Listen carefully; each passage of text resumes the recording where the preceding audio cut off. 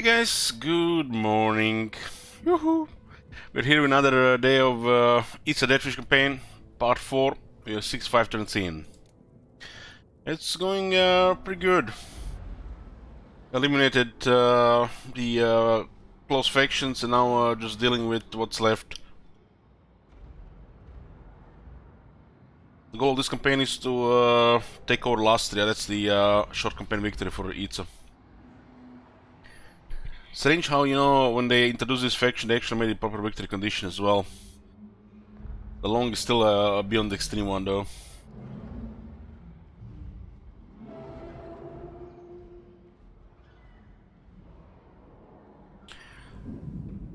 Yoo-hoo! So, this is what we have. All in white. We control 2 provinces, 12 settlements. At war with some rock pirates. The boys of the Forbidden Coast. Spinosauric Dwarves. Clan Fester, Clan Mange. Sentinels of Zeti, Hexoatl, and Red Fleet. This campaign, the only diplomacy allowed is war. And we have to declare war on all known factions. So, it takes a little bit longer, because we just always have to consider there's gonna be fighting wherever we go. And we have to take over pretty much all of Lastria and destroy these 5 factions, which are all destroyed. At this point, we just have to take the rest of Lastria and construct 3-star chambers, which we are all deciding to construct for income. Yoo-hoo!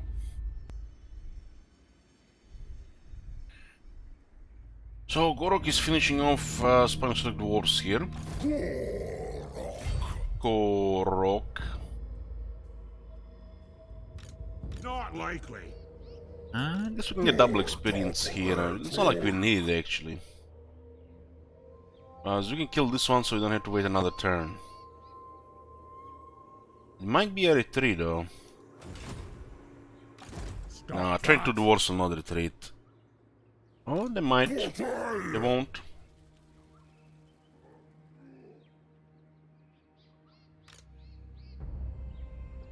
I'll just attack this.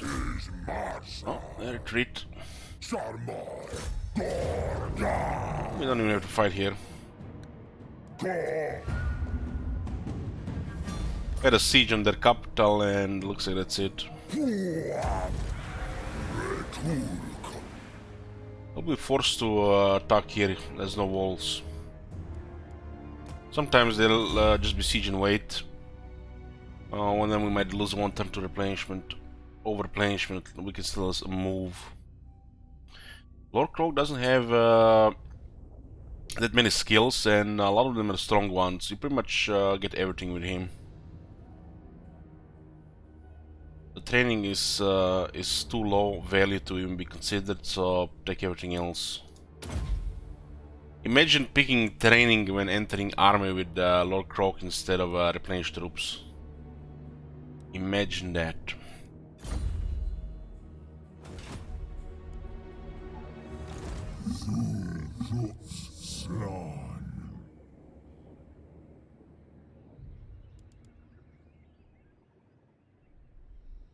I think the Clan Fester has taken Awakening. So, we're just eliminating our enemies. We'll minimize the exposure to the rest of the world and just stay in Lastria.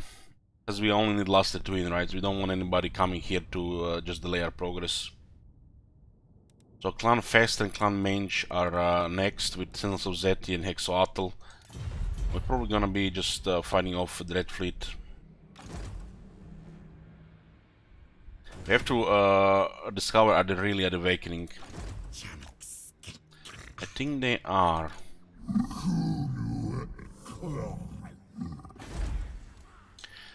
Shame when you have a landmark like this, they don't add any garrison. I feel like pretty much most landmarks should add some sort of garrison.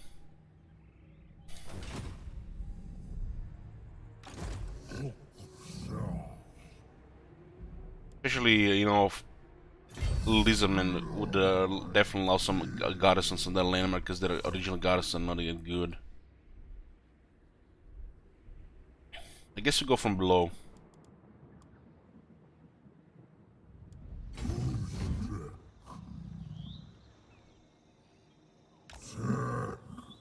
Elich, why are you using mods? Because I just want proper silver helms or cavalry in other races, not just Bretonia. Well, not everybody's supposed to have proper cavalry here. Have you thought about that?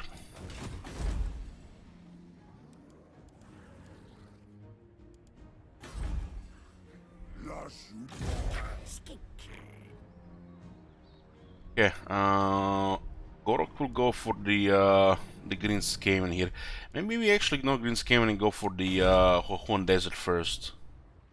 It makes a little bit more sense because these two Skaven factions, Skaven settlements, are warring Sentinels of Zeti. And Sentinels of Zeti also attacked by Hexoatl. So this is kind of like a buffer so Hexoatl or Sentinels don't do other things while we are going here. The Hohon Desert makes more sense, and then we just go north. The settlement should be able to defend itself.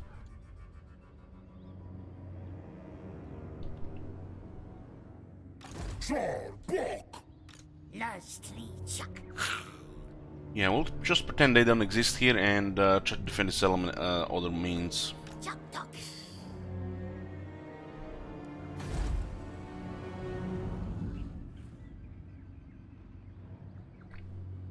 Well, Akatama, there is nothing wrong with Dragon Princess. He mentioned the high elves there. You can use Dragon Princess and to great effect. Strong unit. Otherwise, use Dragon Prince to have star dragons and archers.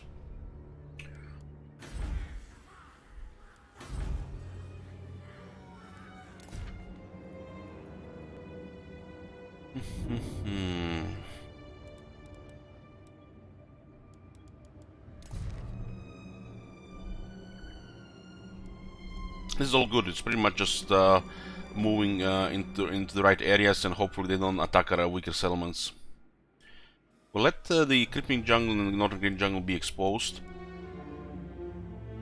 and the rest will slowly just fortify. If you notice strange in my voice, it's because I'm still waking up and some smell is coming from outside, and I feel like I've got some allergies or something. Never had any allergies until I learned that I was allergic to antibiotics, some of them. And now I'm one of them inferior organisms as well. And now some smells from the outside start bothering me. It's almost like it's plant things.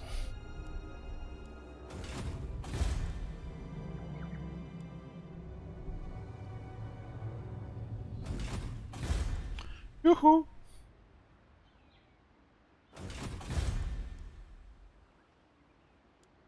Never really bothered me before.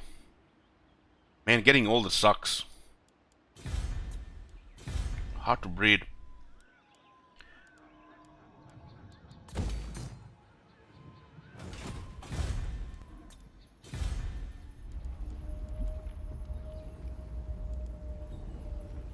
Do we build this one? I don't want the Crimson Pyramid of Sotic, but still need tier 5 here first. Guess it's not a priority.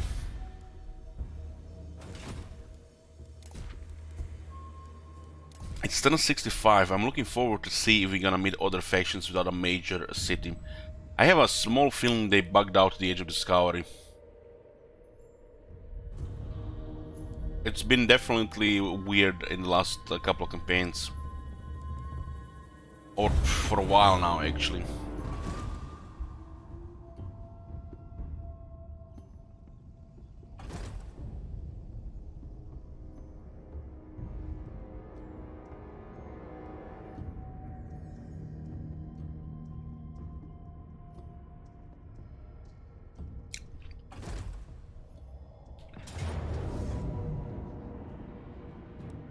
I feel like if we don't go into this battle, they're gonna survive. Let's just kill them here. I don't want to waste any movement. I just want to go directly north.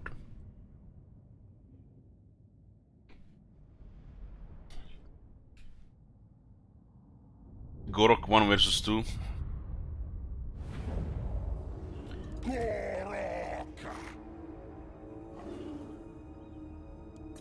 I think they might ignore him though.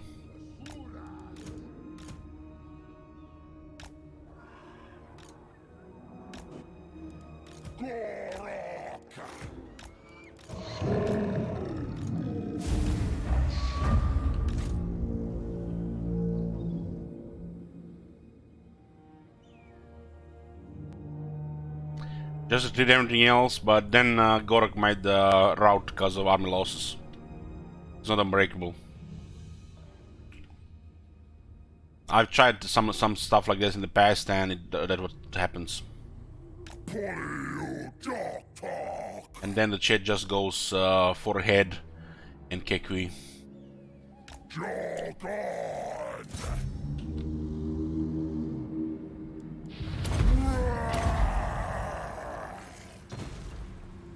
What the hell? You guys see that?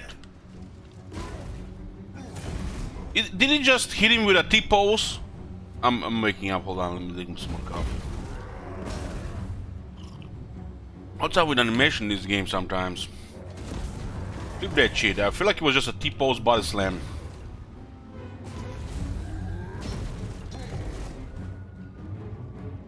You're wondering why Gorok is so tough. We have 25% ward save, which lowers all damage. We have just a casual 73% physical resistance, which lowers all physical damage by 73%. We have 50 missile resistance and 30 magic resistance. The fire weakness doesn't exist, and we have regeneration. He has poison, perfect vigor, very good defense, armor. So these guys, unless they have magic armor-piercing attacks, they can't do any damage.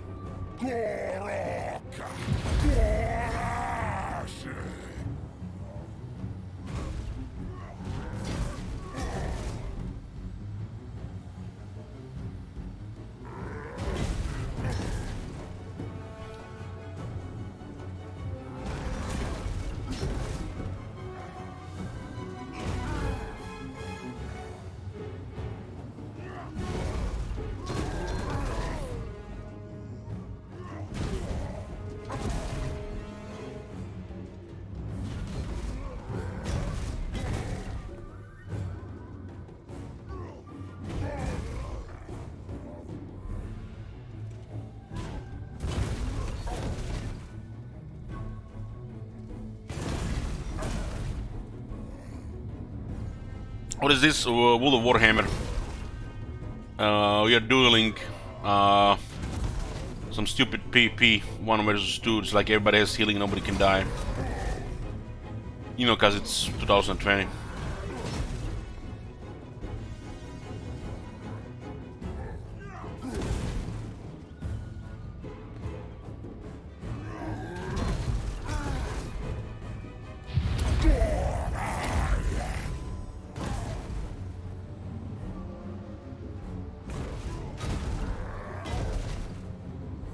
That's how that he's using that shield as a weapon. Shame his unique shield is total shit. Not only that, but the bell is one of the most broken things in the game, as it wasn't tested on legendary.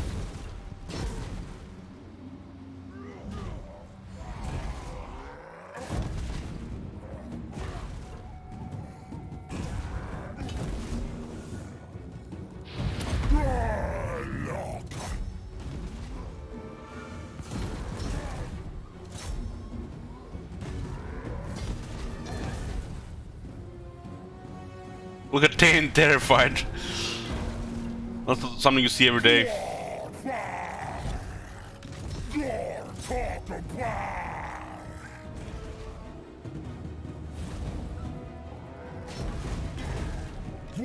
I do have 25% resist to my damage because of magic attacks. They probably mitigate all the regular weapon damage as well. Almost all of it.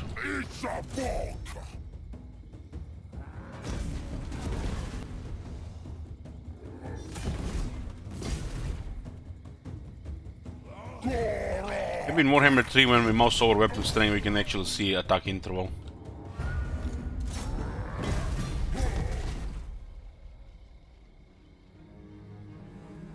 Galamas asks, are there still bugged artifact bells like Scarsky Proto or Ungrim's Hammer? Are they fixed those?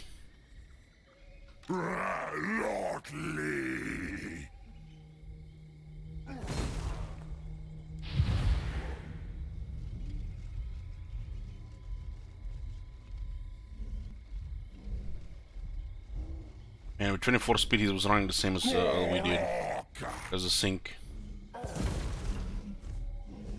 Talk was. Talk. Postmortem.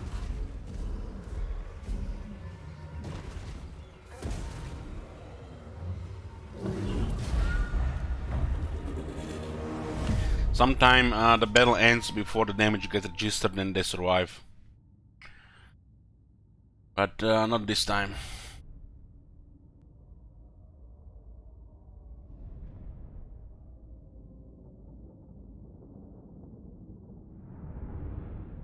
If they can't move, they fight back.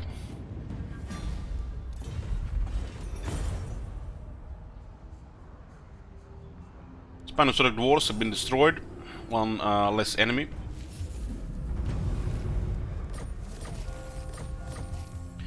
And now down to 6. One of the rogue pirates. Exotl is rank 5 though. So they might actually send some nasty stuff.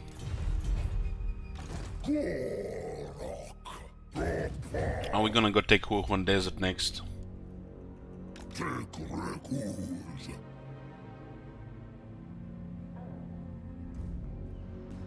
What?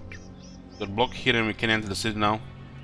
Not just loud when an army gets blocked by a hostile hero and you can finish your movement. And you have less movement than original.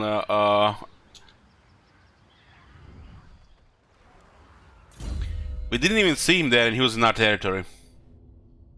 If we seen him there and we started moving, he would have not blocked our movement. That is so fucking weird, man.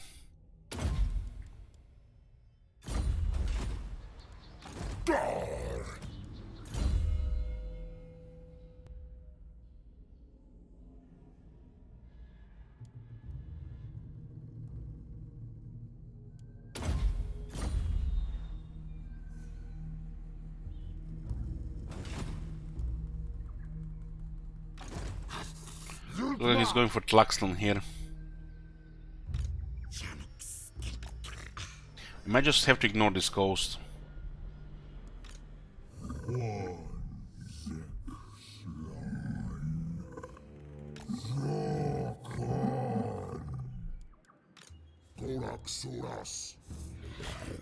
Let's send the Cucaracha here. I don't want the Hexotl just storming in a couple of armies here. It's still Lustre, you know, they suck at in the jungle. But still, there could be still too many armies targeting too many settlements. Their movement is terrible.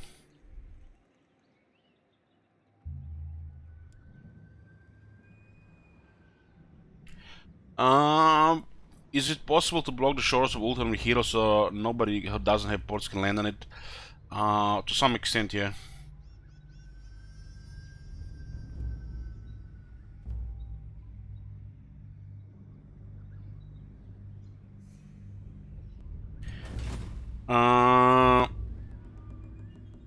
Cetra a little bit in early game can be a little bit unpredictable. We played one campaign, it was easy, then the next campaign was hard again, I think. Blue armor item, what do you mean, Gravy? What do you mean blue armor item?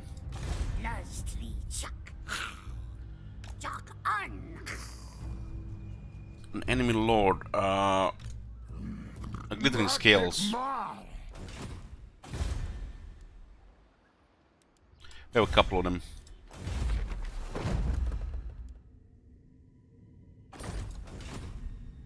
Our economy will probably hit enough for third army once we get to Huon Desert. But this army is still, you know, not even that good with the characters. And we still need the Renowned and Feared.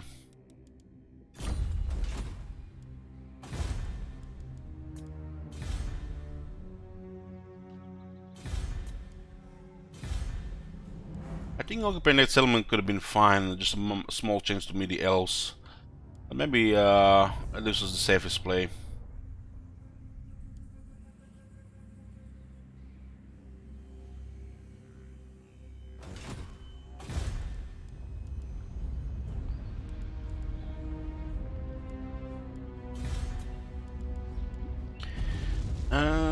Fine, let's get the Coral Arena. It only enables the recruitment of dinosaurs. It actually gives some money if you have trade. Probably missing like 3k income from not having trade at this point. But we have some rebels here, so I guess that covers a bit of it.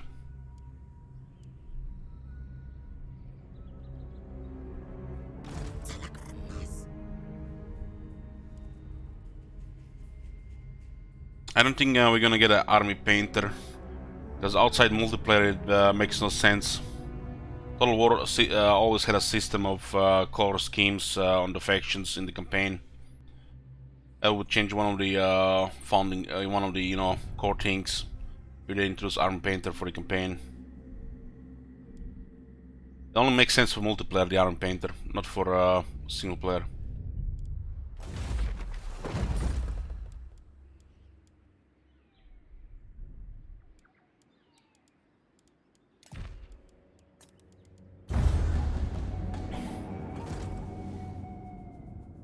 And Shogun 2 had very nice customization in multiplayer. Shogun 2 had a proper multiplayer. I guess they had to make a proper multiplayer because the single player was a little bit underwhelming until they released more campaigns. Is this legendary? Yeah.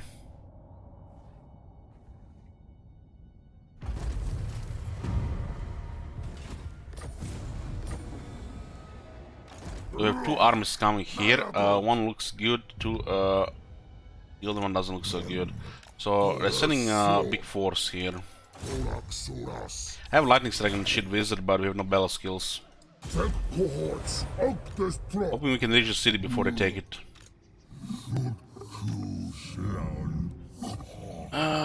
There is no regiments available right now. They're on cooldown since we had to recruit them that one time to try to stop the Skaven army.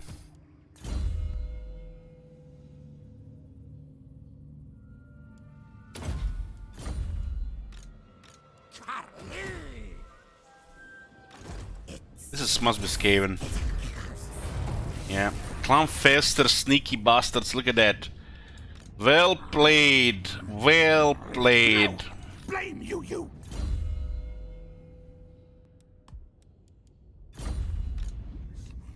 Foolish thing! No! Yes, good, yes. Funny thing is, because this faction doesn't even have the Ruined Dweller, but this is how it should work. If they had their passive. They do have some movement around if you declare war on them and you refuse to give them peace.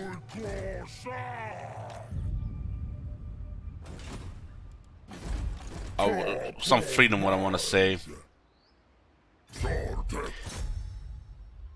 So we're gonna be taking the Huhuan Desert with Gorok. And then we're gonna go north. Secure the Lastria from south to top. And then the coast. We need to store some treasury for the emergencies. We're getting close to third army. We need another 2k income.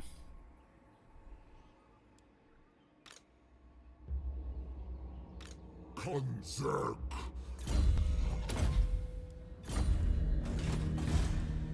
They might just attack Tlaxlan immediately with these two armies, since we are almost at the range to reinforce. No matter what we recruit here, we cannot beat two Lisbon armies in a siege. Unless this one marches.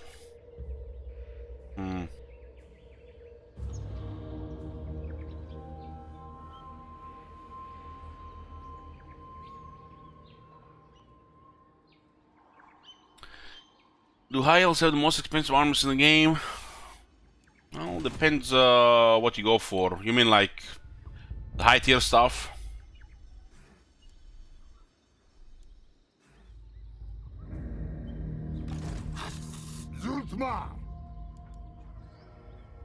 The Lism, in my opinion, have more expensive than the high elves.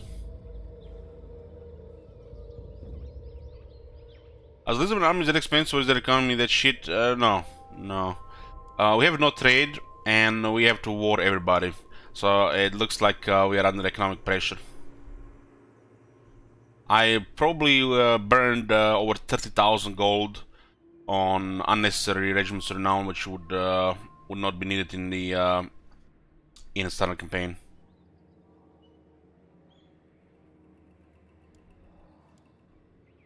This is army right now. We have 18 units, 3800 upkeep, and this one can handle a lot.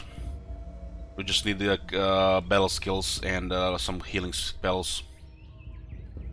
There are reductions to upkeep from various sources, but primarily 15 here and 8 here. And we get stuff like 10% here. The Lizardman armies get expensive once you start recruiting their tier 4 and higher units, which are the best units. If you have an economy for it, you're pretty much not gonna recruit anything below tier 4. Because they're just better units.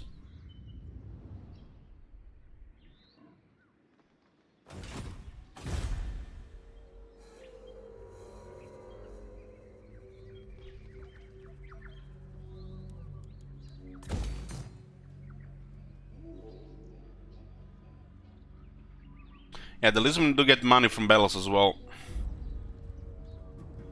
Most Warhammer 2 factions get good battle loot. They went with the different rules for them. They didn't really made, you know, faction different faction multipliers like in Warhammer 1, where the dwarves get shit while Chaos gets everything. They balance them all around, also regarding their loot options, so they streamlined it. But they forgot a couple of things, and they forgot Warhammer 1 existed. And when they merged Warhammer 1, Warhammer 2 and Moral Empires, there are definitely huge discrepancies. That's why they need to streamline it even more, because there are some really big differences, like the multipliers on the battle loot. There are huge discrepancies between the factions, and it doesn't make sense anymore that Warhammer 1s are lore friendly while Warhammer 2 are just gamey. And then, one sec.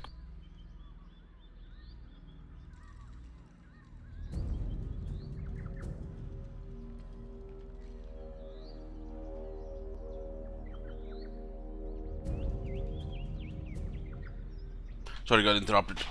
Grand Pep invites a bunch of order tried to war against you. Yeah, it's possible.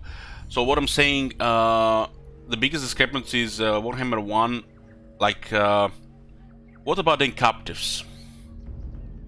Just think about it, guys. What do captives do at all? You capture people, but what do they do? It almost looked like the system broke. The system broke when they introduced it, or the system never ever done anything. It was just a dead part from before. Because, for example, this game was built on top of Rome 2 and Attila, where you had slaves. Here you get captives, but they don't do anything. We have shown dozens of examples where the captives don't do anything whatsoever, and there are mechanics around them, and they don't do anything. So I'm wondering if the devs they have any idea what the captives do, or if they done anything about the captives, or it just bug along the way. So, for example, for the Dark Elves, the captives, you get you slaves, right? So you get slaves because it's, you know, it worked like that in Rome 2. Here, there are examples where a couple of hundred captives, like 100 captives, give more than 900 captives, and the tier of the units was higher in this case with the higher number. So they don't increase the ransom because it's more about a higher tier of units. They don't increase replenishment because the differences between the replenishment on Warhammer 1 factions and Warhammer 2 factions are that much. So in Warhammer 1, the replenishment give you a little bit alongside all units, ignoring most of the units, while still affecting single entities. In Warhammer 2, you get a huge amount of replenishment on the units, of non-affected by the captives, and the single entities get ignored. So you see the system, you know, it's...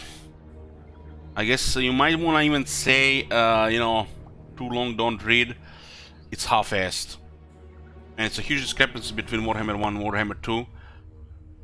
So Warhammer 1 is lore friendly, at this point probably bugged, while Warhammer 2 it's very gamey, with some of the effects not doing anything for some races.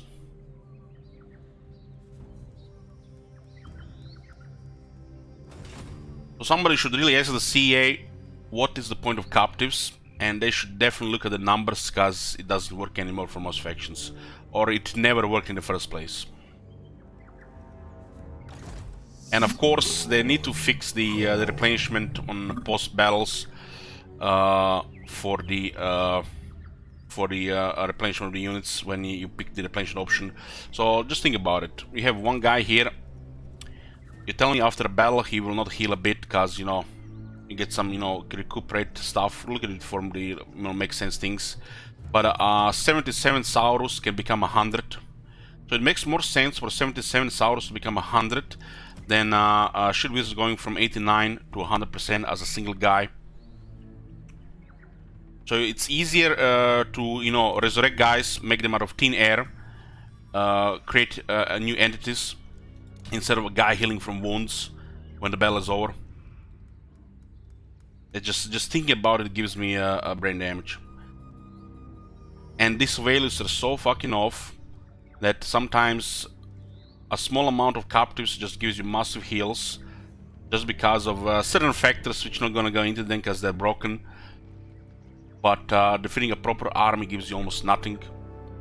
In one case, Warhammer 1 factions affects the replenishment on single entities, but in Warhammer 2 it doesn't. So it's clearly not done by the same people, and they wouldn't take into mind lore-friendly, makes sense, logical Warhammer 1 approach, which got bugged along the way for the gamey Warhammer 2 approach. It makes sense for the dwarves not to take the battle loot, because they're a proud race. Why would they loot greenskins loot to get I don't know, metal weapons from them when they have some of the best equipment in the universe? And for a horde factions like Beastmen or Chaos, they would basically just loot everything. Just need to keep steam rolling because they have no settlements. But in Warhammer 2 this disappeared and just become gamey with some bug numbers and ignoring the single entities.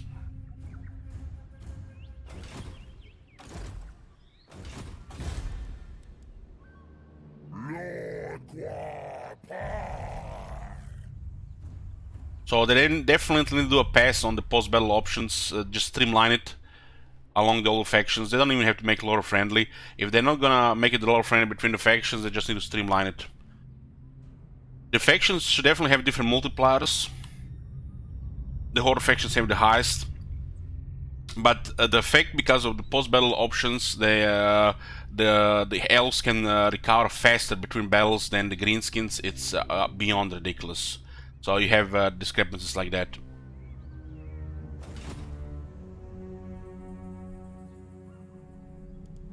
And I'm talking about on the same turn. You can have a high elf army or a dark elf army. Click, click, click, click, click, click, click, click, click. Damage? What damage? It's like they're fucking vampires. And not even the vampires can do it that good, because they don't have range. While the greenskins take devastating casualties, and they have to recruit and recover in between to even do like a half of that. Because their button for replenishment at the end of the battle probably bugged at this point.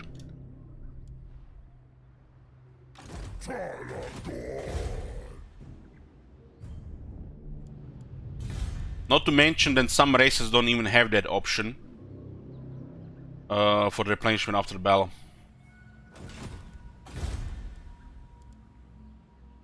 So how does it make sense that High Elves will replenish after fighting Skaven and not the Empire? How does that work? Why would the High Elves even consider to replenish after battle with the Skaven by taking them captive? Why would the High Elves, pirate race, fucking douchebags, even leave the Skaven alive? So you see, they just dropped all the lore from Warhammer 1 and just went with the gaming approach. But they ignored the Warhammer 1 factions when they made the Merle Empires.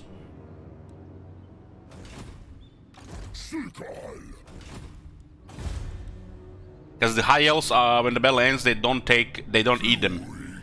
They use them as slaves, prisoners, for some forced labor, and they explain the replenishment happened like that. So they do all the work while the elves recuperate. So somehow, being knee deep in Skaven territory, Chaos territory, 80 sword masters can become 100 sword masters. While you're lucky if you get a couple of black orcs after battle.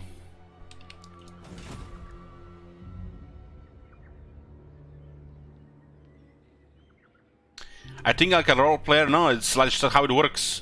You know, they fucking explain these things. Are you listening as usual, Uran? Because in Warhammer 1 they went with a lore approach, and in Warhammer 2 they went with a gaming approach.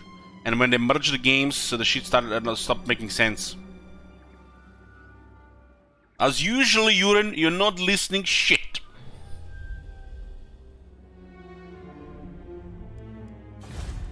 Anyways, moving on.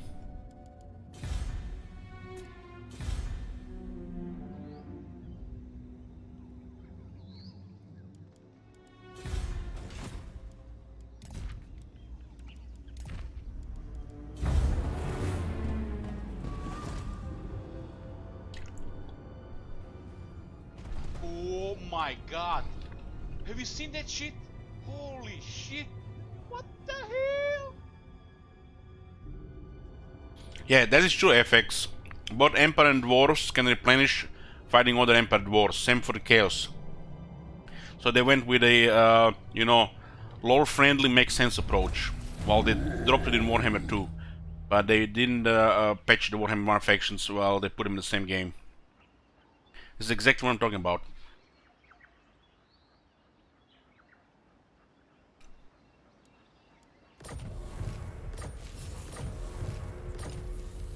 %, Chibisaurus and Temple Guards. Yoo-hoo! Thank you, Wolfen. Lost 20% replenishment for 3 turns.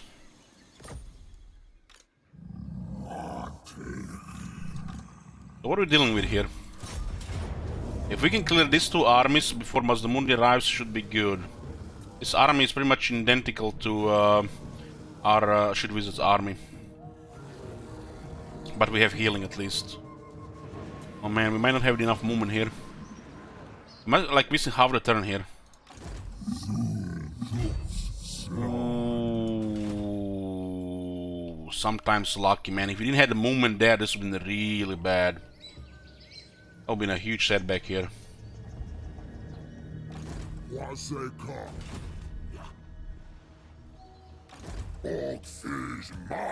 We made a good call going north instead of going for Awakening. Now we have Dreadfleet threatening the Headhunter jungle again. These garrisons cannot defend against a proper army. Pretty much any army, really. So we need to use the Regiments of Renown with that treasure, which we don't have. We need to get more money, right? We're already going full economy on the campaign skills.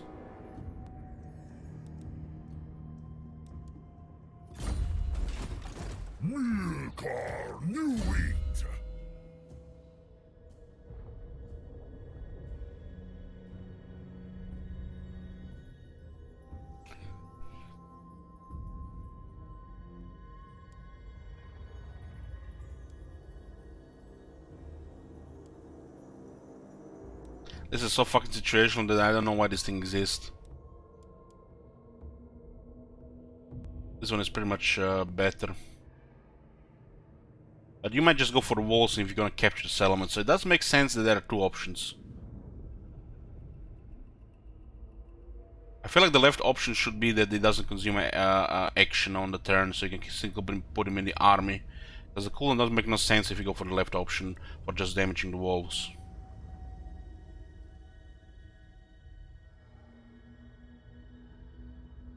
So yeah, looks like Lord Crow gets all the skills as usual. Forgot about that. This is extremely situational, and we're probably not even gonna use it. I guess Ultimate Deliverance, for the lols. We're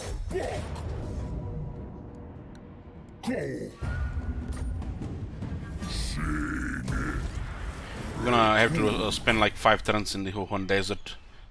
We're just taking all the settlements. They haven't built garrisons here. Tensla. Quaga City. So Gorok is taking Wuhan desert, while Shidwiz is gonna have to fend off Mazdamundi and no Belaskils there.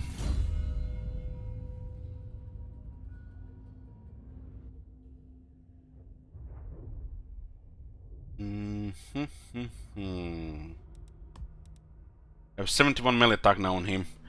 So we went from having superior defense to having superior attack and defense. We can still get better melee defense here. With 15 extra magic resistance, turn his physical resistance to ward save.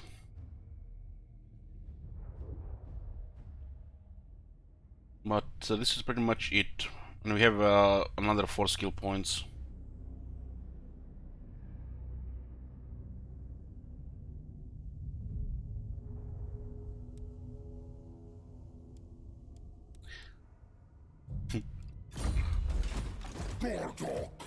I love it how Legend Lords have leadership skills for their personal leadership. Stuff like this should pretty much be reworked into something else at this point.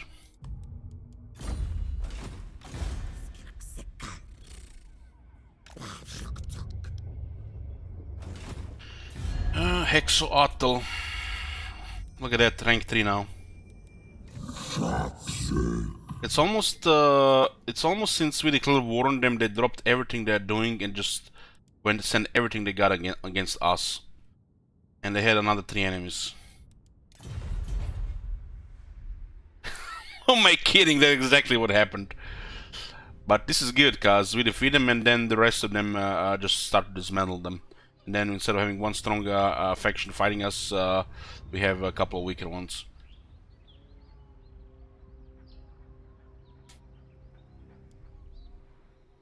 But then we're gonna have to deal with whoever defeats them on the other side.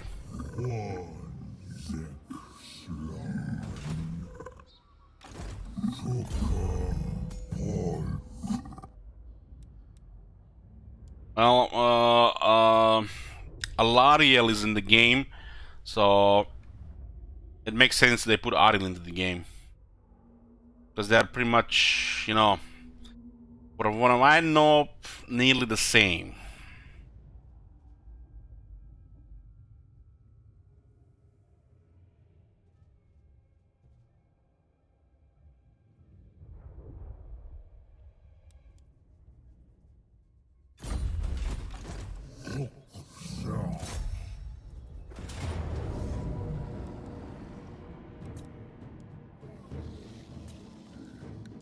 Yeah, for lightning strike here.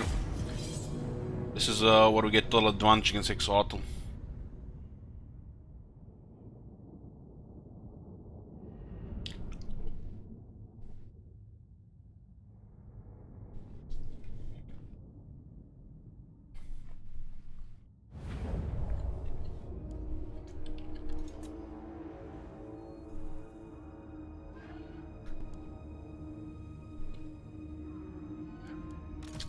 Shade Wizard is a 4th generation large slan. Lizardmen with healing are almost cheat, so make Chaos look like trash melee faction, which are a decent melee faction now. So does us. But since the changes to the greenskins, the Chaos have is looking really bad. As greenskins have become one of the strongest melee factions in the game. They don't have the healing like the Lizardmen, but they get goddamn impressive stats, performance on their units. Even surpasses the Saurus.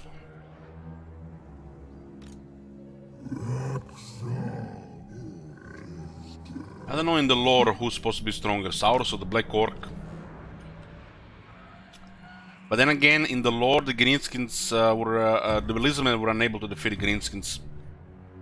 Because the Lizardmen pretty much were hating everybody. They wanted to kill pretty much everybody that was not cold-blooded, right?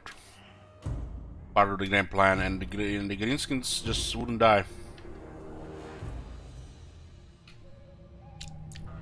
I guess the Black Orcs are a newer invention on top of the on top of the what Glinsis had in the past when they were dealing with lizardmen. Weren't the Black Horse created by Chaos Magic? The Black Horse is supposed to be the scariest Greenskins.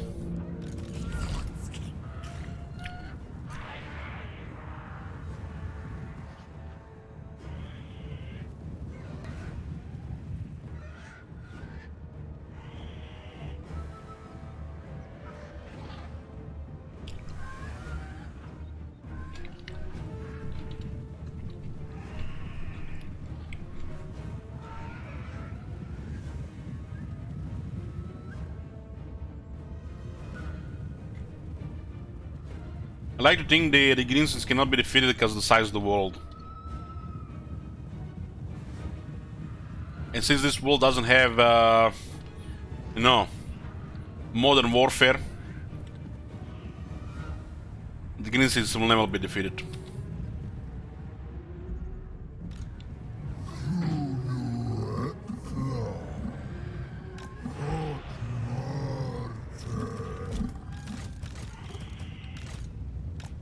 Execute.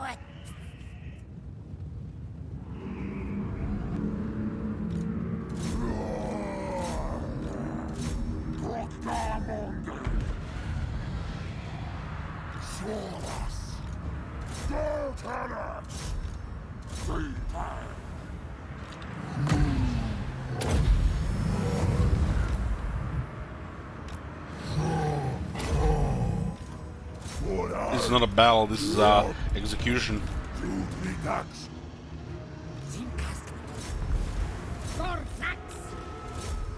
It's almost like you're fighting the Romans here. They have a reserve.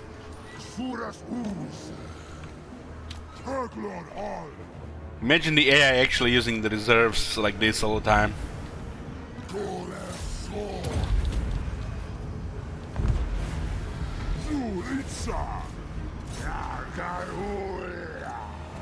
We just have better soldiers here.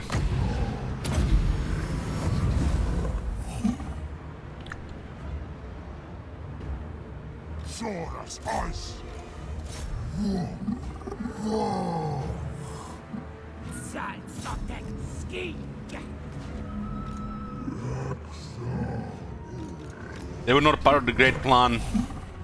They have dissonance.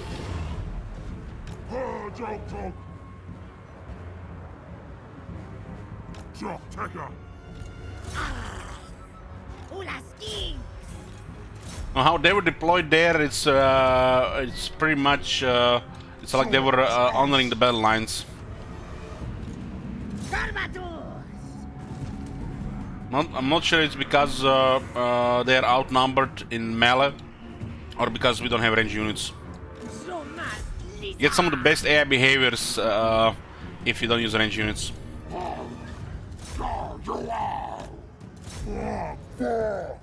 In other words, the AI does better if you don't use range units.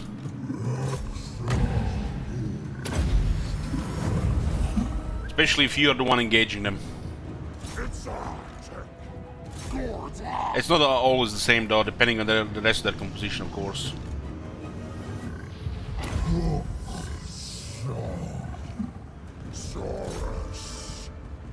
And those Saurus are grinding us down here. Rank 9. Rank 9, we have no battle skill. Should send the reproductors to clear them.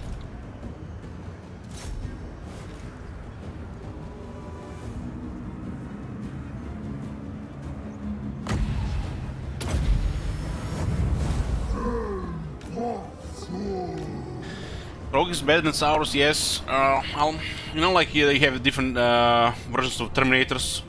Well, he just, you know, better Terminator, better model.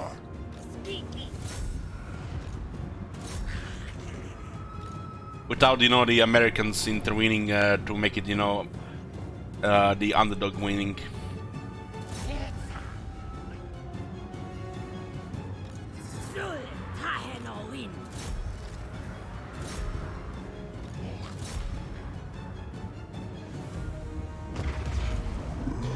Should have helped here much sooner. Yeah, kill 6-3 here.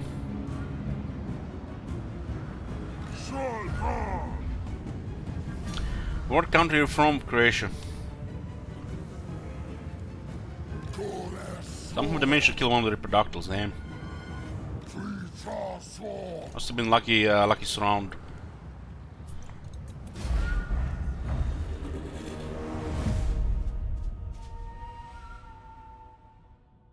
The rank 9 Saurus got 6-7 skills, it's impressive. That's why we need battle skills.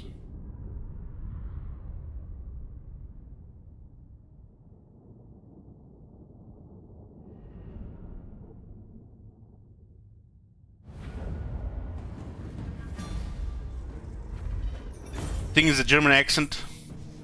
Damn, German accent. Damn. Oh, at least he didn't say I'm Irish. Or Scottish. Take the replenishment here. We don't have the good replenishment right now because the event, right? Yes, so you have to claim warriors.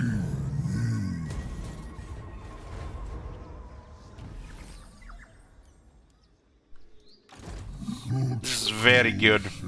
They have lightning strike and they might surround the city. Fighting this army, ooh, that's gonna hurt. That's gonna really hurt, but the lightning strike is not gonna be good there. At least Mozdamuri cannot reach the Tlaxlan. If we destroy these two, we have a chance to destroy this one as well. I'm worried how many rank 9 units they have. Because dealing with rank 9 units without this and this, it's tough.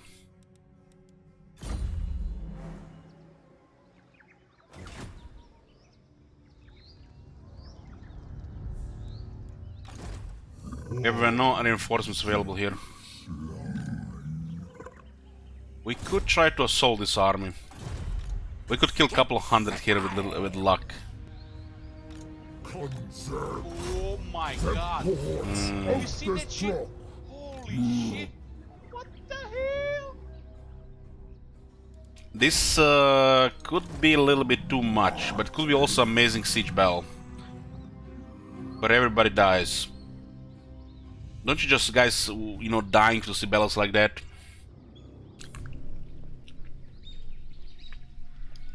The only time you see battles like that when we either fucking handicapped or you misplay, but we rarely see any misplays here.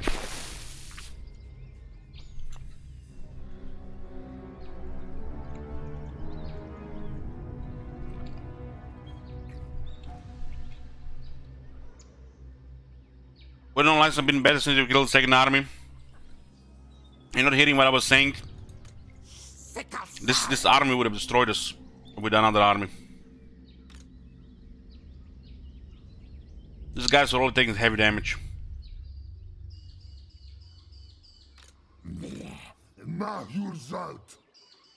Adding hunting packs, pterodactyls and salamanders into the mix, that would have been way too much damage. The garrison is trash, no experience, no battle skills. The base Lisbon units against AI Lisbon with just difficulty buff is so one-sided we can't do anything.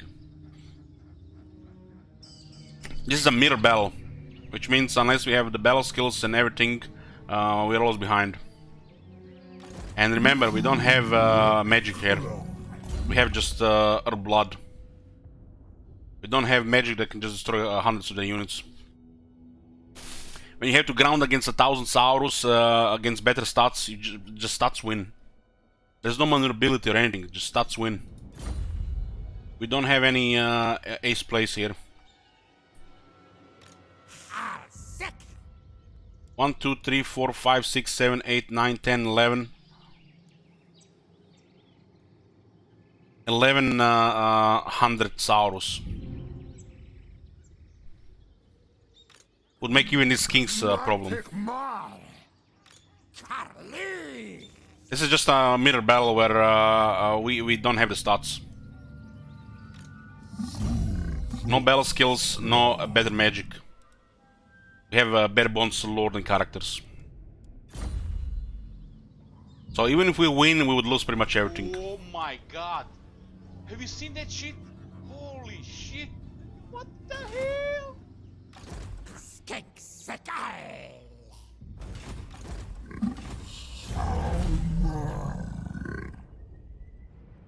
No magic, because we have to get the campaign skills first.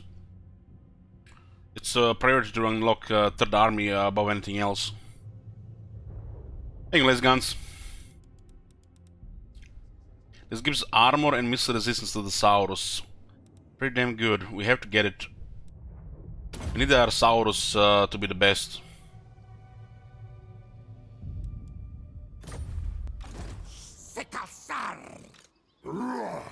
Not good.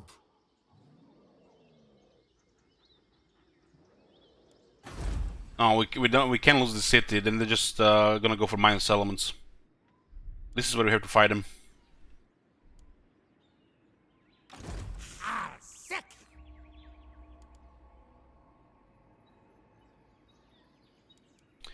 He has these three. Zultma. He doesn't have this one.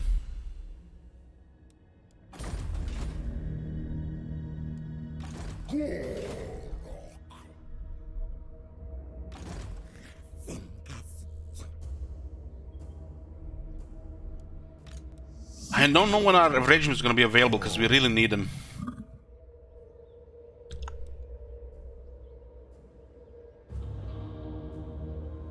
Well, you got Inspector Saurus. So Saurus Spear Shields have a 24 base melee attack, 38 defense, 42 weapon strength, 32, 47, 46. Pretty much tells you they have this tech, and this tech. Easy.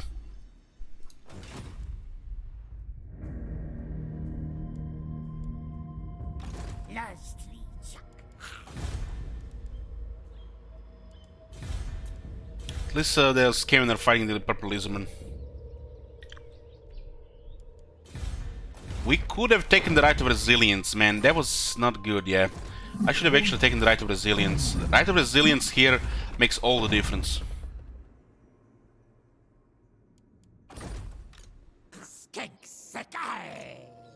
We can still take it next turn, so we have a chance to have it against Mazdamundi. I guess it's fine. It was fine against this army. We're taking some damage. We should have just acted better against that rank 9 Saurus. We should have sent 2 Reproductors to kill it. We would have not taken that much damage here. So that was not good there.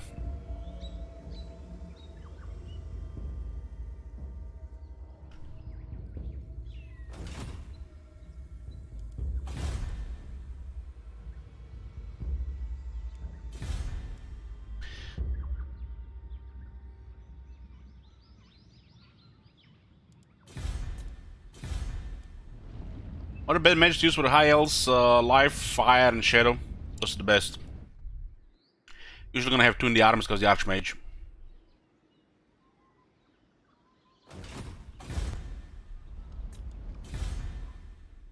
This will put us to 4, huh? Level 3 here. We really need to save money for regiments. We have 4,300 income, that's very nice. And this coast has been taken, so which means they're gonna start attacking here. Not this officer. It's actually good that this got taken by the Vampire Coast faction, and not somebody from another continent. Once we clear this area here and get this province here, this is where the money is. That's 3 armies guaranteed. I mean, 3 armies, we can take pretty much all of Lastria. But we want 4 just to make sure there's no whack-a-moling.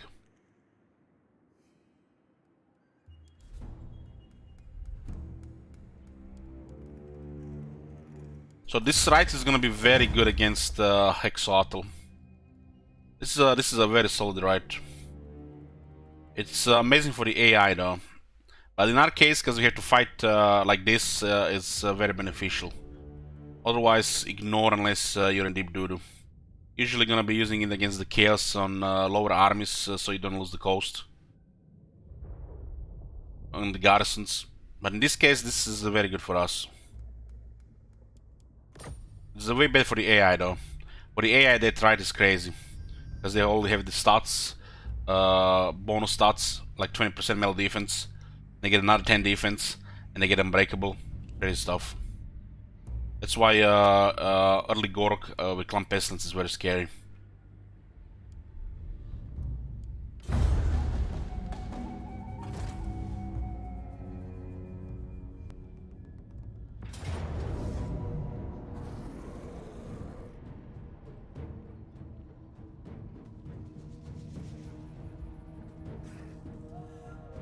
This is a pretty good army.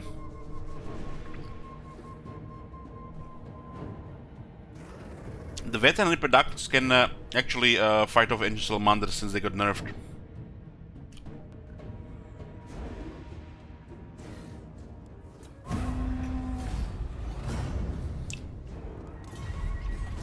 He raised the city. Oh, nice, nice. Let me wait for the. Oh shit, he's coming this way.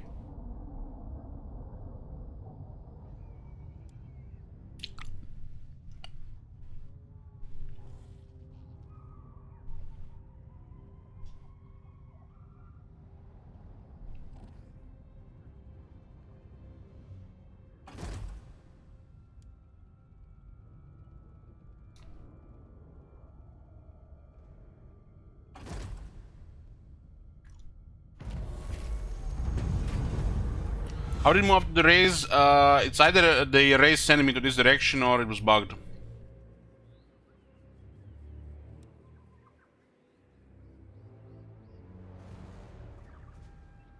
10% more weapon strength, Tom. But we lose 20 power reserve. I'm not sure what happened there now that I think about it. Was that a move or... I don't know. Hold on, let's check the VOD. I don't think it looked like a bug. Because that move looked like... it was actually a move, not that free moon from the raise. You know, when you raise, they move away. It's weird. Hey, Bellman.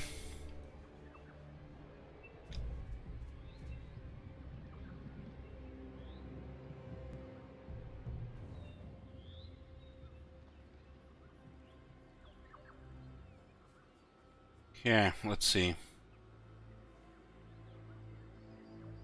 Sometimes they stay on top of the settlement, sometimes they move.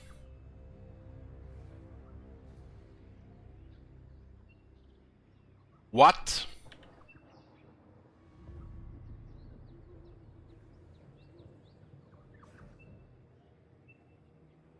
He moved. It's bugged.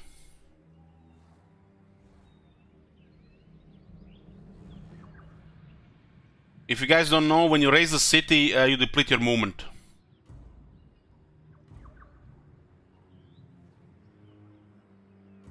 So looks like there are bugs again with the movement. You know, I didn't believe this before when the plebs were complaining. The AI always has my settlements in the range and then raise it and they move and they march and I can't catch them. Fuck that shit. Where is that board for better movement in my own territories? But holy shit, this is we haven't seen this in since Warhammer 1.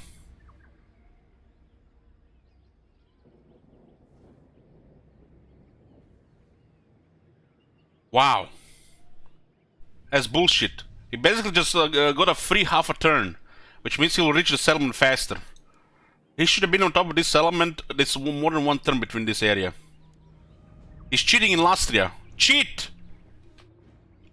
Having a movement like this in Lastria after raising a settlement, that's hex, pretty much.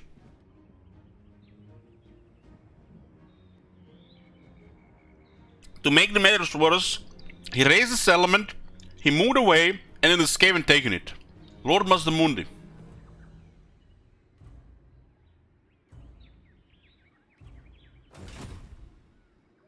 This is definitely bugged. This used to be a thing in Warhammer 1.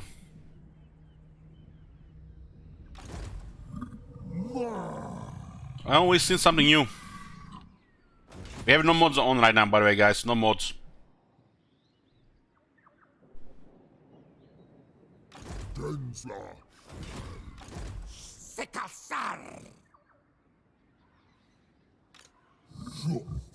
Man, no replenishment.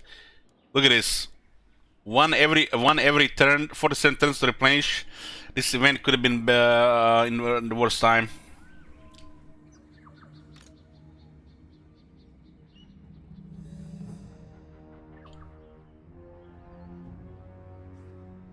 We have not seen this in Warhammer 2 before. This is the first time.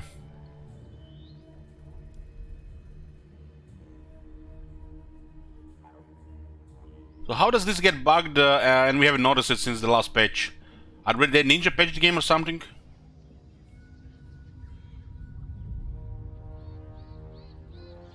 What happened? Lord Mazdamundi has raised this settlement and then he moved here like he sacked the settlement. And when you raise a settlement, you deplete the movement. So he raised the city, he moved a little bit here because of the raise, and then he used the rest of his movement to move here. The rest of the movement, what the hell are you talking about? There's no movement when you raise. He moved. He got over half a turn here. And this is a real bad movement here. Moved, attack, raised, moved, and then moved towards this element. It's all in the same turn.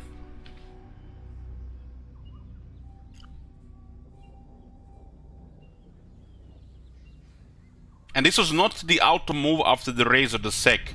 He actually moved. We've seen it in the VOD. We haven't seen this since Warhammer 1. And in Warhammer 1 it actually worked like this. They patched this because the plebs complain the AI is raising the settlements and they're just moving away.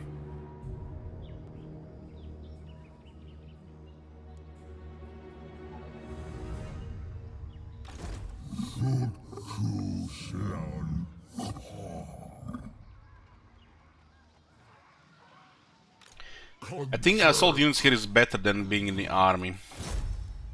56, 48. We failed the last time.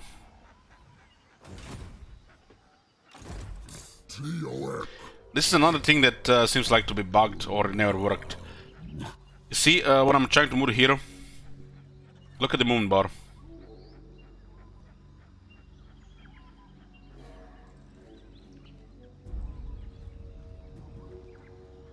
See? Let's try to move the army. Look at the movement bar.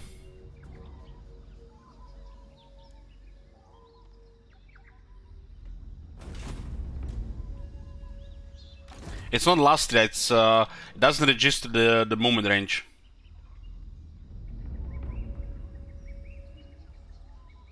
Something bugged it and I'm not sure when it happened.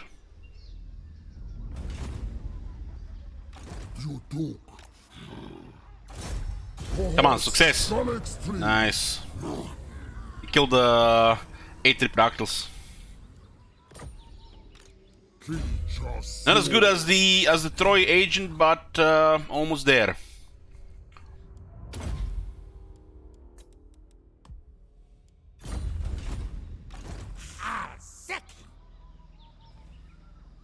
We're going to activate the Right of Resilience.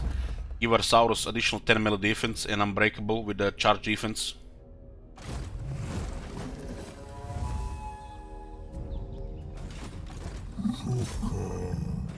Wow, they're not retreating. Before we do this battle, I need to just get something to drink. Give me like 3 minutes.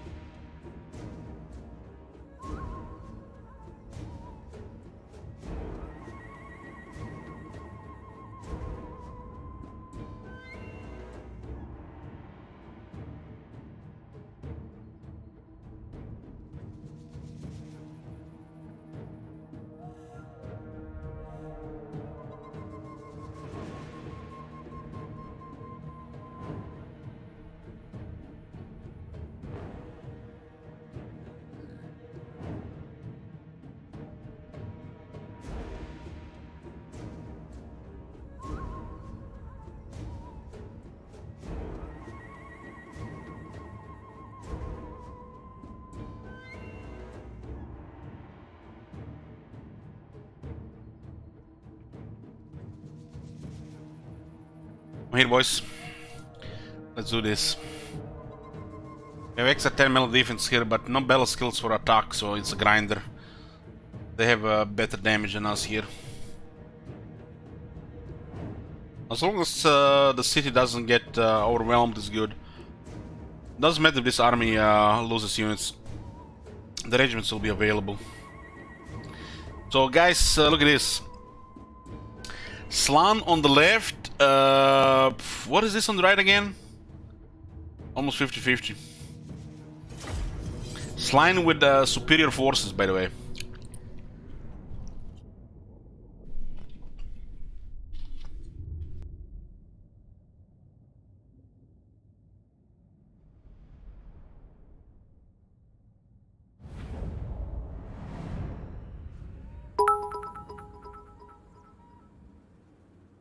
Daily Biddies brought to you by Pachukuti. You misspelled the Pachacuti.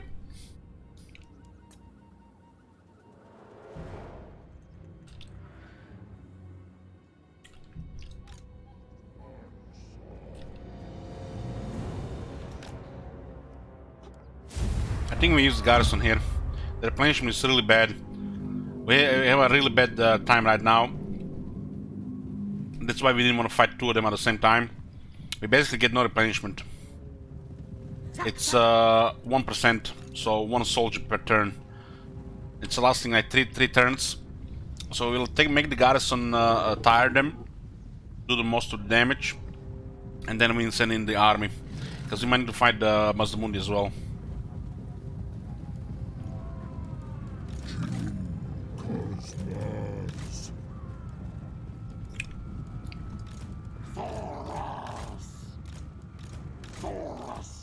The city does have laser towers, but they're not gonna be doing fair attacking here. We move up the army, they send too many armies. We keep the armies here, they're still just gonna poke around. Those Skaven, they're still around, problematic. We should have just killed them when we had a chance. Now we are risking stuff like Doom Engineer and Pestilence King Priest.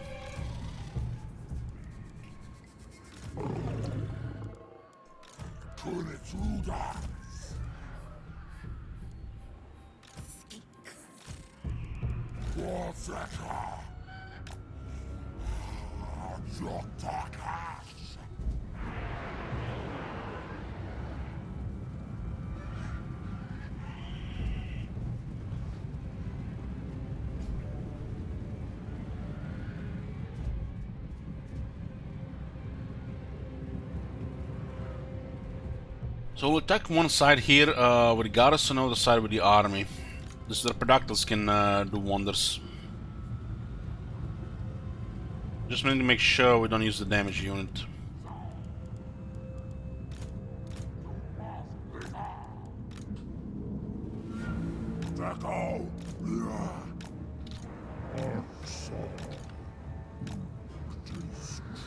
What do we do about this? Control G, give me information, and just attack. Right side. We don't really care about what happened to the garrison here. Any damage we can't even replenish.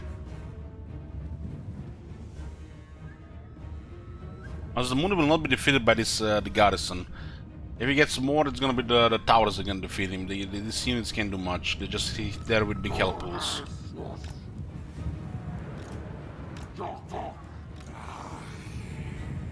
What are you, Jock?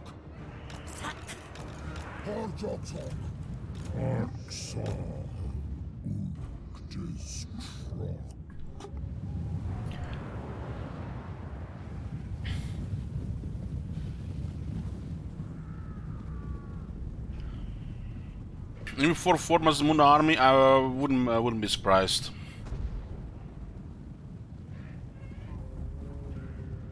They are rank 3, or they were rank 3. I definitely have some couple of annoying units here that we have to go around to get. This lowers their accuracy and missile damage. We could also just go duel the Reproductals. But it's gonna take a while for our products to replenish. It will take losses.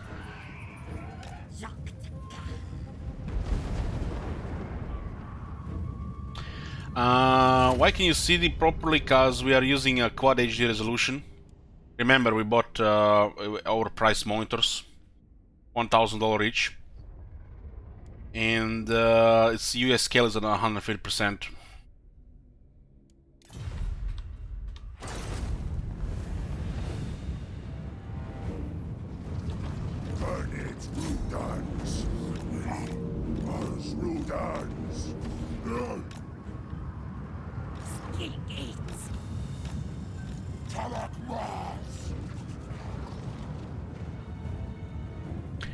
It's G-Sync 144 Hz.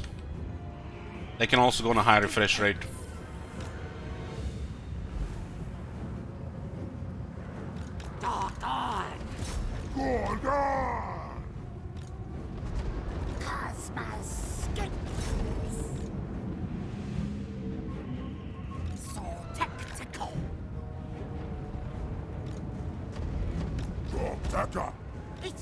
Man, those crocs just got spanked.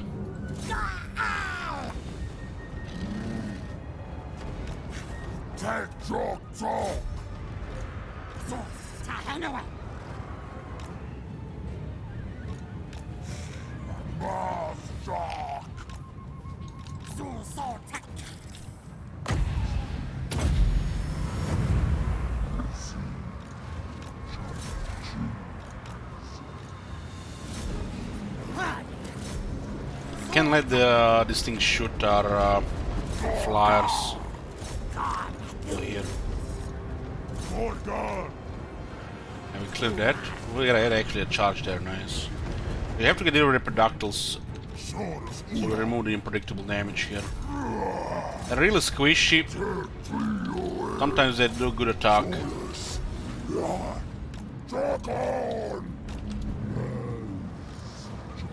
Sending spears, just disengage.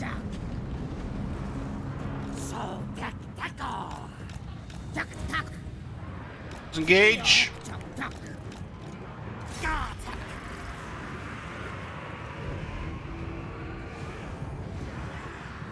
Okay, we're good, we're good.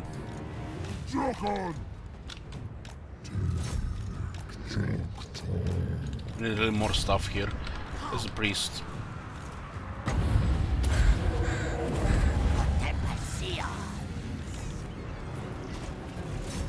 Products are our main damage dealers. Saurus are just grinders. They're not really damage dealers, but they could be used to win battles.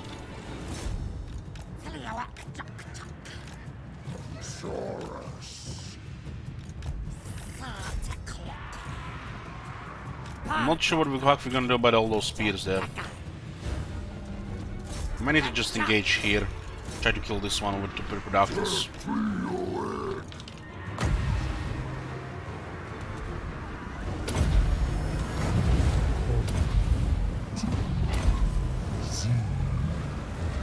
Pterodactyl should be able to shred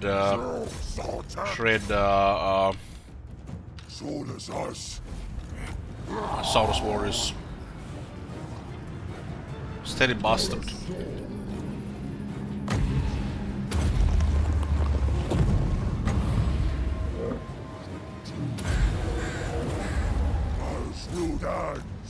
We had to go rushing like this because to get rid of the salamanders. That would have been really annoying firing all the time. Minimal damage in the army so far, pretty good result. The Pterodactyls are just carrying everything here.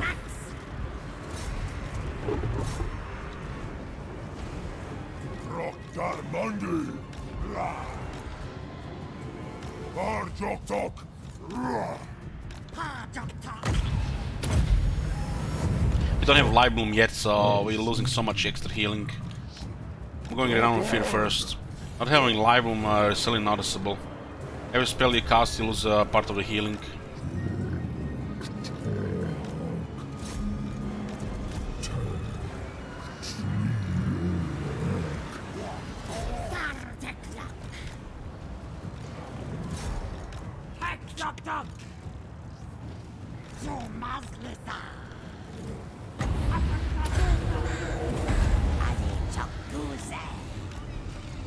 two spearmen here. I'm not sure if I should even send the productions there.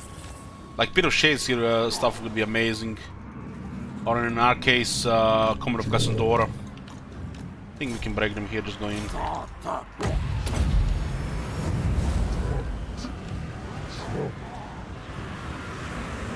The spearmen can do a lot of damage to the Productals. But they're about to rout here.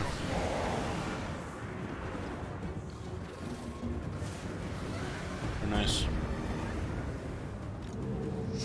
Minimal damage to the army. The garrison taking heavy damage, but that was planned.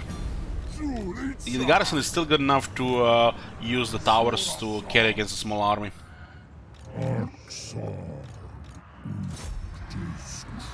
The Productals do wonders because they come attack from the air.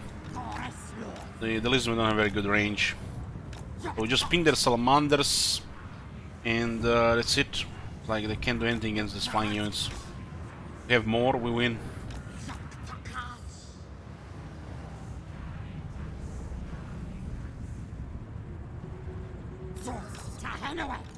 Having flying units that hit hard is a huge advantage. When you apply the right, they win the battles.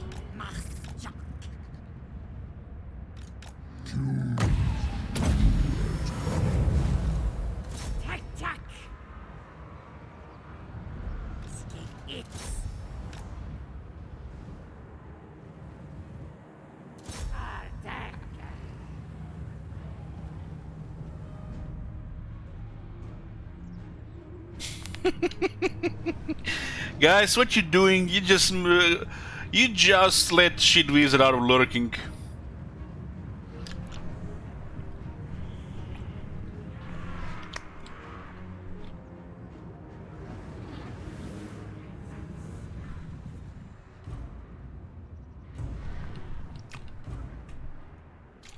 You know, sometimes shit wizard I wonder if people even watch the vampire campaigns you play.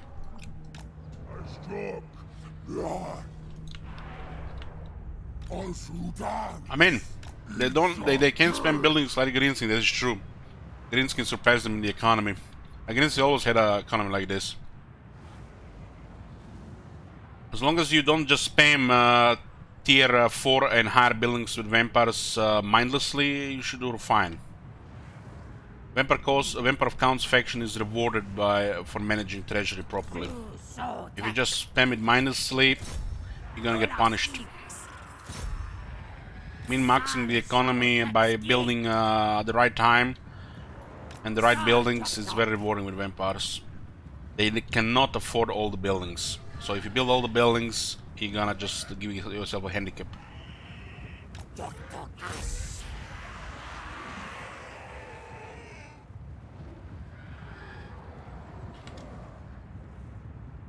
Garnish Rudans.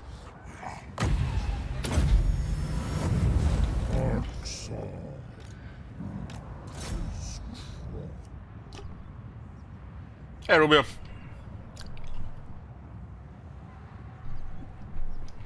There is a strategy with the vampires that we haven't even used, but it's about moving 4 to 5 necromancers or characters that have a reduction to buildings. Would be probably best use a necromancer, which means you only pay half the cost for the buildings, which means that the problem of not be able to build every single building just disappears. But it is could be a little bit tedious playing the movements of all these heroes every single turn and getting them in the first place. But they have solutions.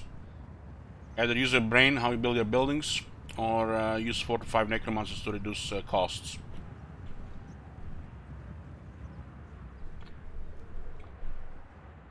Lore Keeper is a viable strategy, but it's not convenient to use.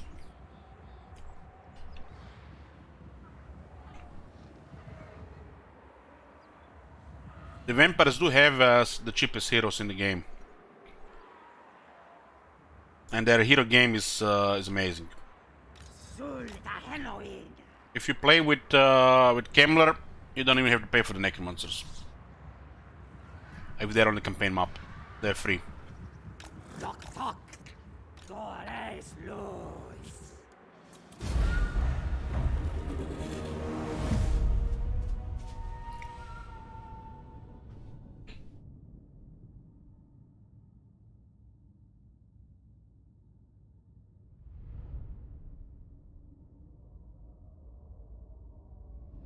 Oh, nice. Very small damage on the main army.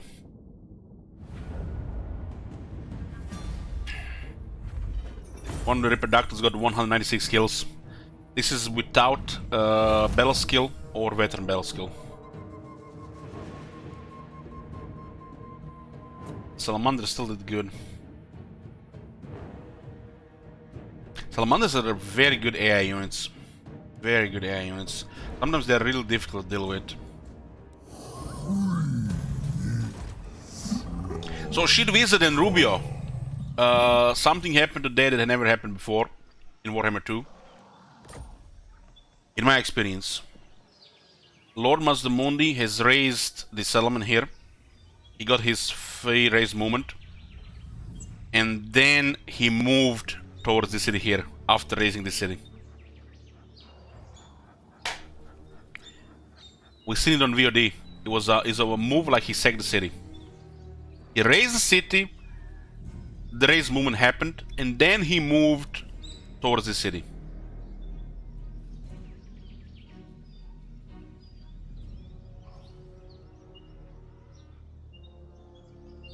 That's bugged.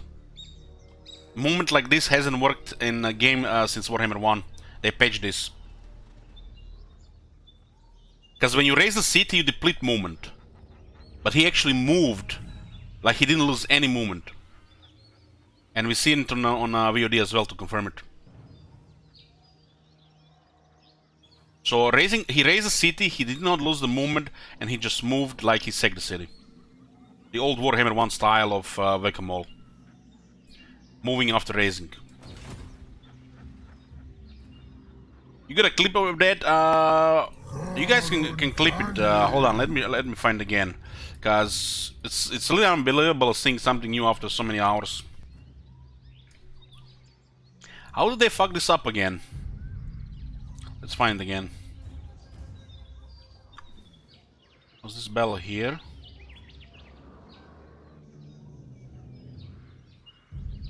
The worst thing is that the Skaven have taken the city after him. There it is.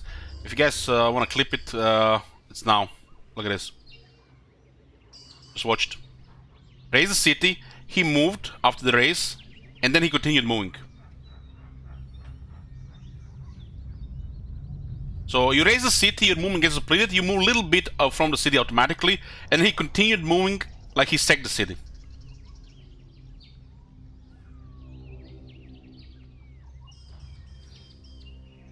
It worked like this in Warhammer 1, but they changed Warhammer 2. This never happened in Warhammer 2. Has anyone ever seen this in Warhammer 2? This is definitely a new bug for me. Moving after a raise. That's extremely toxic behavior that was patched in Warhammer 1. But here, it's back.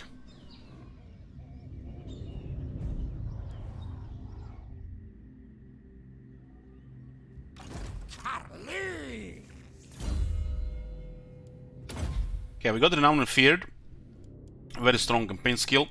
Now we can get Life Bloom and the Proud Warrior.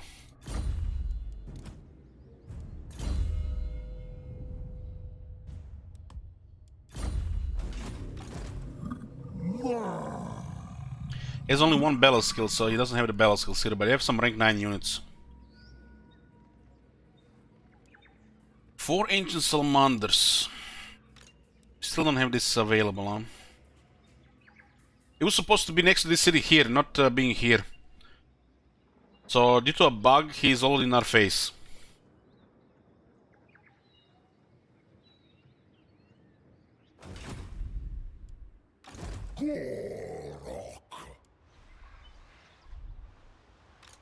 Cosma skink.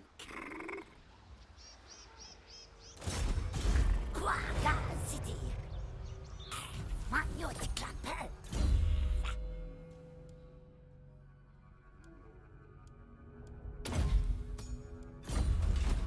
think we got one of them for research. Public Order, Murder Hunter,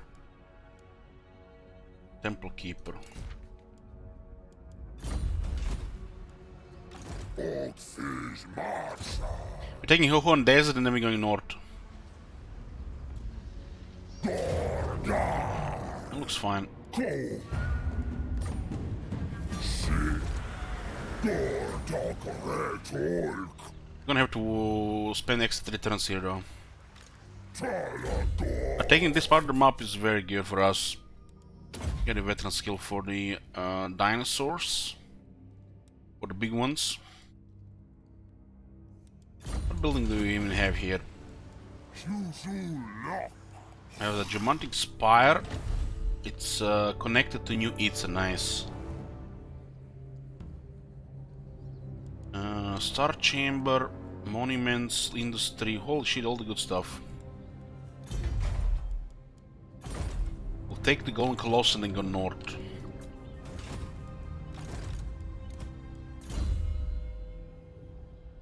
Yeah, he gets all the skills. Forgot about that. So, Sentinels of Zeti and Clan Mange are on this side of the map. 5 settlement left and 1 settlement left. Then we secure the southern and western Lastria, and then we can just go north and then get a third army to think about this coast here. Or use a second army for this coast while third army follows Gorok. Because this coast is gonna get attacked without any military presence. We can't ignore this for too long. We're gonna start losing these minor settlements. Not critical, but we're getting economy here. Gold in Chupacabra there.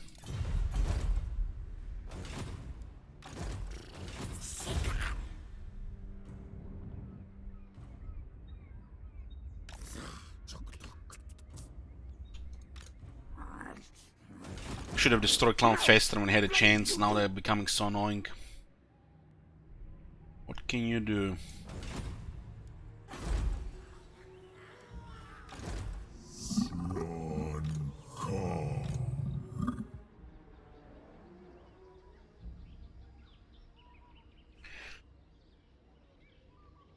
How much do we have here? Another 2 turns? Damn.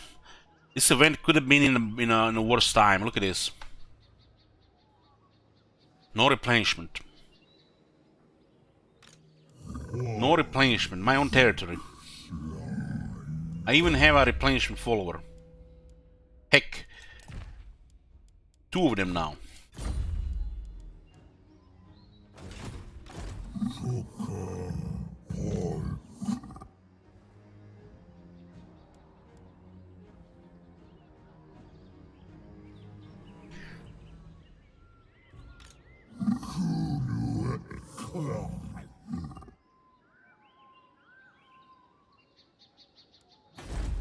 Silent Immortal from level 1.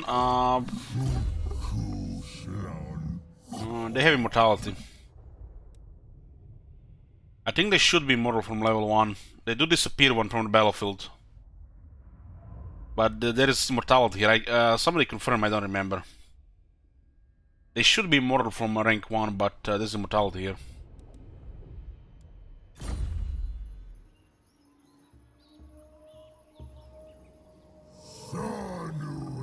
Because before Slan dies, he just teleports back to the Star Chamber, right? To regenerate. It's like, you know, Superman with a Fortress of Solitude. Mysterious powers just saved him.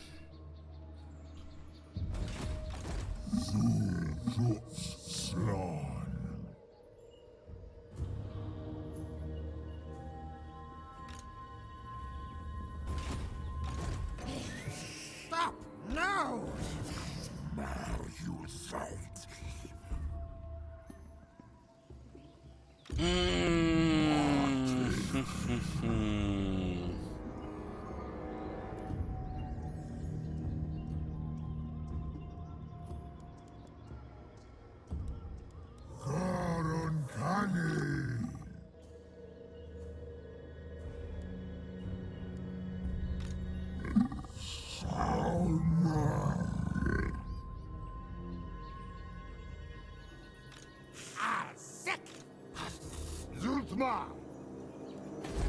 If we lose this city here, then they're gonna attack us elsewhere. This is basically a war zone here.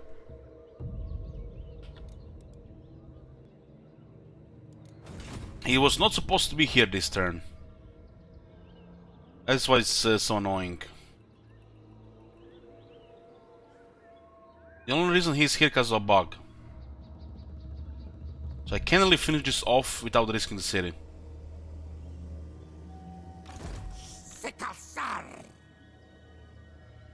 Fucking hell. And there is no replenishment at all, so whatever we do, we have higher chance to replenishing from battle than actually staying here.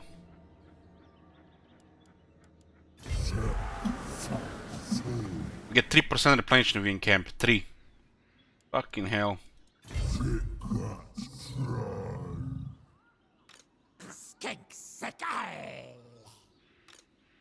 There's a chance Mazdamundi might not attack the city immediately.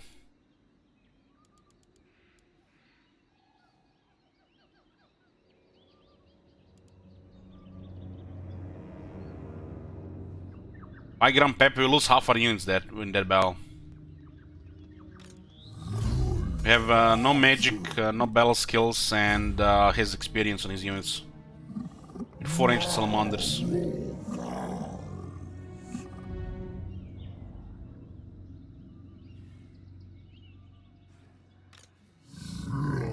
One thing is sending the garrison under a bus and then attacking. Another thing is just have to directly attack when you're outnumbered like that. No regiments renowned. They're on cooldown 1 more turn. 1 or 2 more turns.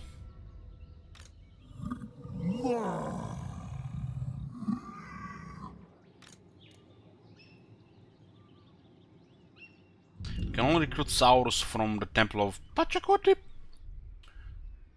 Damn, this is awkward. Fucking awkward. How much money do we get here? We get 1800 and another 638. Welcome, welcome, rebels. Anytime. This definitely solves the lack of trade. The city is so good for rebellions. God damn, it's so good for rebellions. The city is made for rebellions. This might be the second best city in the game for the rebellions.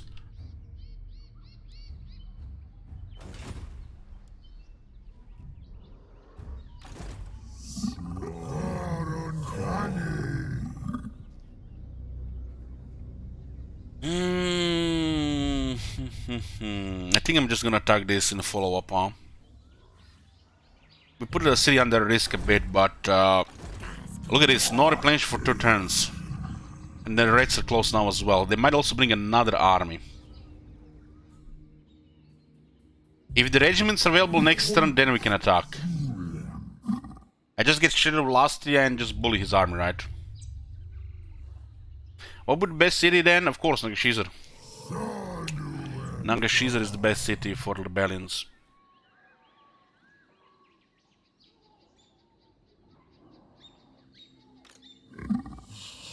Akatamba, the city is half of the garrison is dead. That's why they might attack immediately.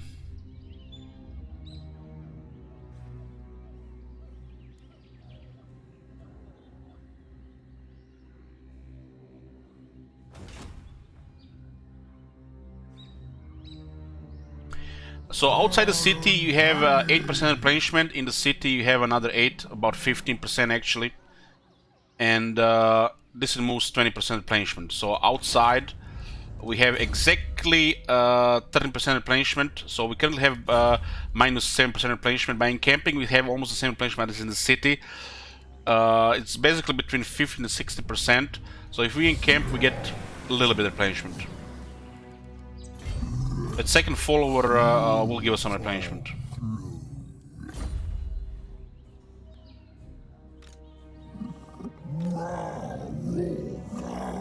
The thing is, this guy is rank 12. We just finished campaign skills. He might still die. And it's hard to refuse a battle here, especially an easy one where we get some money, free replenishment, experience, much needed experience with these characters. Because we get Life Bloom and Proud Warrior, easy game, easy life.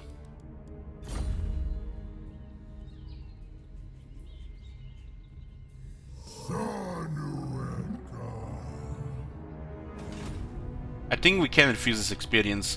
The towers here will devastate this army if they attack without siege towers. So we lose the city to tier 2, which is really bad. But we have bullshit RNG here. The unseasonable weather and the Mazdamundi bugged and moved half a turn free. So I guess it's fine to just risk the city here then. Not attacking this is bad. Because he might back off with other things if he loses another army here.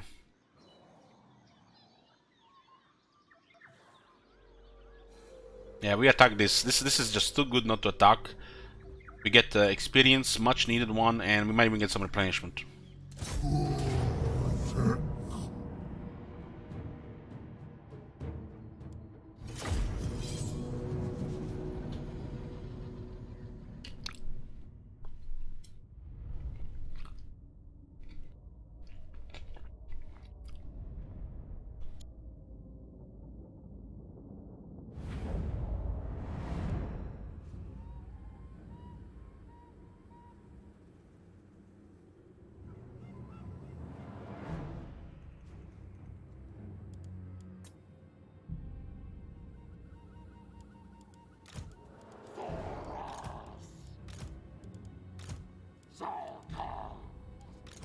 Zargax.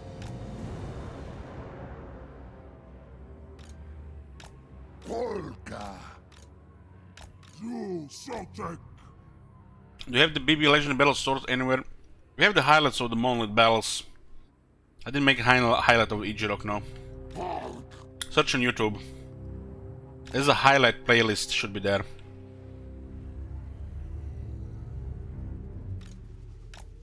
Got a sword.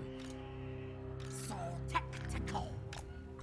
Salsatek skin. Soras. Well, not send the damage units forward. Du mas lizard. Solus. Ja. Shoot. This army is still missing 2 units as well, no live bloom.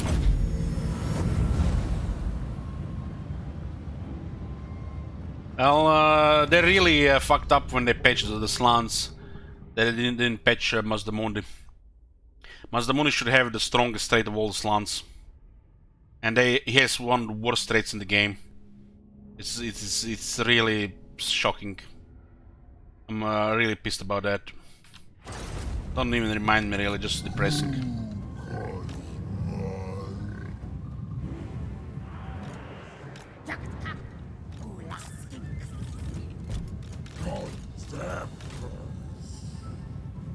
He's not a weak lord, but he's definitely not as strong as he should be. And the fact they didn't change the main trait, oh my god, that's what a fail. You can get a second generation slan with a lot of life, make Mazdamundi look like a almost useless wizard.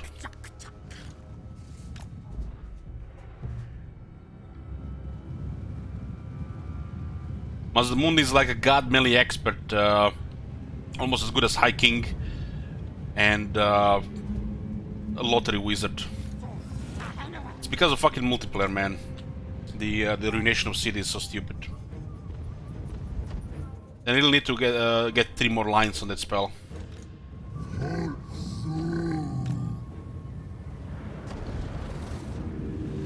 Kroger is amazing. Some of the best factions in the game for the bit bonuses. And one of the best locations in the game. His location got a little bit weaker than it used to be because of expanding of the map, but it's still very good.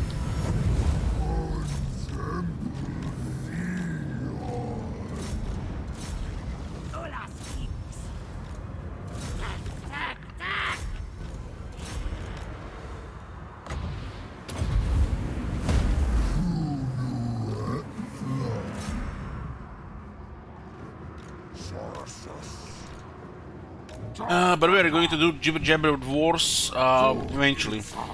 1 Jibber Jabber a month. We had one for this month already. Don't want to feel like obligated or pressured here. Elliot, you promised!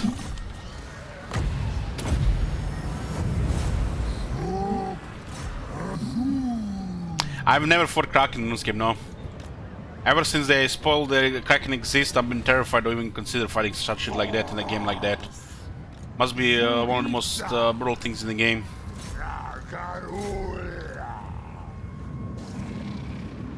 Every stream is a jibber jabber, to be honest. Well, at least the jibber jabber videos are purely jibber jabber. You know, with a focus on it.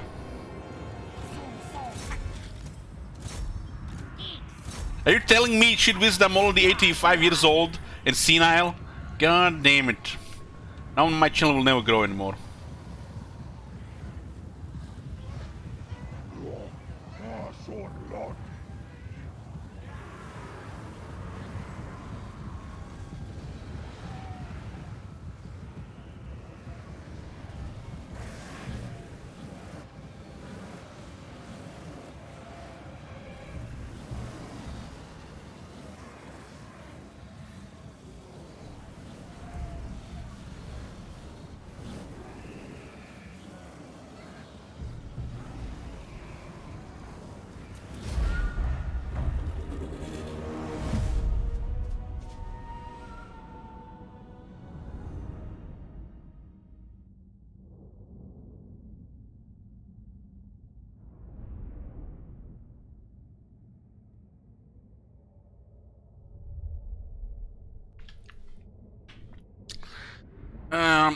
Exhortation says go to play MP for real growth kappa.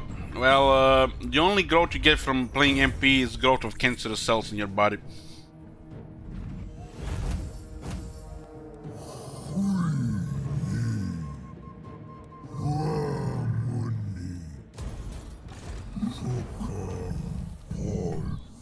Talisman preservation. Hey there.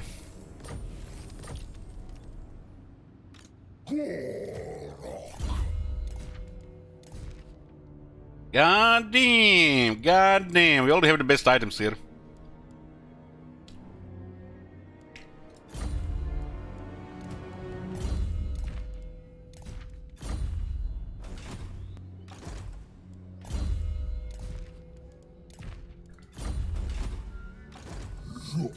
Shit Wizard is just what's the word?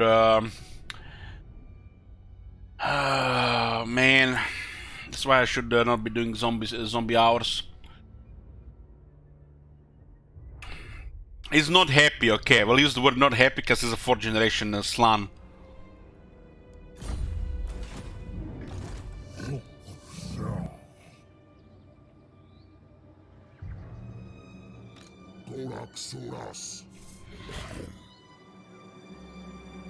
Now you only need Shield of Ians.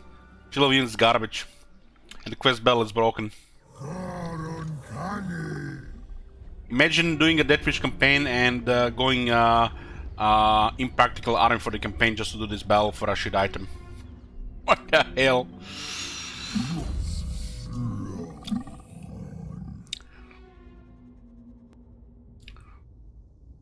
I think the Light Bloom is more important than the Proud Warrior first.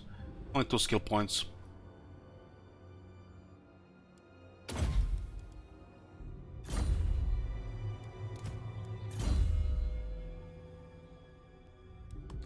That item is purple, purple stronger than blue. Let me show you something. Let me show you something.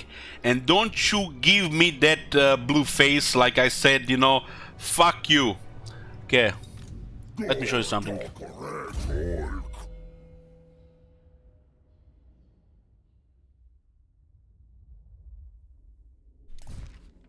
What you say? Look at that, CA. Look at that.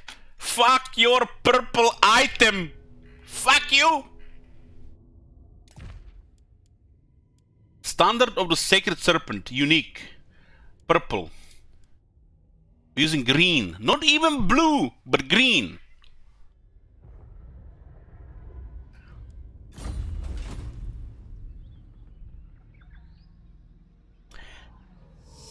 Okay, nerfing Forbidden Rod. They just buffed it again. Why the Forbidden Rod there? For example, Lord Croak having extra power is beyond ridiculous. But he has just, you know, decent magic resistance. So there is no downside to the Forbidden Rod. Forbidden Rod does magic damage.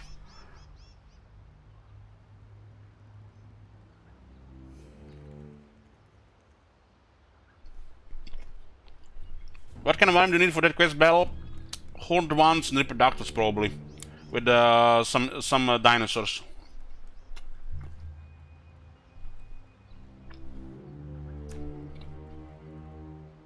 So it does no damage. It still does a little bit damage.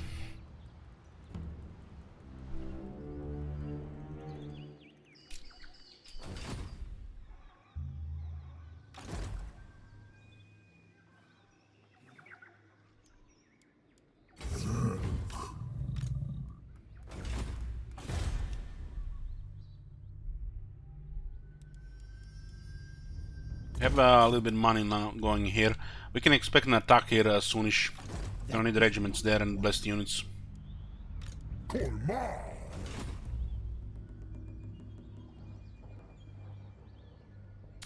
I've been wondering, where do you find the will to play this game so much? It's a good game for sure, but you played this already for like 3k hours. What's the alternative? What are we gonna play? What else are we gonna play? Strategy games are about replay value. If not replaying strategy games, it's not a good strategy game. So what are you suggesting? We should go play something else? Like Troy? Three Kingdoms? Why play inferior games? We have a superior game here. You understand that this game has over 50 legendary lords. No person has time to play all this lords, not even me. Not enough hours in the day. Play in real life. There's Corona outside. Haven't been outside this year.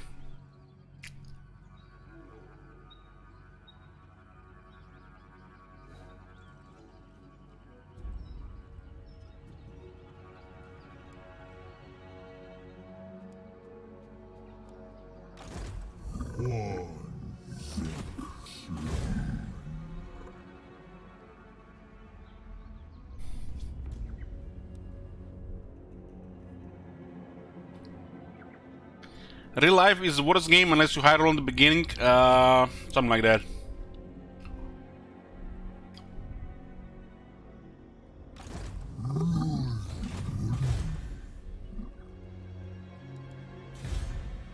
Good graphics. I disagree with that. I disagree with that.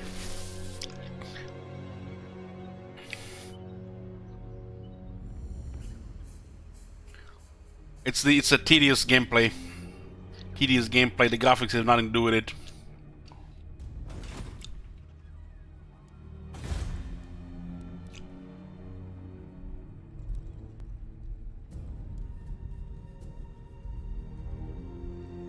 Need glasses DLC.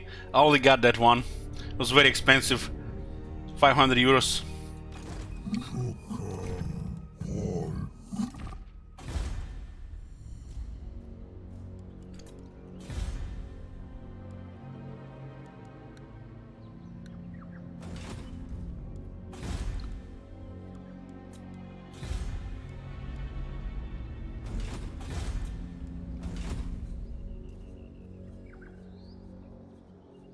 I've always been sticking to the games that I find the most interesting to play, even if I might seem I've been complaining about it or not very happy about it, but I'm still content enough to pass my time with it. And getting paid to do it, helps, but it's not the main thing. I could have been getting paid to sponsor some other games. It's not about money. Konzerk.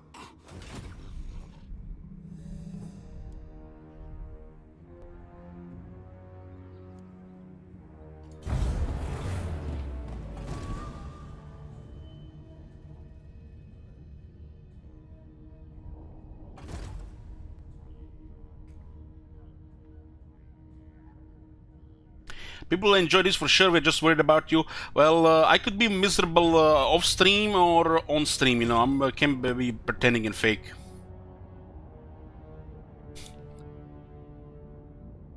It's very hard to make me happy. Getting harder with every year.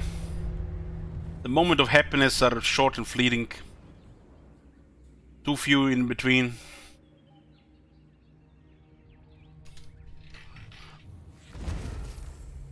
Age of Discovery turns 70. We don't have major ports.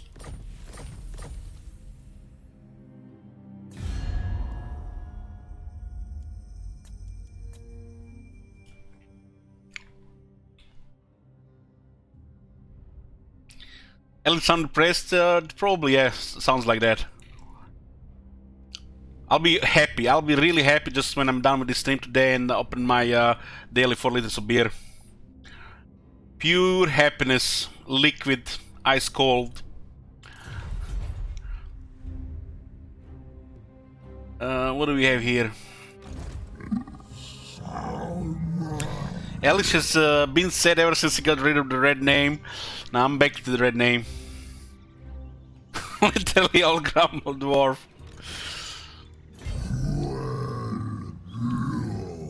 No, I'm red. I'm red, you see? Red and sad. John Haas.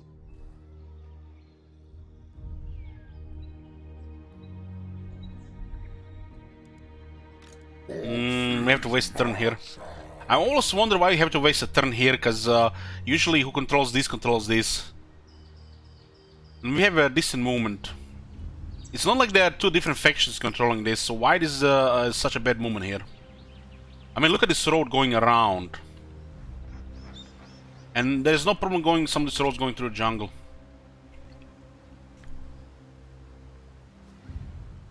You know why I'm not happy? One of the 100 little things, because I can't watch my favorite movies anymore. Just, it's depression, like a guy says above. Can't watch Gladiator anymore. Can't watch Kingdom of Heaven anymore. Why live?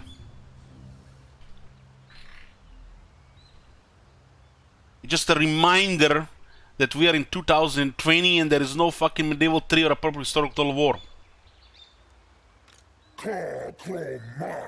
And then you know I dedicated my life to this shit. Quasarda.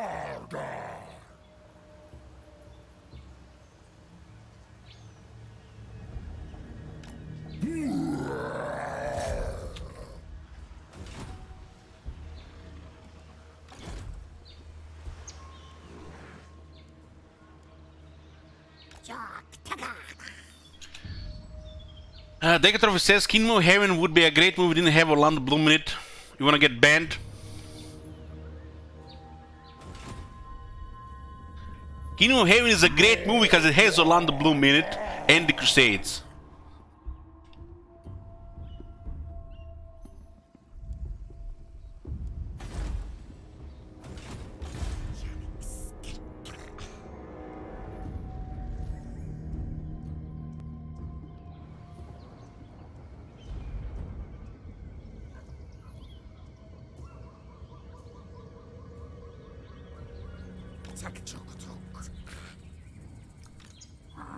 So it looks like they're on the move on the marks of the old ones. Blame you, Or Chakwa. At least the vampires are causing some attrition here. fool. ROM to install when? I don't know. Do we need to have a goal opened for it? Like 10 million... Oh my god, I can actually fund a ROM 2 campaign. 10 million shekels from start to finish. Holy shit, that's how I burn everybody shekels. Dollars, I can't ask money for ROM 2, you crazy? People gonna pay for that shit. But if I burn 10 million shekels, we will not see a couple of Vortex campaigns. Crowdfunding, not saving, crowdfunding.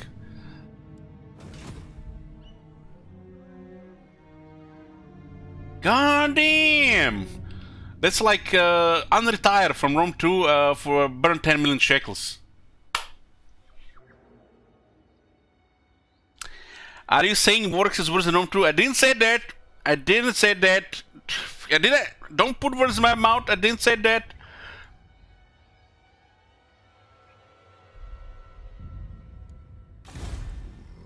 Sikal.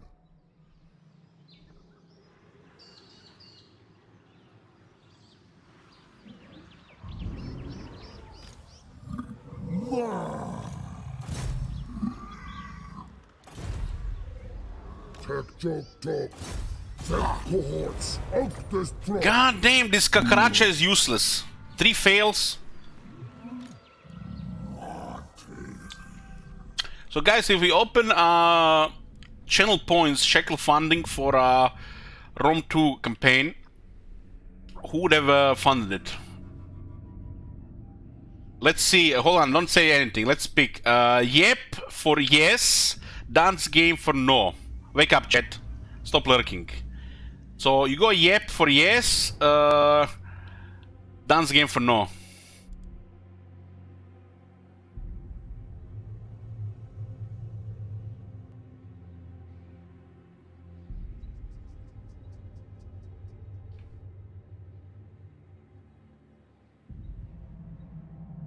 It's just to hear the soundtrack.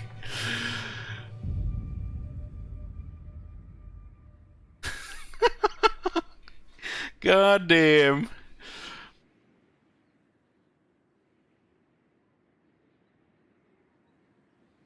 How long would it take to fill 10 million shekels? 3, 4, 5, 20. Probably would take 3 months.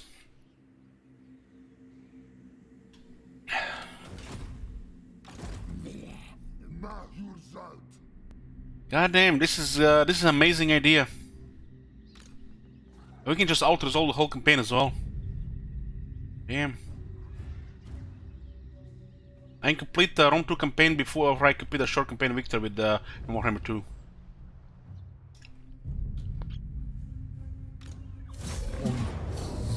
I'll think about it, boys. I'll think about it. 10 million shekels. I'll think about it.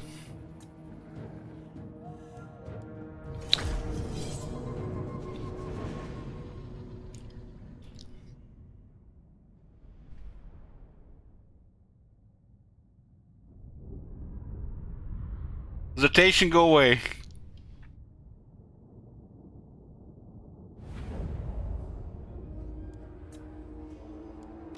I wonder how many times that that goal would have to be extended, so those shekels actually disappear and not be refunded at the end.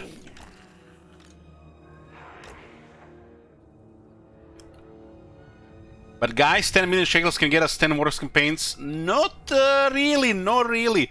You have over 2,500 people here daily. And most of them will never see that much shekels. But if they merge all their shekels, they become Voltron. I mean, they can request a campaign. Otherwise, saving for a KQ. Zumbas, Lisa. Sorceress.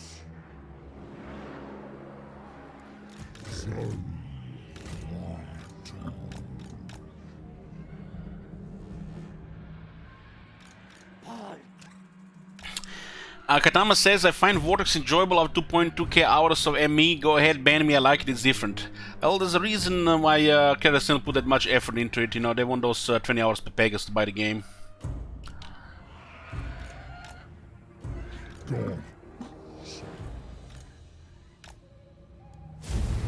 And that's why over 30% of people never reach rank 10.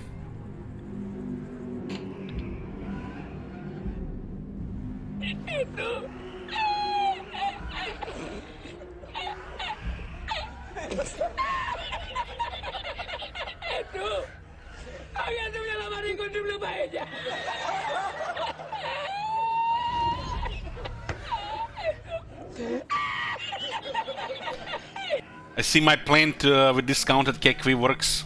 85,000 less shekels. Why do they even have to rebrand the shekels in the first place? I really get nothing from it.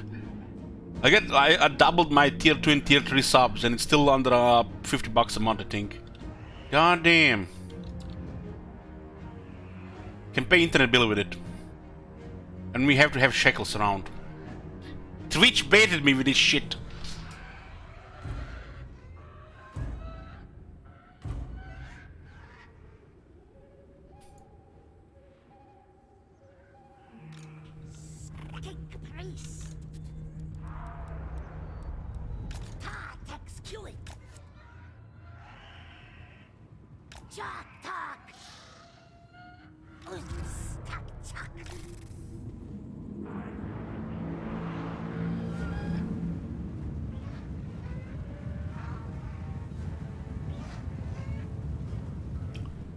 Shekels are not worth anything in money manual. And putting any value to it doesn't make sense.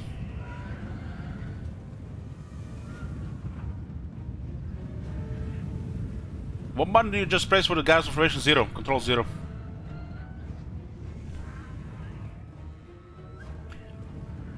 You get shekels by watching the channel.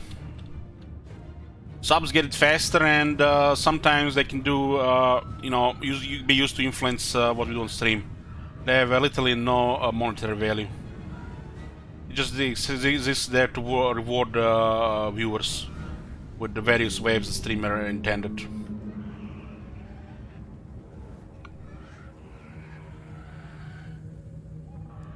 Well, it's melee front in a control G in a log group.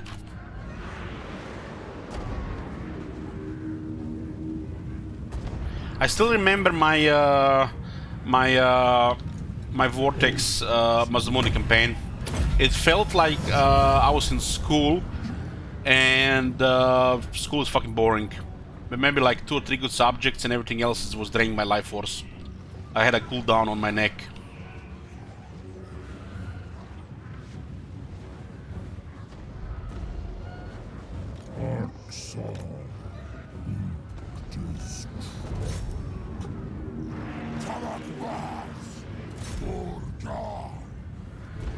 There's gonna be so much damage.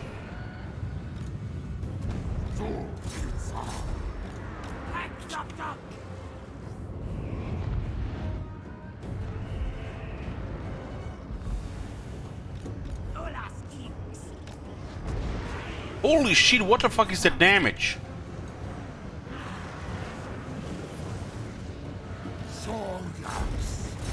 Salamanders, where to pin that shit? Oh my god. You see that shit? Holy shit. Remember guys, you wanted me to attack Mazdamundi without the garrison help last turn, so just with the army. And now we have a garrison help here as well at the same time.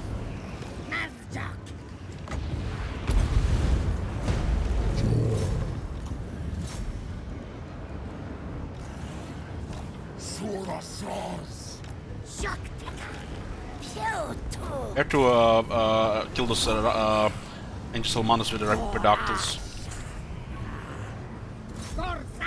The Ancient Salamanders can defend against strong melee attacks, since they got nerfed.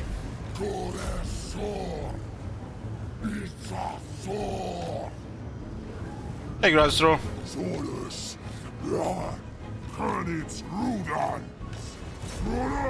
Well, the thing is, you can't really request ROM 2. ROM 2 is on a no playlist.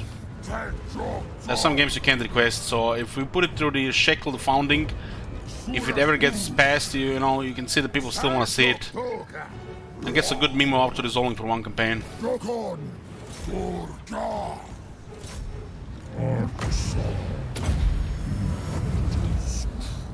One of them taking damage there.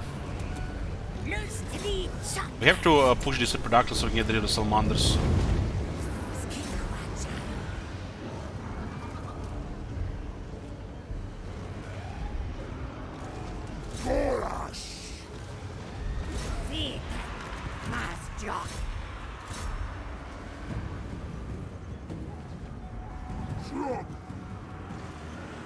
Can't you just do a no auto-resolve campaign if you ever did ROM?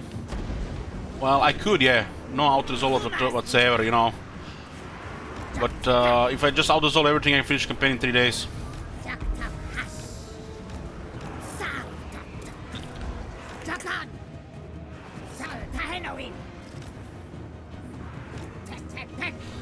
But I'm guessing you want to see every battle and not auto-resolve, right?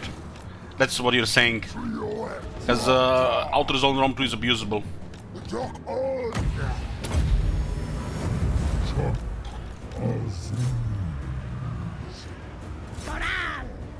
I guess it's fair if we do a 10 million shekels ROM 2 campaign, we should be doing no auto-resolve abuse.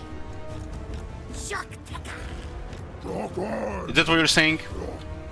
Suras Us, Goblins! Assault Turk, Master!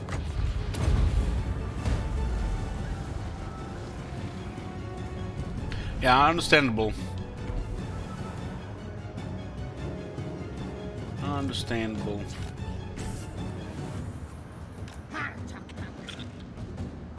Skeetings! Call you, Chuck Tuck. Zootsie!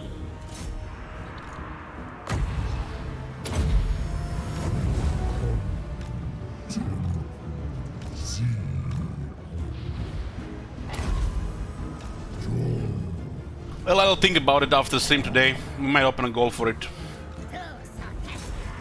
And Geralt is partially to blame, but I really want to watch Gladiator. Chuck Tuck! See this logic?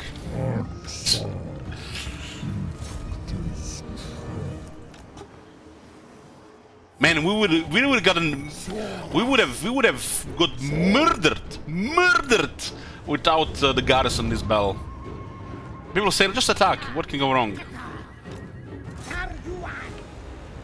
I'm not sure if people who comment like this never play on Legendary, or they just baiting me into a defeat. The mirror Lizardman battles with just average armies is brutal. Fucking brutal. We're losing right now. I had to sacrifice my salamanders, the reproductors, just to defeat the salamanders.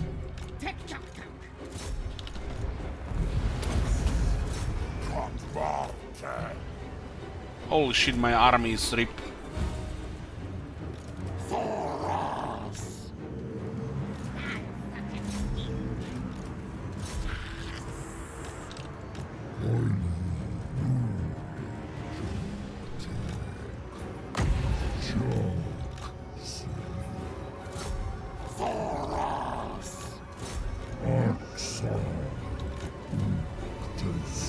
Fucking hell, man, what a slaughter.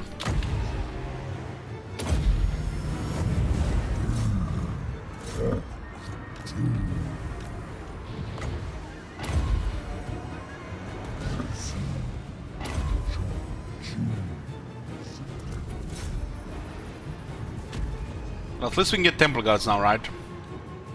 We're gonna have to go back to whatever we can use. Haven't picked the battle skill yet, right? Super Dactyl's better win there.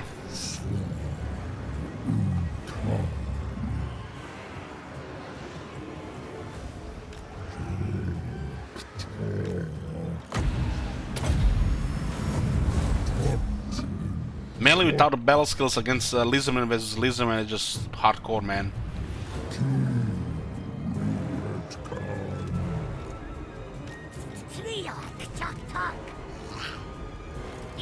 Please don't die, Reproductal, don't die! Get rid of those fuckers. Those fuckers are just messing with us.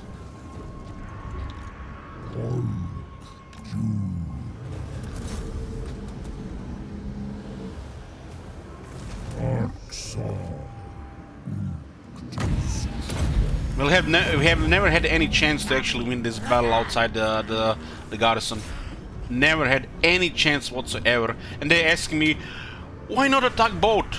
The one was marching, you would have just destroyed him, right? What game are they playing?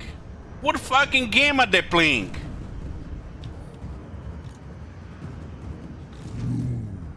This is not fucking Gorok here with the fucking Croak and all the stats, the resistances and battle skills and shit.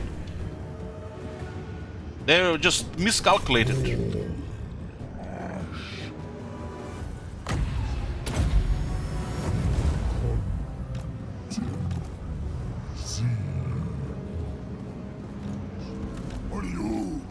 This is fucking brutal, man. This is not even worth attacking.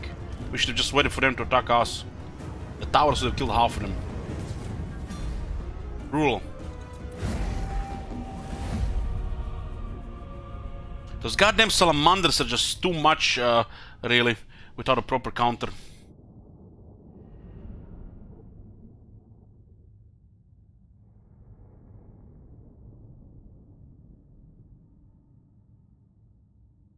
Scout with an AFK, well, it was the end of the battle, Akatama. Holy shit, what a slaughter. At least the Reproductives have survived. We lost 3-4 Saurus, and still no blessed ones. Man, look at their Saurus, man. 1-4, 117, 142, 63. This is what happens if you don't have battle skills.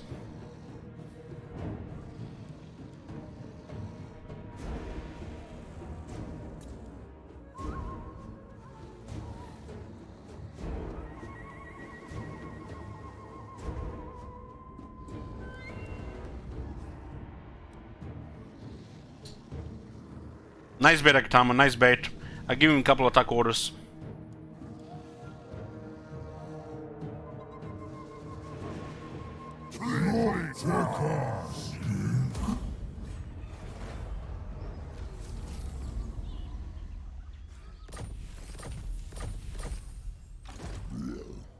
Martic. You wanna get timed out, Akatama? Shut up. Shut up while you're still here. You're not right in this one.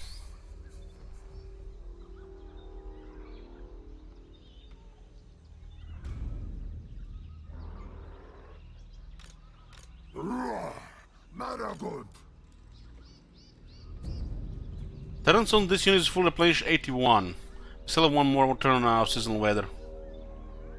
He's basically telling me, guys, that we should have done that battle better. This is backseating. Two week timeout. What do you guys say? He would have done that battle better because a fucking guy would have done better fighting there against legendary melee units without a Carnosaur. Is that what he's saying, guys? You hear that? He would have done that better.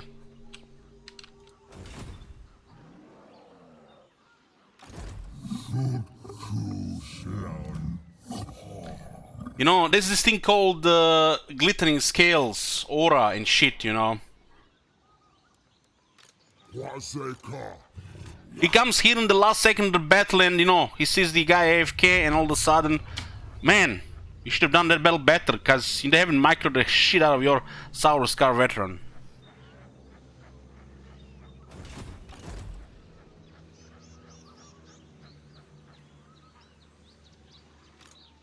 Look out.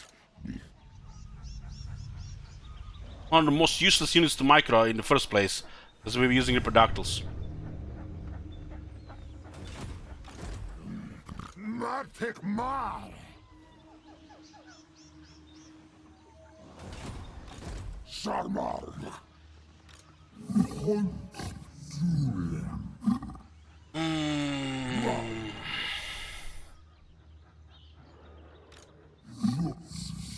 He just mad he doesn't see the results before after the end of the battle like I do.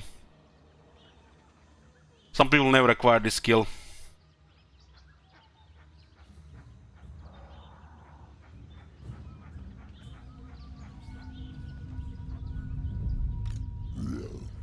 Martic.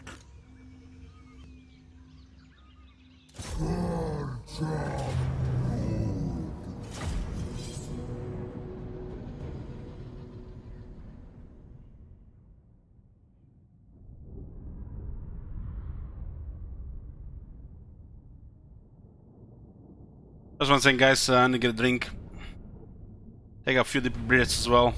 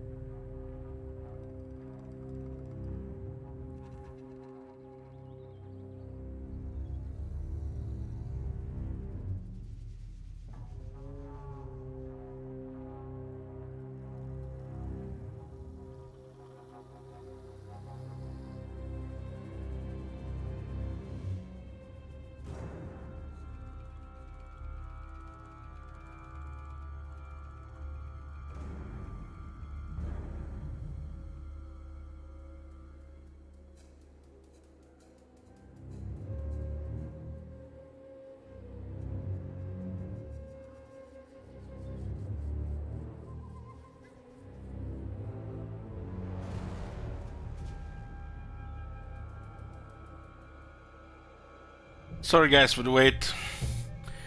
Spilled my first cup of coffee all over the floor. Second time this year. Fucking hell. My hand is getting useless. But this time Izakatama is partial to blame too. Just lost the grip on the cup. You start using carrying it in the right hand.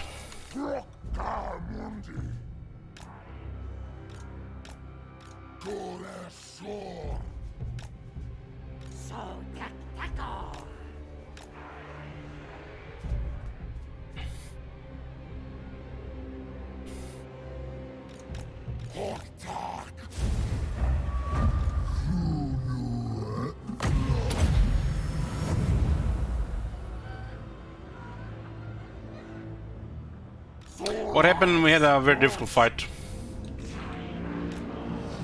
But apparently half of the casualties could have been avoided if we didn't AFK with our next to useless unmounted Saurus veteran, giving Glidden his skeleton instead of soloing half the Azmuna's army.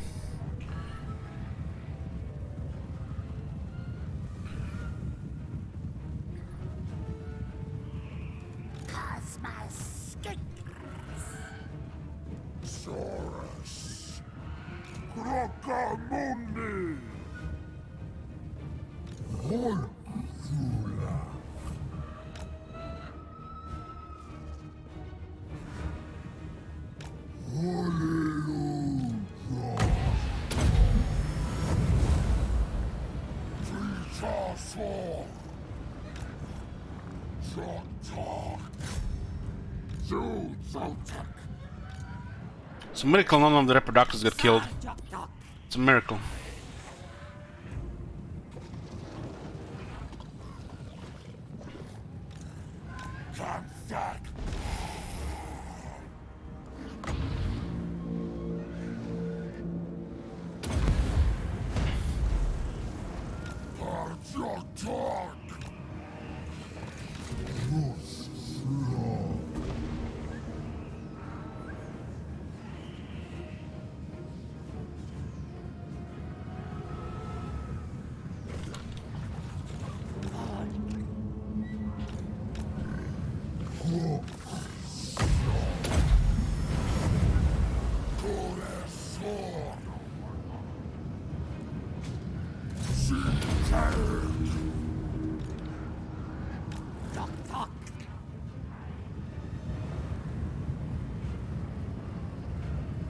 Gores luz. Jotot harsh.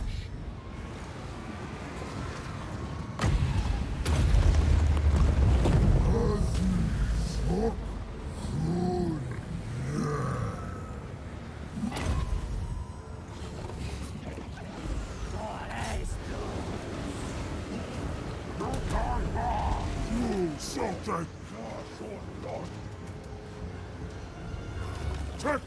Tok. Skoras. Lua. Itza.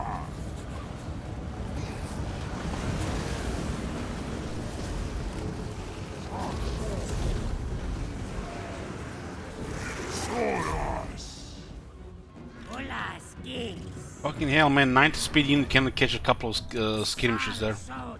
Look how they disengaged 3 different parts of the map with us with same unit. Nice AI benefits. Having the same unit in 3 places. That's a 1,000,000 click disengage.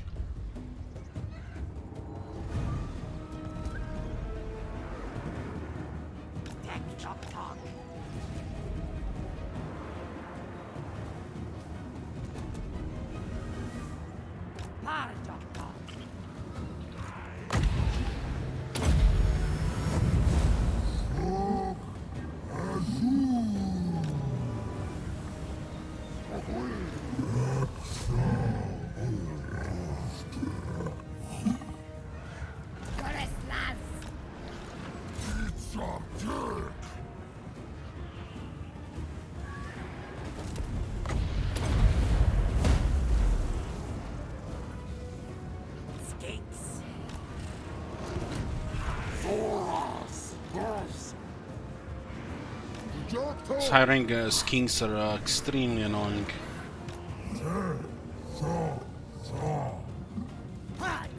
It's best for them to wait lose all the armor.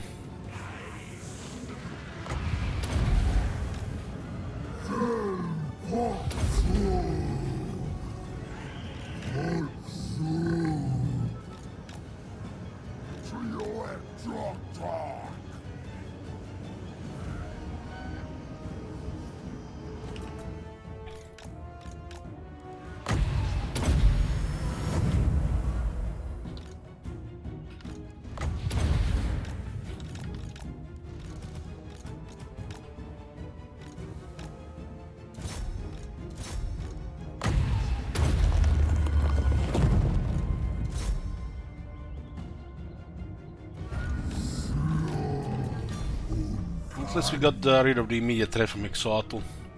I did lose several units. Had the access to 2 regiments now would have been totally different. I was the biggest face this campaign, they're getting all those regiments renounced just for the Skaven to retreat and then we disband them.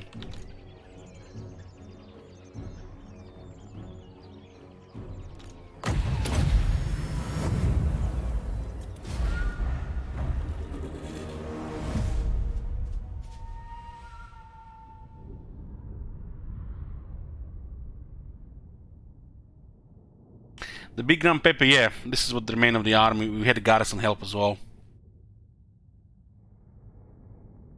We lost a couple of units.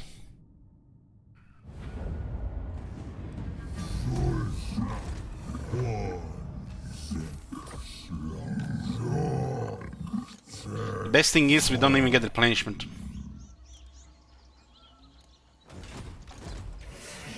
Stupid, stupid.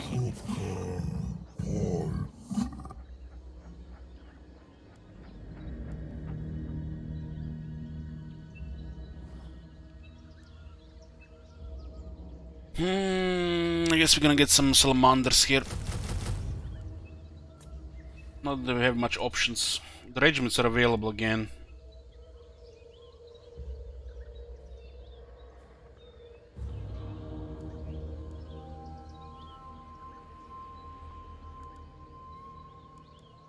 Have the Shadow Velocity available. Super overkill unit, but makes all the difference in some of these fights.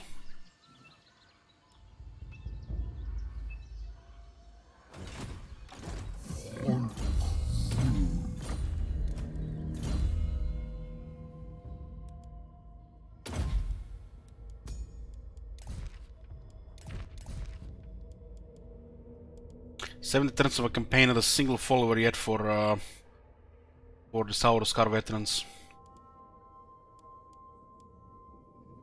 I guess we have one as old servant. Scratch that.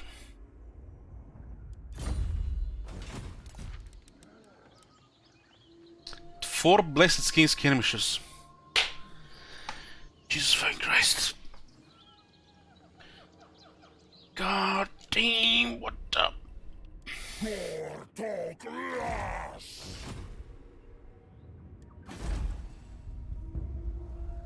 It looks like they're coming this area here. Think me fool, fool! There's timber here, it's useless.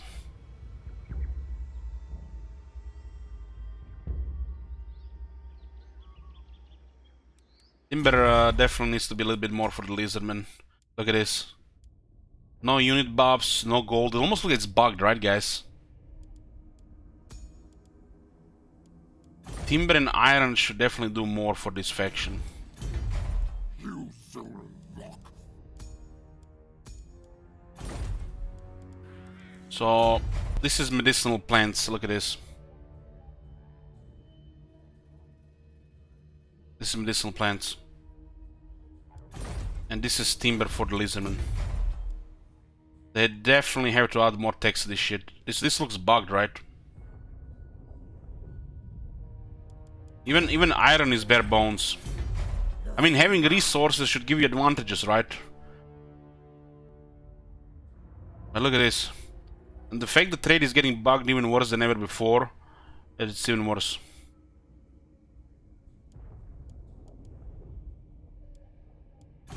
There's gotta be a bug. Concept.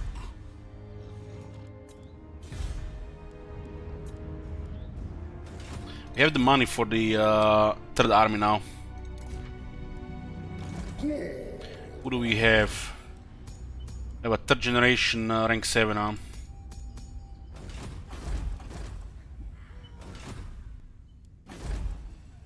You must We could build more star chambers to get higher rank. We probably should.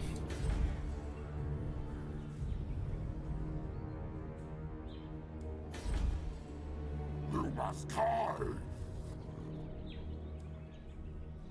I think controlling iron should give you a faction-wide weapon strength. Like 1 or 2%.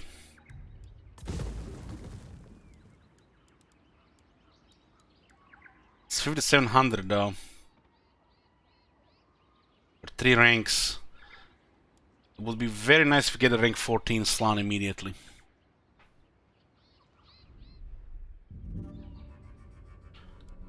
We can recruit now on rank 7.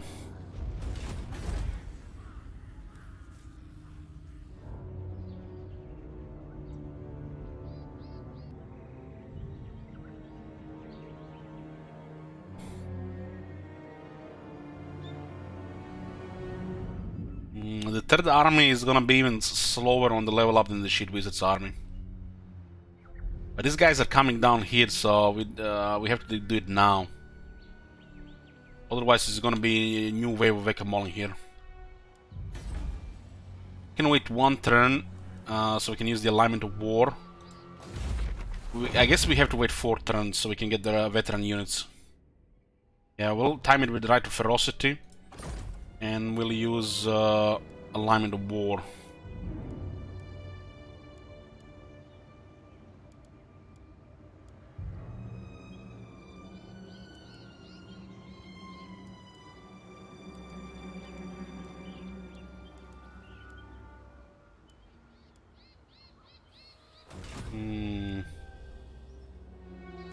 Yeah, we're gonna have to wait for the right.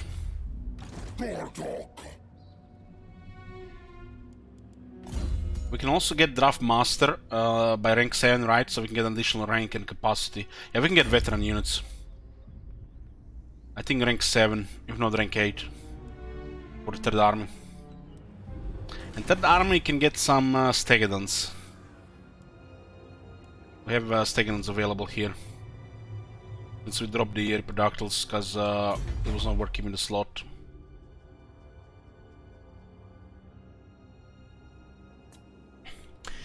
Out of curiosity, have you ever used and fully rank up Skink Lord? No. No.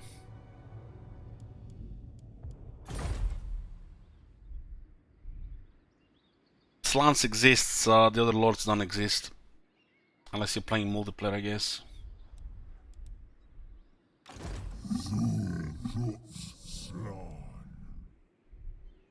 Unless they put a Skink Priest with the Lord of Life, the other lords don't exist.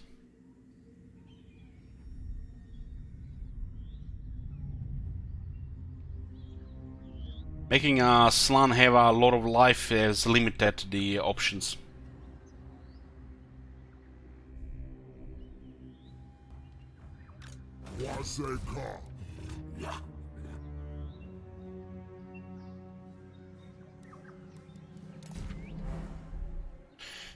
We'll have to wait here and then rush here if need be. We can still get emergence there as well.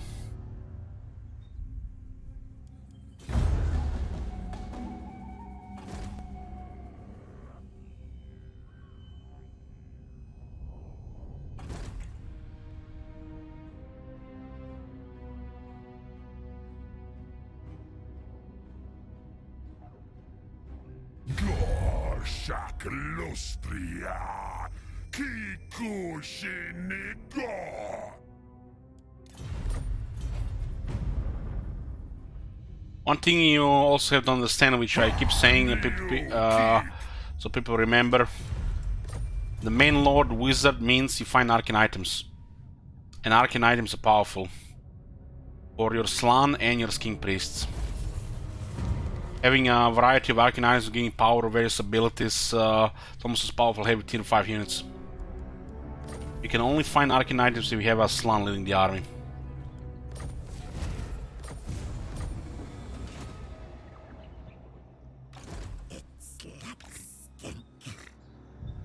It looks like they're going through this area here. So it looks like they just use the local recruitment here. Sweet much Itza. Well, Tehanen is a wizard. Tehanen is a wizard, so he finds arcane items. Gorok, Krogar, Nakai, Kroxigor Ancient, Red Crescent is King Chief, Saurus All Blood. They will not finding arcane items. Saurus All Blood does have the Blessing, which is pretty impressive for the Snowball. So there's a reason still to use Saurus Scar Veterans. But the Slants should still be a priority over the others. Maybe like every 4th Lord could be... I mean, Honored Elder is also unlocked on the heroes, so this makes them less value, right? But there's a 2nd Lord that looks good, right?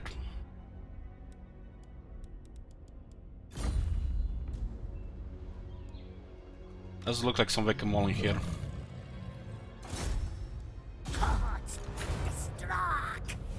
Yeah, not so much anymore.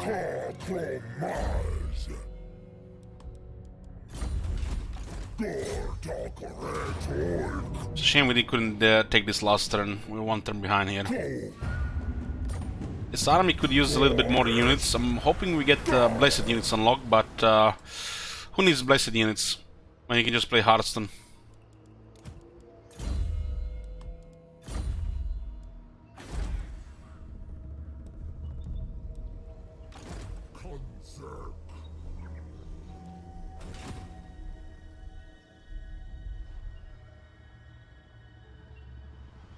Yeah, this is the also another thing. Since the Star Chamber is designed like this, other lords are irrelevant. You're not gonna be recruiting a regular lord over a Slan. The Slan can get a very high rank. This is a building you're gonna be building every now and then. It's a common building as well. In a 4 slot province, you definitely build Star Chamber. Some big cities will get it out to include.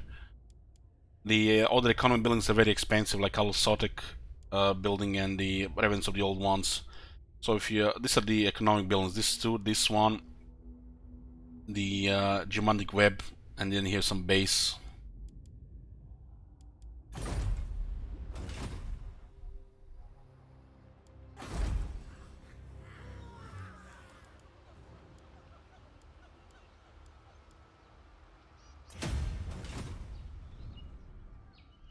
That building should definitely be affecting other lords as well. They just forgot. They definitely made the slants feel overpowered. But it's at a point where the other lords are not even worth considering.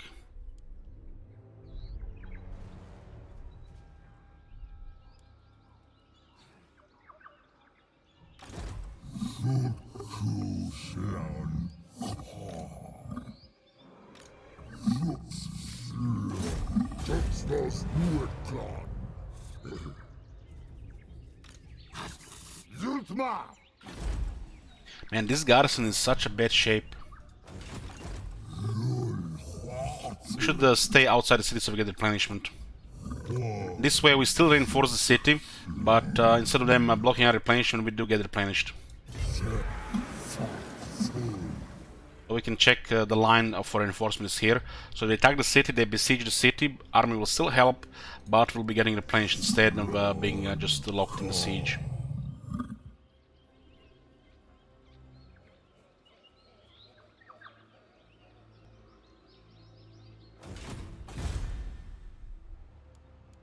Mage looks like he's getting attacked by either Hexoatl or the other guys.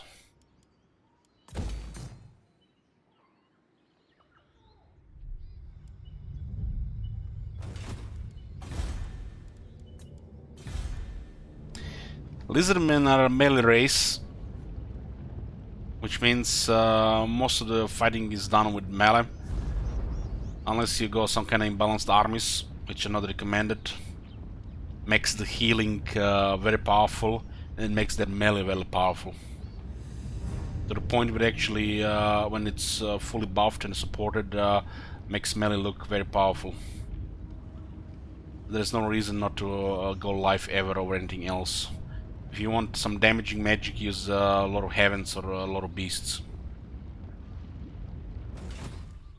You have Wind Blast, Chain Lightning, Comet of Cassandra, pretty good enough for damage.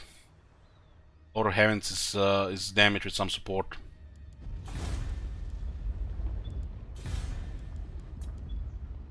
It's not good as a lot of fire, but it's still usable.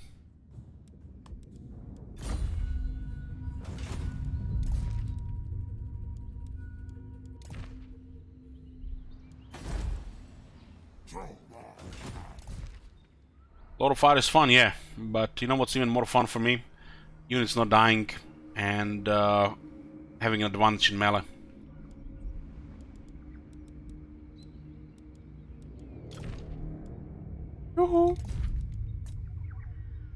So he lost 3 armies and they're all rank 5 still. Wow.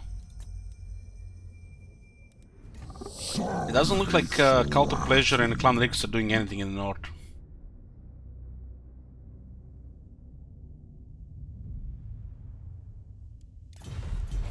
Dread Fleet. Ooh, look at that list of enemies. We should be fine there.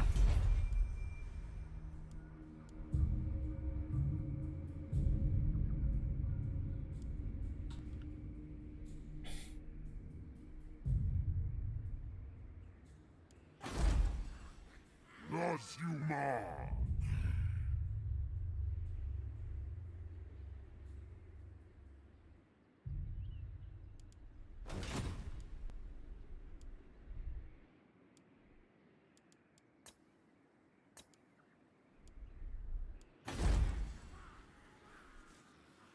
Once this is available, we'll be getting a 3rd army. Ball is rolling. We just had the regular bed replenished for the last few turns. I think they can still sack Chamber of Visions there.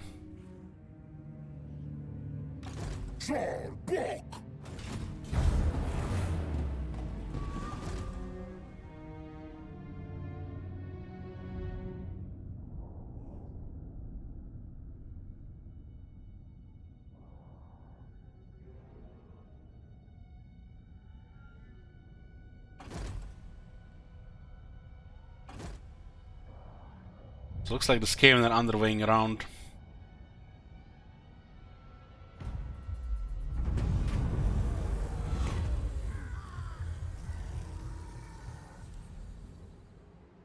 This is nice. Even higher rank units, look at that. We're getting high veteran units. It looks like they're going for Chakwa here. Beelining for an unwalled settlement.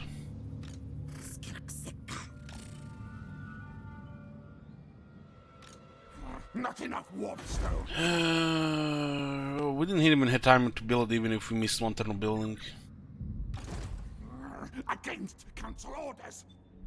We could use a tier 2 garrison in the Shadow of Lustre to defend it.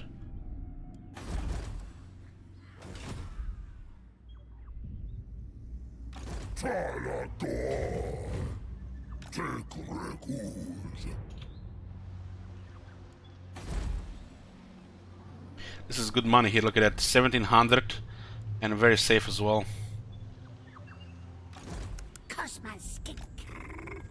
Once we get the Jungle's Grimace, we're pretty much entering superpower area.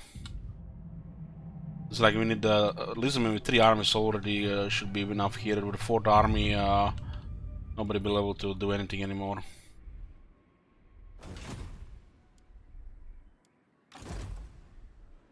We've just been pushing armies that like some kick. I mean, this army doesn't like kick because it has Lord Croak. We have a Carnosaur as well. But shit like this likes a little bit kick. And what the fuck is with blessed units in 72 turns? Jesus. The single blessed Carnosaur, blessed Stegadon, blessed warriors with shields.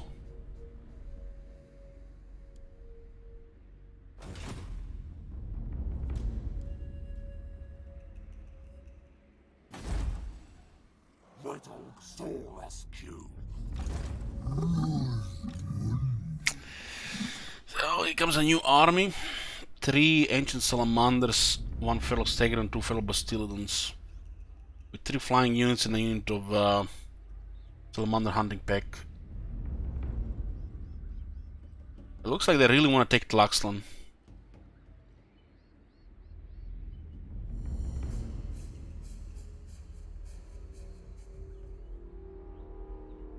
We're still missing massive experience here, but it's getting better. We got Librum now. What we don't have is fresh troops for Bell.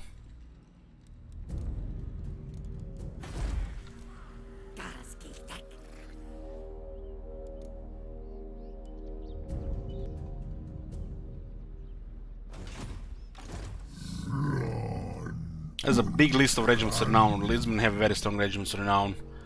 Make all difference if you have the money to support them whenever. Some crazy emergency units.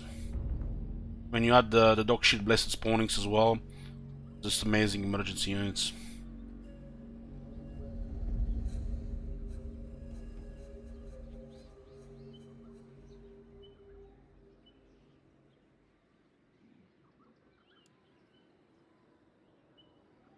We'll just stay here probably.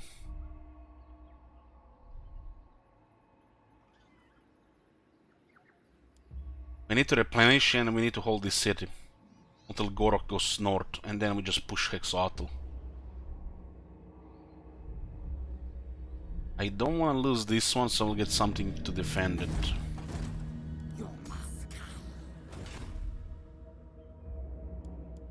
New army starts in 2 turns.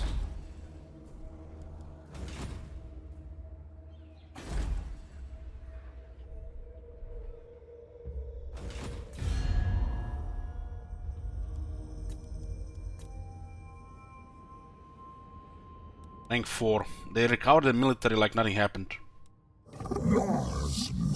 And they have 3 other enemies as well.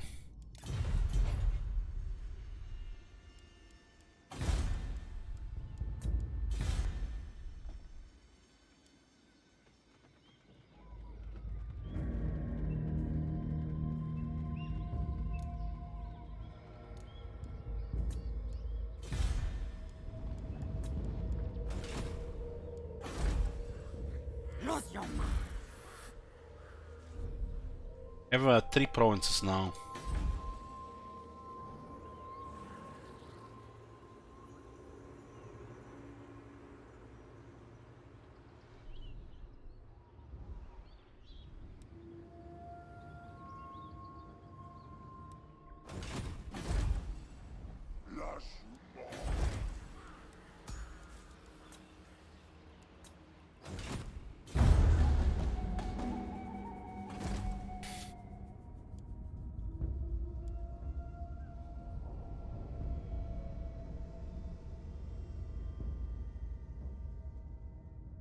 Well, the city are getting weakened, but the Khan Rikus and Cult of Pleasure looks like they might be busy with something else.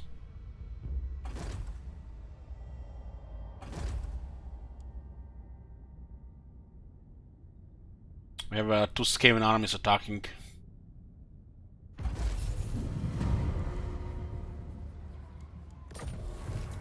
One is here, and the other one is coming down here.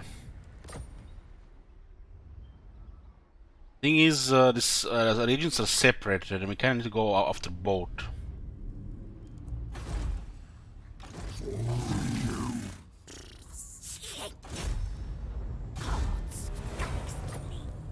If I go after the Skaven, these guys go south, hit these elements. If I go after these guys here, these guys can do the same. But I have to go through Holotl. I wish we could just go for this one without these guys going south, but we have to go for this element first. And we're gonna go around on this one here. Hopefully these guys don't just ignore Holotl to go on these elements without any defenses. But they ignored Chakwa all this time, so who knows? Maybe they're just AFK. Taking a long time to get any money, maybe. If I move like here, these guys definitely go south. This one could be fortified, and we could go this one at the same time. Now we have massive treasury, we could use the regiments to help. I think going for the scam first is better. We save a couple of turns.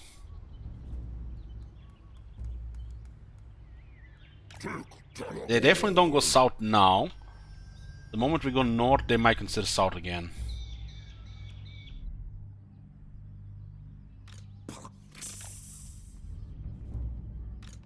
It doesn't seem like they have range from here to here. No! Why would they start raiding here and not just march towards Chakwa? Are they scared of this army here? Yeah. It looks like because of this army here, these guys have not made a proper move here. They're basically just AFK here until we go elsewhere, so they can just be toxic and attack a weakened settlement. It's almost they were coordinating with Hexotl there.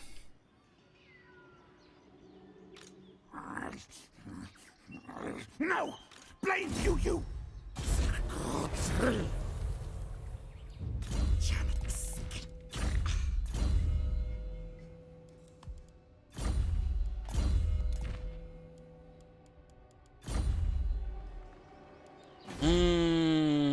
I think we can just still be idle here.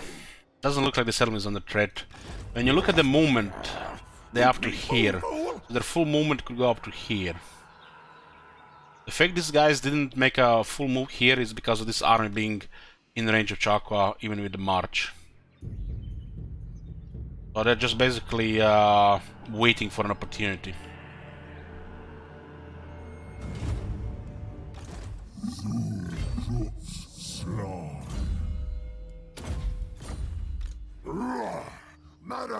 Kinda have to attack this one so this one goes away. We do have now enough troops to do it.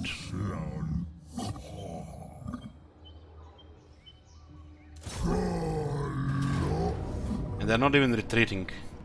I was slightly higher, I would have auto-resolved this. Maybe I should still auto-resolve this. It looks like damage in the battle is slightly higher than the outer battle.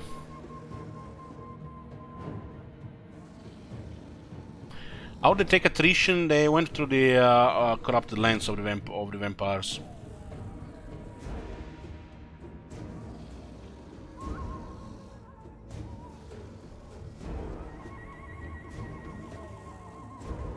It looks like a fine to auto-resolve, even better than a manual here. Because if you auto-resolve, the whole army is dead and we don't have to chase them. So that's an advantage.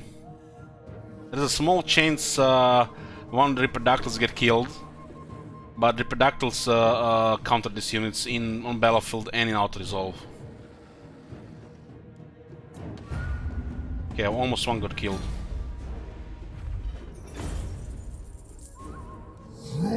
And we get all the losses back, really. Almost all the losses back. But the fact we just kill them in one click is massive.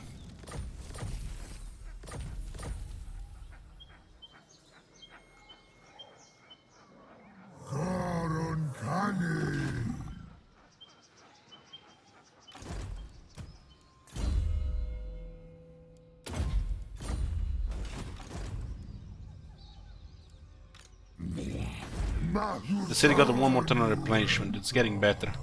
Of course, it would have been much better if we had the emerald pools. The extra 5% replenishment would have mattered because of that bad event. The only reason why we are damaged here is because of that event.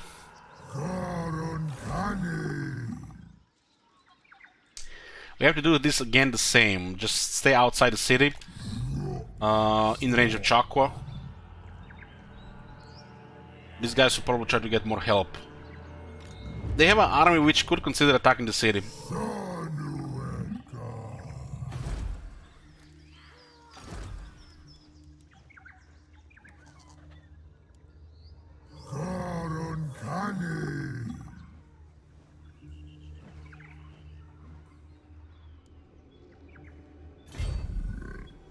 Okay, we just stay here for replenishment. We do have minus 5% replenishment because we taken the captives money. But we do also have 2 followers against that. What we're missing here is replenishment here, right?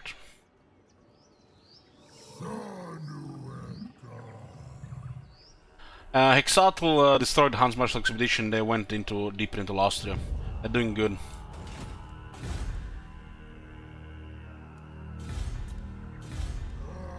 Pretty much our main opponent this campaign, because we have to take over Austria.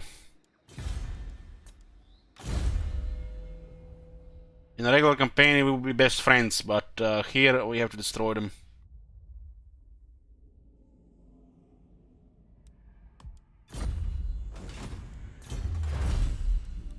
We're gonna get more armor and missile resistance for the Saurus. That's a big deal.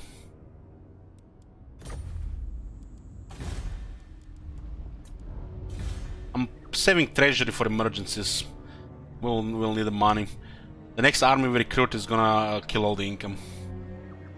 But we're expanding, so it should get better.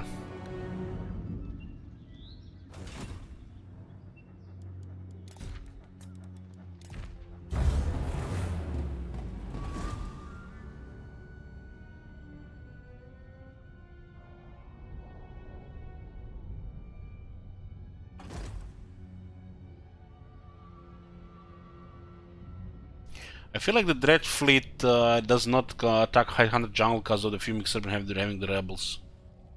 And they do have another 7 enemies.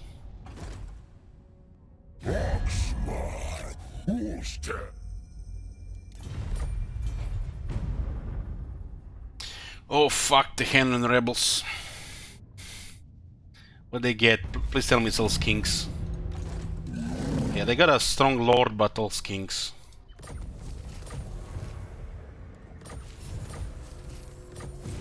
I'm surprised we didn't get any shenanigans from the minor scale factions here.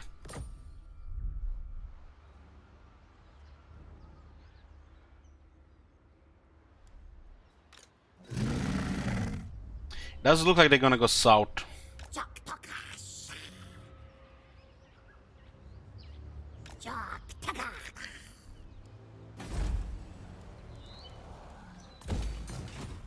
Compromise.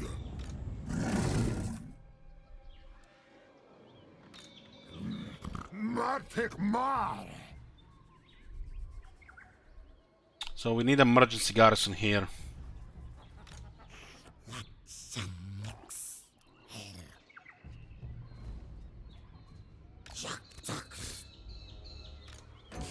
Malfunction. It's a Warlock Master, of course.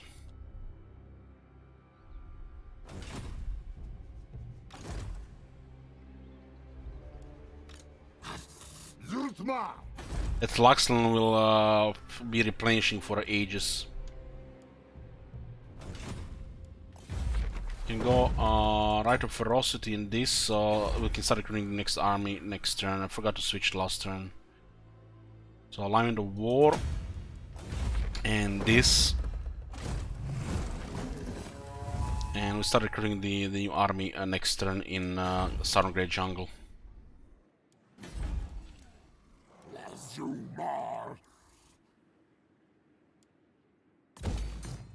Settlement does not need walls.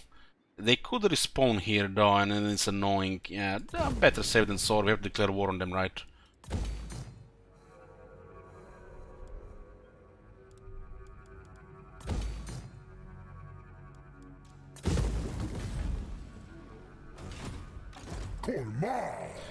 So this is the Green Skaven here, rank 56. We still haven't started building this thing here. It's kinda sad we have to consider removing one of the buildings. I guess it's fine because we have level 3 here now, strength 3.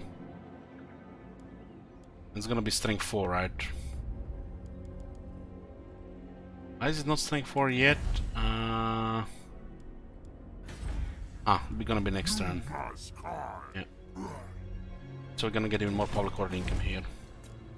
So I guess we just remove the public order building here because it doesn't do anything anymore here.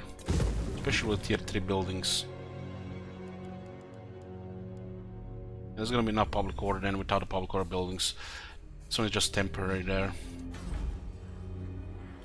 We almost at the point where we can remove it here as well. There's still corruption here, but when the scans are gone, we don't need this building here.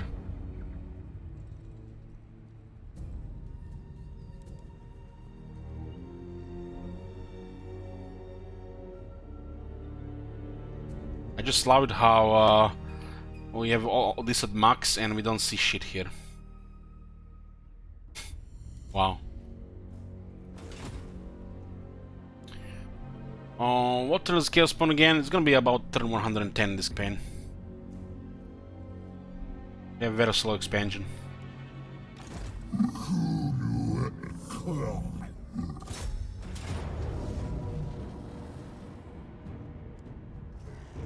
It's because the vision goes from the core settlement, not from the roads. The vision should go from the roads and the settlement for that buff. Looks like another grinder here.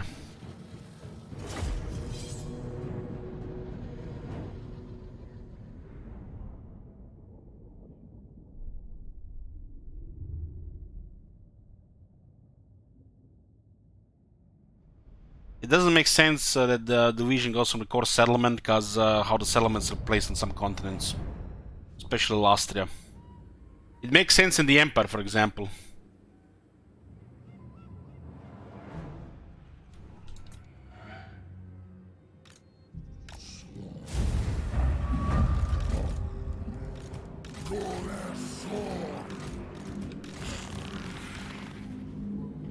Oh my god. Have you seen that shit? Holy shit. What the hell?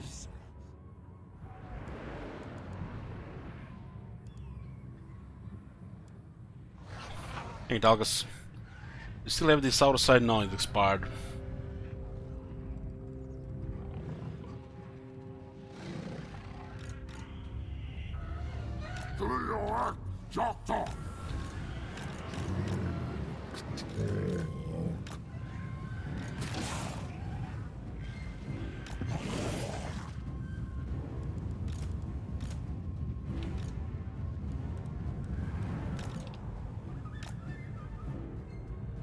This one is actually coming from the left side.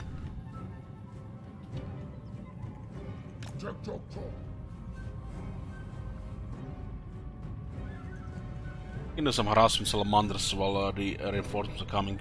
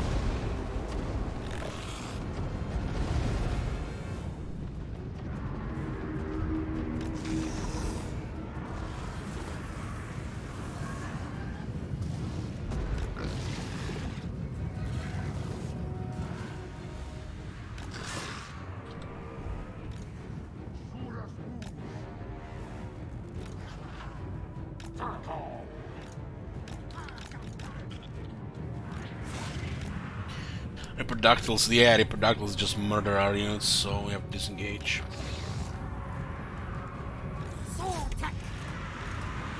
If the reproduct is outnumbered.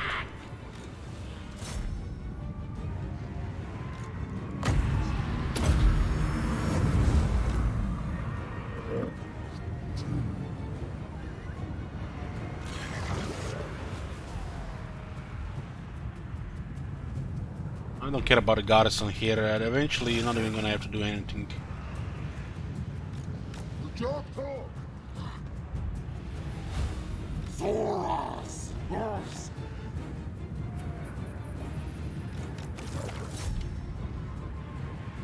It's kind of shocking that these guys are not out yet. I need to improve our blood. It's the cooldown is too long right now.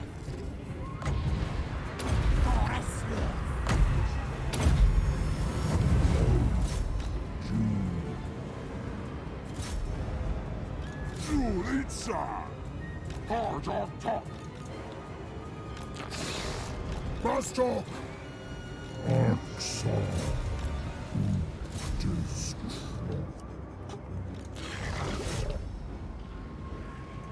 Oh, this guy's not out yet.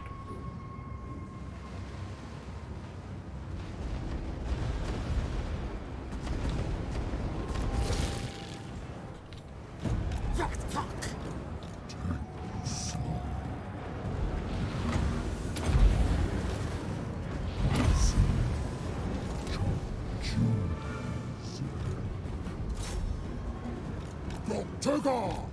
Guard tech! Tech, doctor! Tackle! Tech, doctor!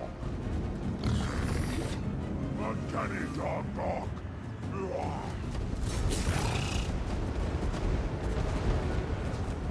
So Mazrisa. For you, doctor!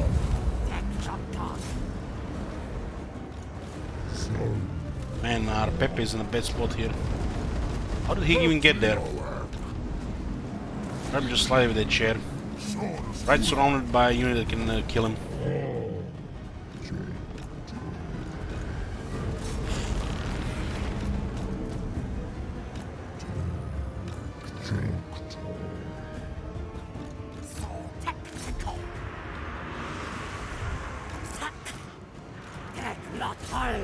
Let's put the reproductors here.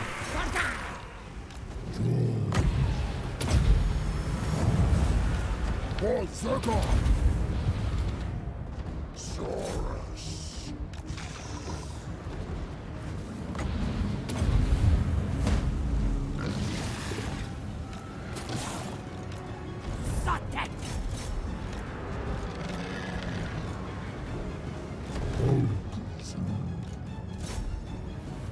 Saurus ice!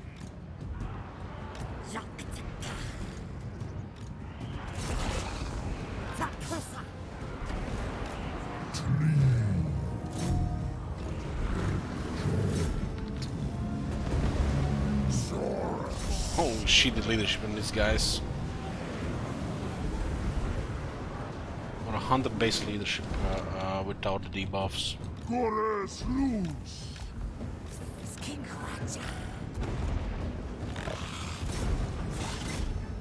King's actually, the Chameleon's King's actually tanky to these things.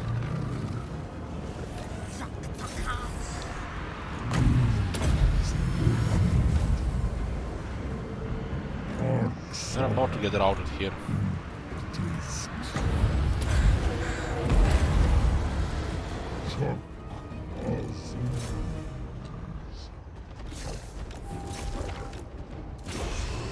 It's almost like they're using the same thing with as the javelins use when they mess up their formation when they have to fire.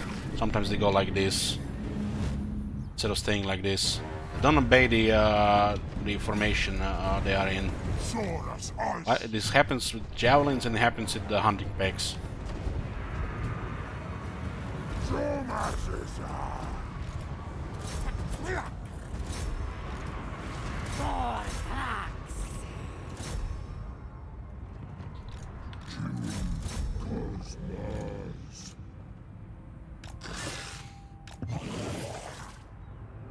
And the big one is even faster than the small ones.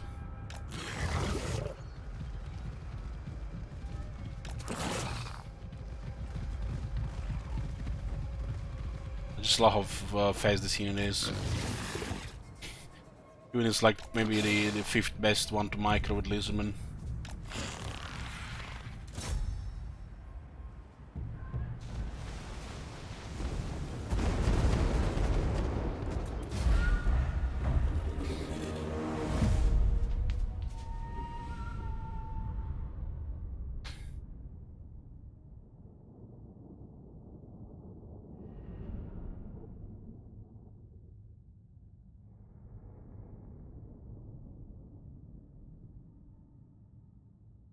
Remember, we have no battle skills here yet.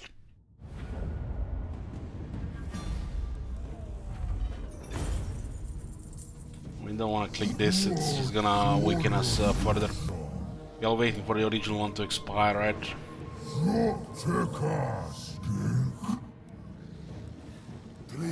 There's a Skin Chief nearby, right? Oh, fuck it. We'll have a perma minus 5%. Itza grabs. Cooldown minus 10% for all spells. What?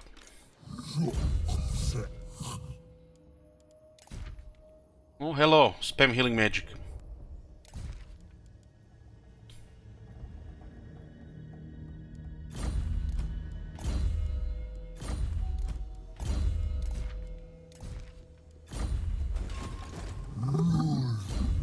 Need the lower cooldown on Earth Blood.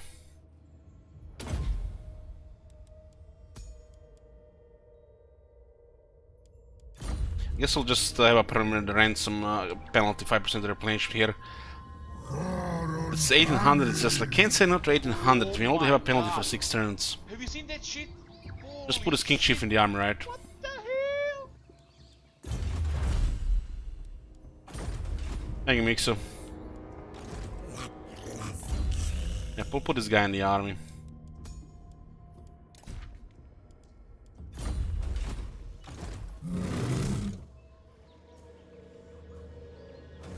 Oh, we get more experience here.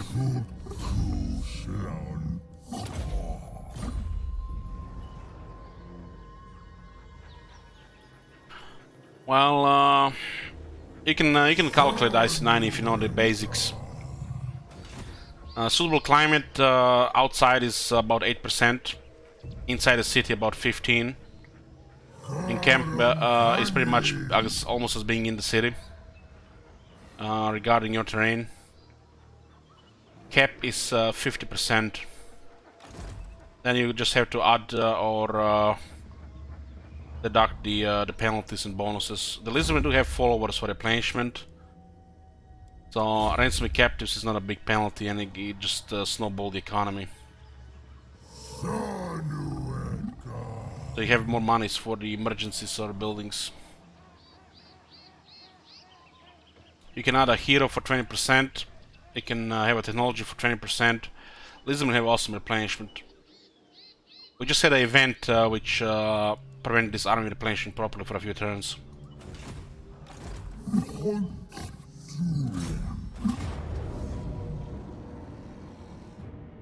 Looks like I have to fight again. Looks like a couple of units are gonna get killed here.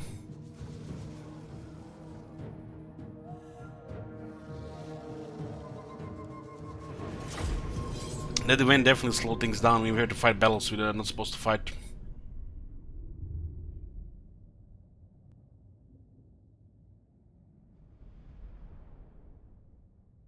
So you just understand how the base works, 8 and 15%, and then you just add or remove the modifiers, like bad climate or events, different post-battle options, followers.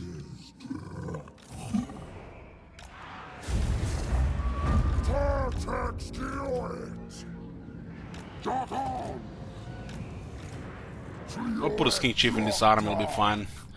I mean, this guy had to deal with multiple armies from Exotl. Without battle skills. Thanks for terrain.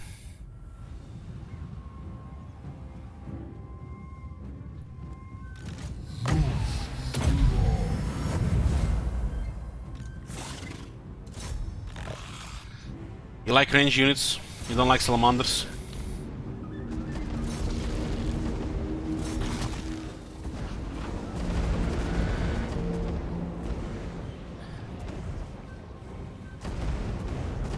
You are did not really say it right. You wanted to say you like strong range units. You like AFK range units. You don't like range units. You like OP range units.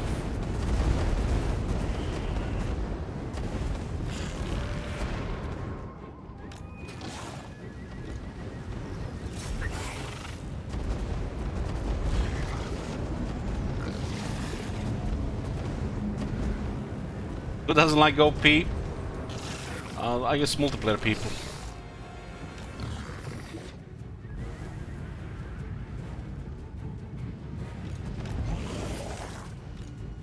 Isn't have range, but their focus is melee.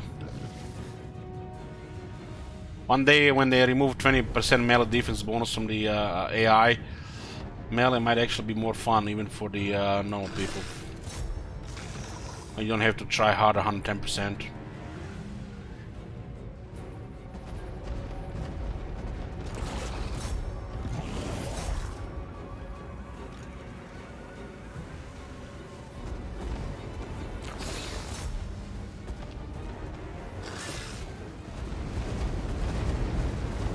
Still confident? What the fuck, man? This is what I'm talking about.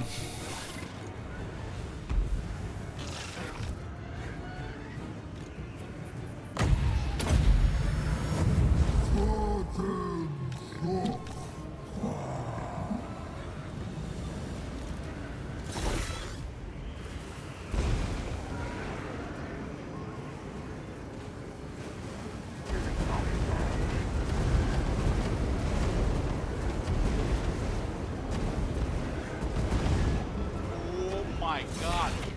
Have you seen that shit? Holy shit. What the hell?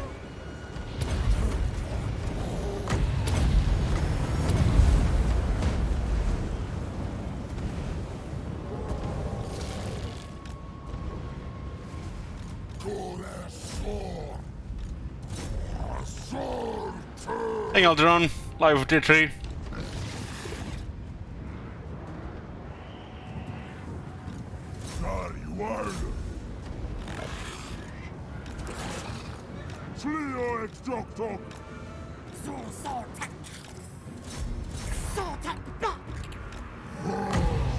What's this damage here?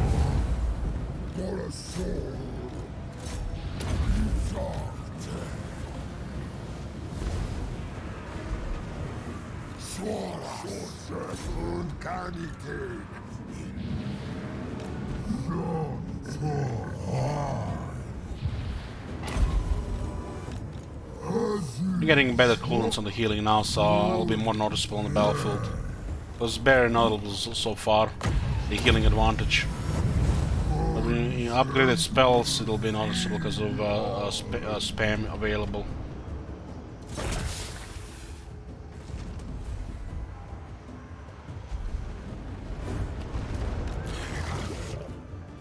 Yeah, we cleared all their armies. We don't have a single battle skill. Talk about try hard.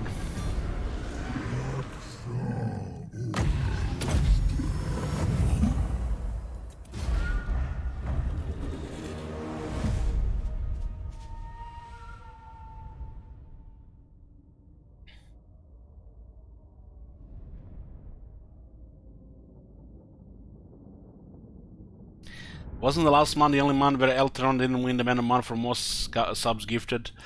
Let me check. Elteron. December, January, February, March, April, May. You missed June as well. Getting old, Elteron. Must be the crisis.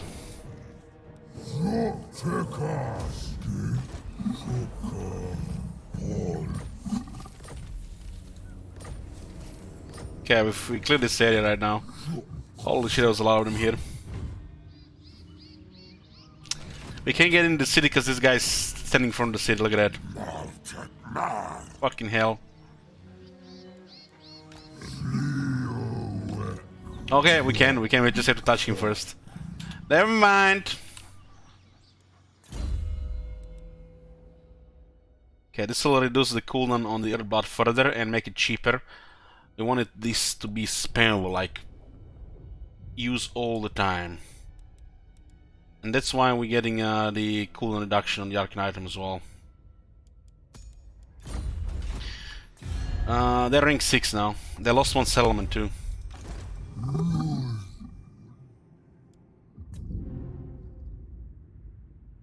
Looks like Skeggy got raised.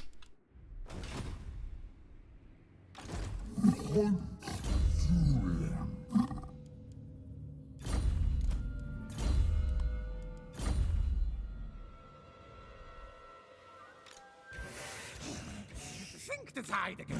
So we're getting attacked on 3 sides now. Here, here, and here. I think we still rush the Skaven here.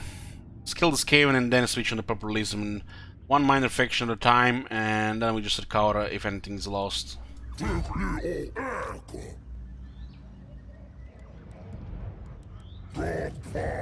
don't think we have to march here.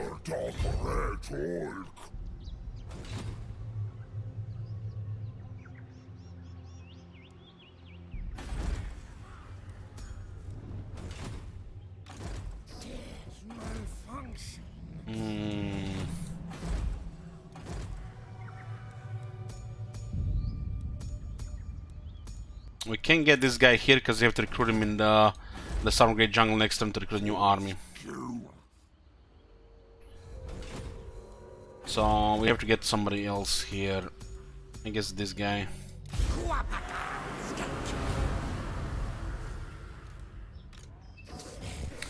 Not Scryer's will.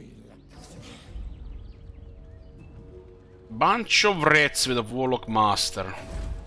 Our garrison is full health. If I recruit something strong, they will not attack. So what the fuck do we recruit here?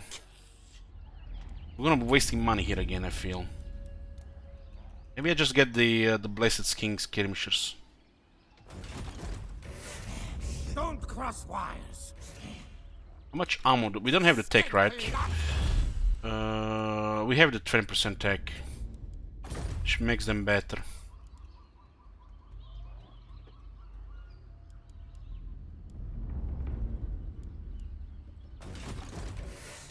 Bad plan scheme.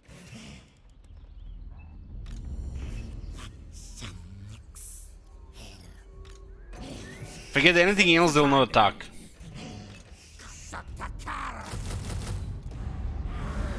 I guess we'll just deplete our blessed units here. They're really bad, other than for the emergencies. Makes them ideal emergency unit, if you have to try hard. You don't have to pay cost for them, so that's a good thing. If I get any of these, I don't think they're gonna attack.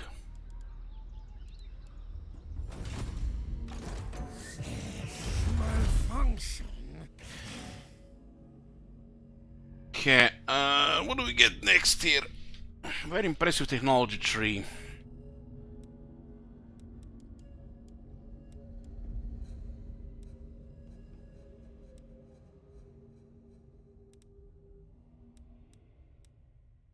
I guess it's time to get a movement range, right?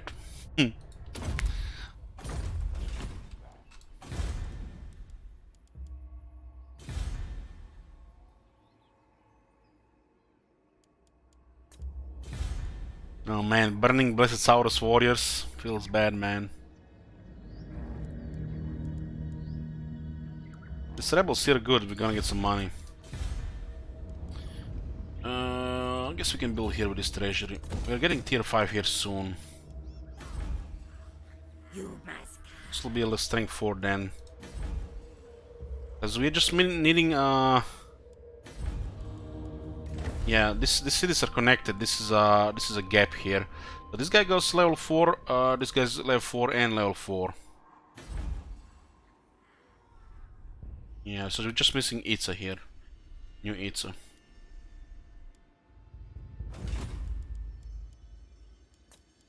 It's a core still missing public order. Yeah, they don't have public order in the core building, which is strange considering their basic buildings have public order. So they probably forgot. But you just keep this building here until you build like everything else with 2 additional public order buildings, And then you can just remove it. You have to build one of these anyways, you know, for technologies. This one will be 5 public order and it gets geomatic web 5 connection.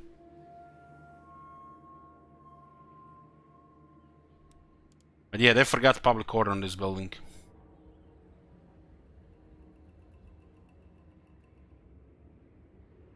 There are capitals which pretty much are the same as this with a public order.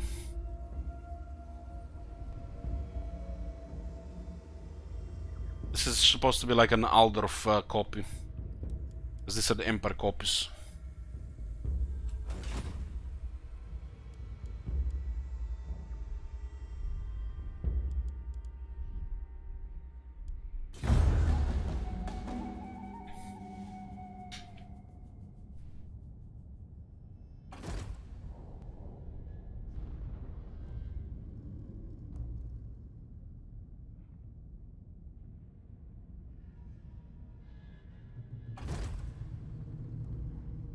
And they're going for the corner again.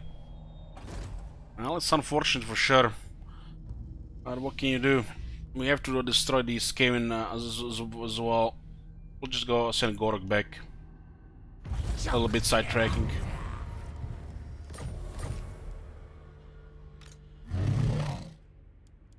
It looks like there's gonna be just in range to reinforce here. That is banded the unit here. So they don't have the money anymore. They still have the capital though.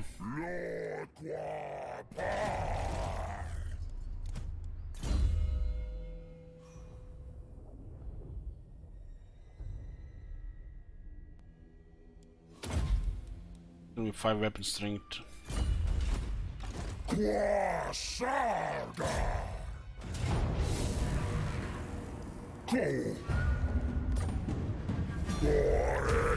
Just like that.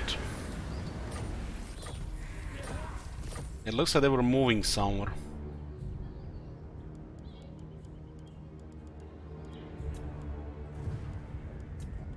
Oh, the bastards used the underway, look at that.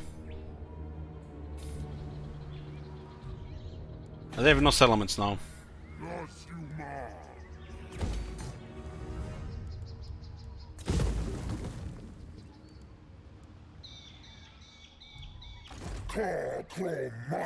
Did we complete Ictus Deathwish? No, gave up on it because it was taking too long.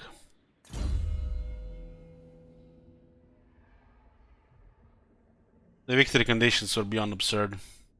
We had almost all of Nagara though, so we're making progress.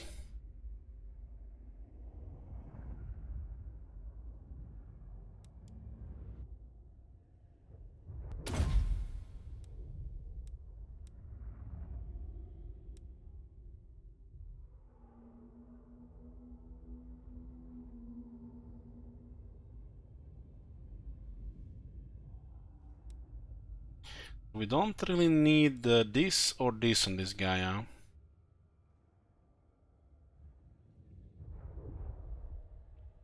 Guess we can even get another battle skill. Yeah. I love how flexible his skill tree is. Just Blade Master here is more than enough. Makes him have good attack and defense with just some of the skills here. And we can get even another battle skill, which is so nice. This two is just overkill of overkill. He's has such high toughness.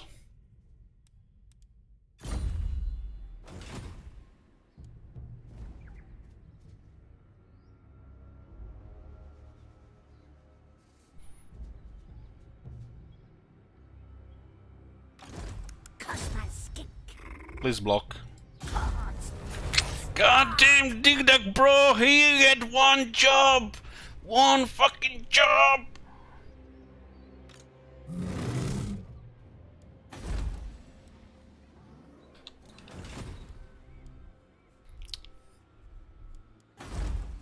We need to make a move here, right? We have to get rid of these bastards here. They have Awakening though, and attacking Awakening is on. Oh my god, are you serious? Count Noctilus, you useless shit! What the fuck is I this? cannot rewrite reality. They take it down the rebels. They better take down these rebels too. Where is the corruption? God damn.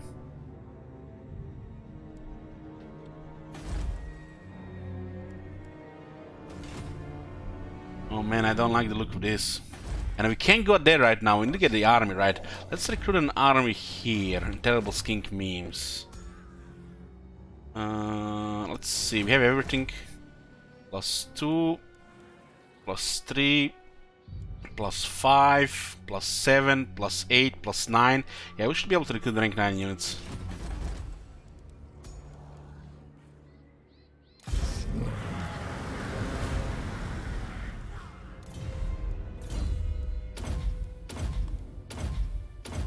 Yeah, draft master is here.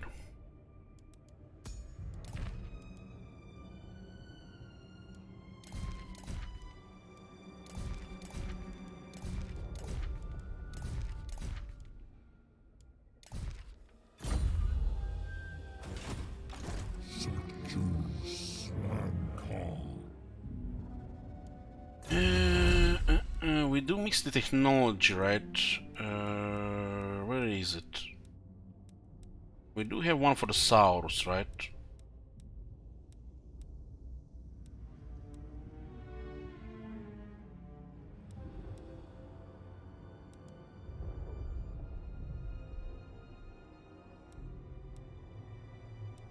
Yeah, it's this one's. This one are for the ranks.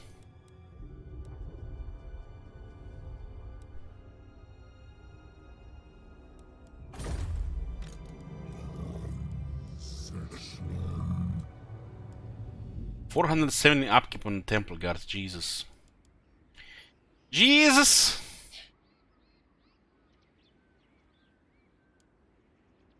$620 on the Stegadon.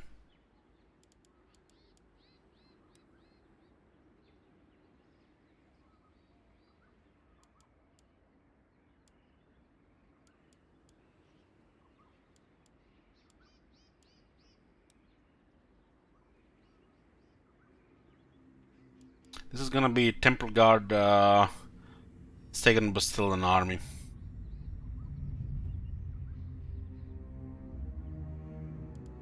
Take this tool with a little bit of variety and a little bit more options with abilities.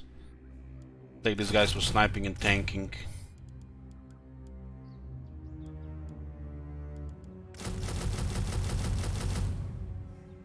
One, two, three, 4, 5, 6, 7, 8, 9, 10. 10 are enough. 7 turns is way too long.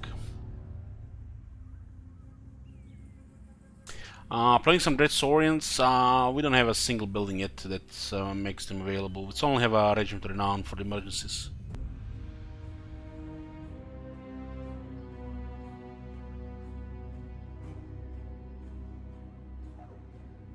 Seven turns is a little bit too long.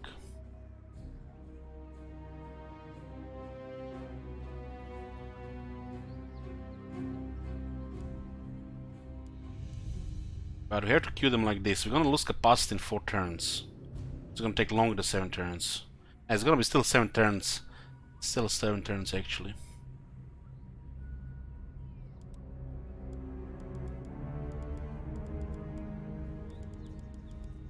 Can I win in 4 days? Barely.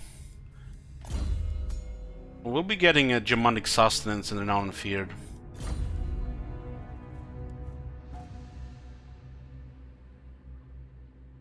Yeah, but global they don't get bonus experience. They, you know, these developers forget as usual. Because, you know, global recruitment is using them global, so they come global for Southern Great Jungle.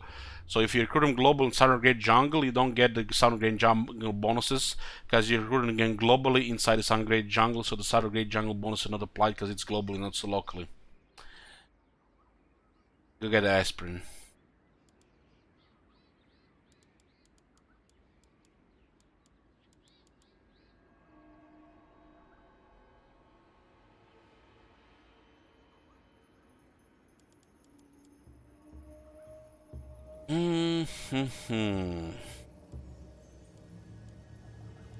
Should be fine this. Let's just keep it like this. See how it goes.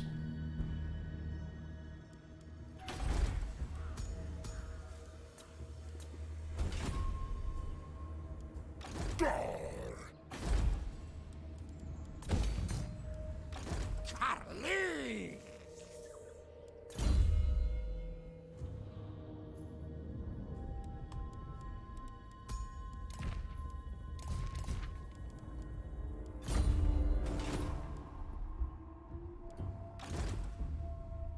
We'll be getting money from bells, right? So it's fine.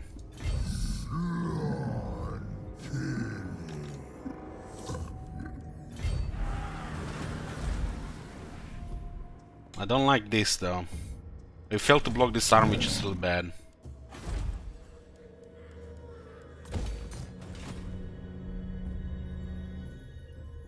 Yeah, we'll get rid of them when we clear this. Don't cross wires!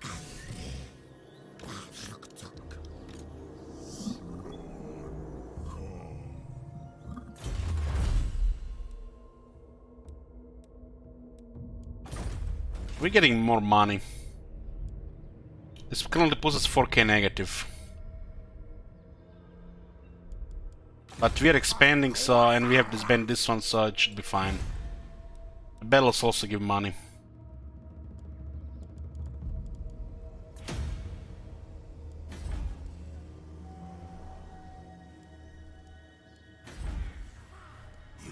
Sword is cute.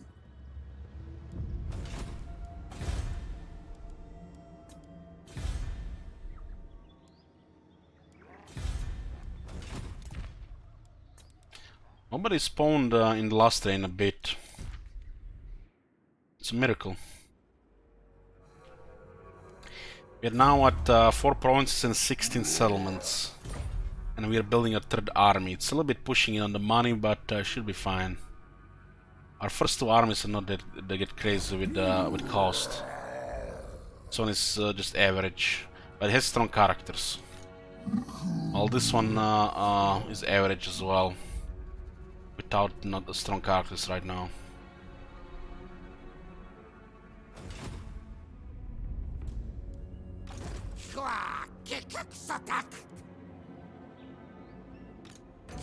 Bad plan scheme. Well, if they keep raiding, we get a Volan with this bandits army. There's a chance the Sentinels of Zeti have chamber visions in range. It seems like a couple of millimeters off, but it might be in range. Failed to block on over 60%. And it does look like Teclis will be back again, which is bad. Oh, look at this, we just encountered Beastmen. Oh my god! Too soon!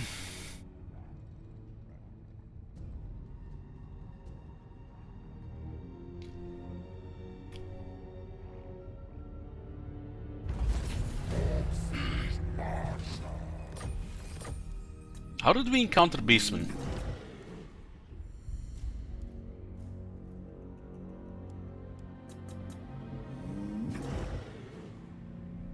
Where? They spawned on multiple continents?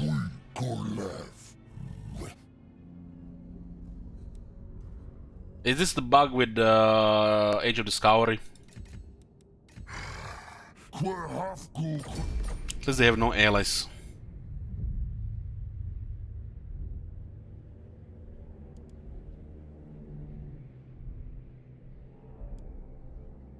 Are you liking your Man on Demand, LS? Is it everything you wanted?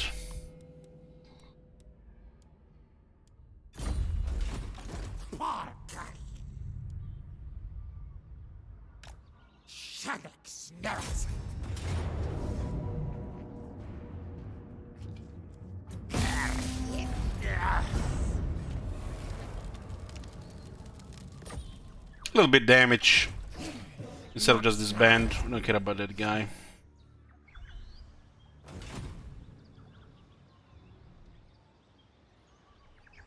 Well, I've been very careful to avoid that. Remember, we have abandoned Star Tower and the Awakening. We got knowledge. 5 head. Curse my skin. Please block. Thank you very much. It's amazing now. No downtime. If they go for this helmet, doesn't matter. It's only one faction now, right? They go for Tlaxlan. You mad? You need a proper armor to take this city. What's garrison like here? Ooh, I forget the garrison is damaged. I think it should be fine. I'll take my chances.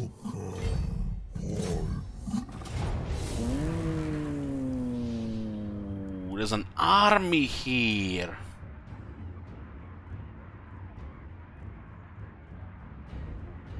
So they were waiting for us. What to worry about here? Nothing really awesome, just warp lightning spam.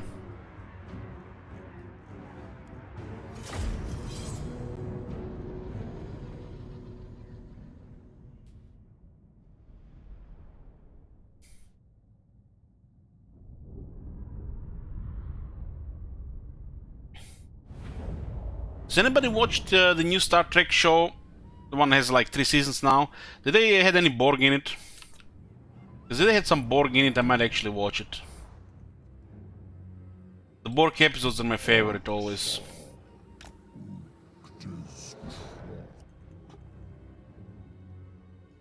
Guess we harass with hunting packs and just get them into a bed spot here. Scouring, no Borg yet. It's almost like they're saving the Borg for the next movie or something.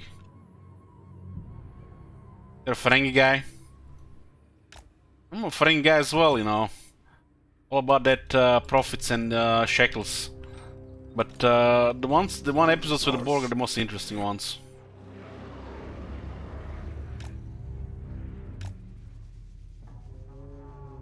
Borg after Voyager.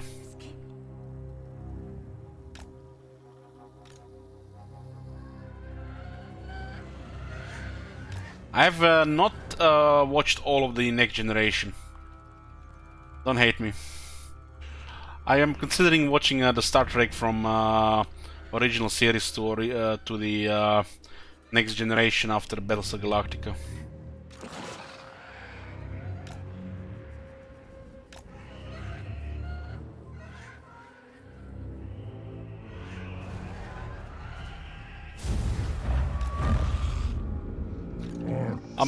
Saw the first 5 episodes of Battlestar Galactica, the miniseries and the first 3 episodes, and I'm hooked.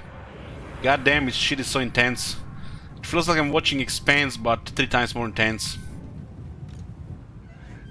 That Michael Hogan character is my favorite so far. I don't know, that guy is just nailed that role there in that show. Hi. The guy that says, "You're awake," you know, from Fallout New Vegas, the doctor.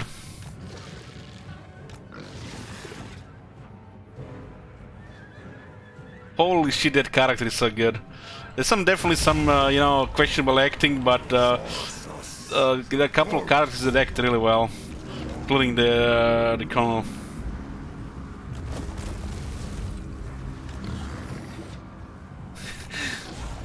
That I think is the second episode when he gets drunk, 1/3 episode, and then when that girl is laughing when he's just going with his when he's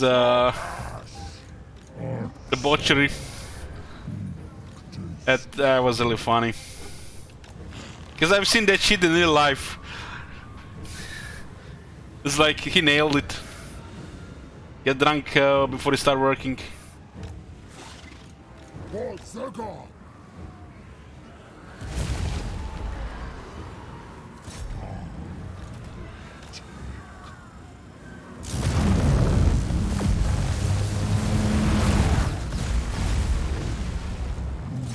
Just wait here.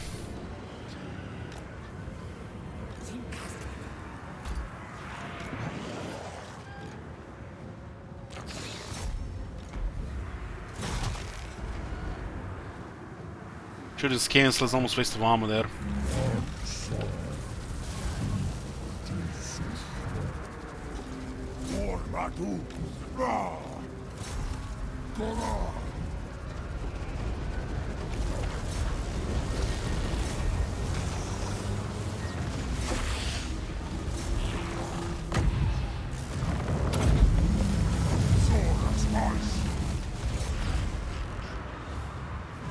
almost like they're waiting for Ripperdactyls to come down.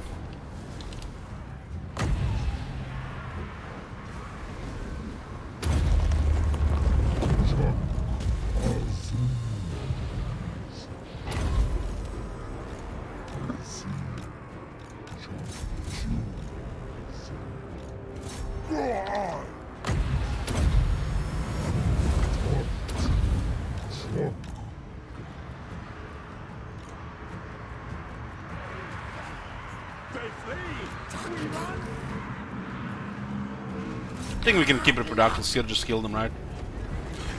The side is held by the hunting packs.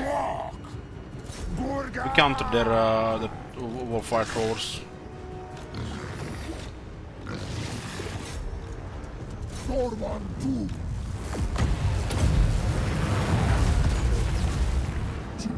And this is under control. This unit doesn't have to move, we can just keep fighting like this.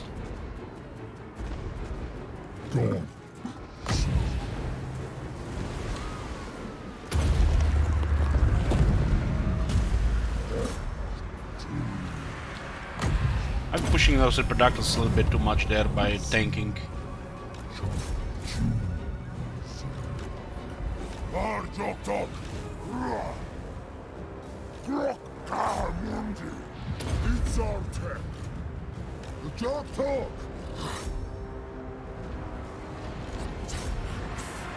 Ah, this is fine, don't get terrified.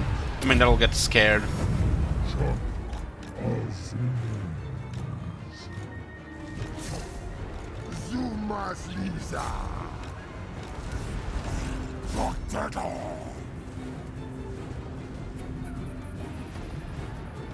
This thing breaks, the Ripperdactyl will just kill the rest of the arm, right?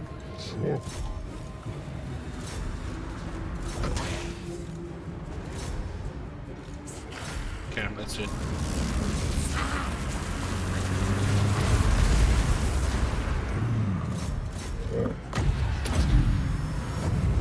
No, the runners, they're just gonna be annoying here.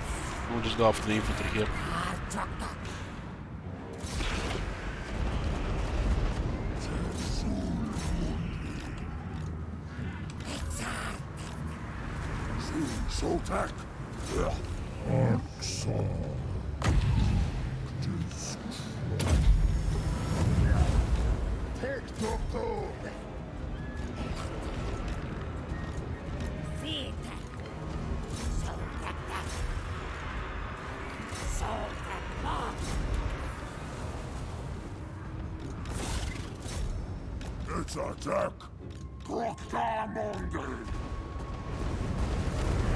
Ah, they don't want to shoot now, they don't have a fire superiority here. Shoo.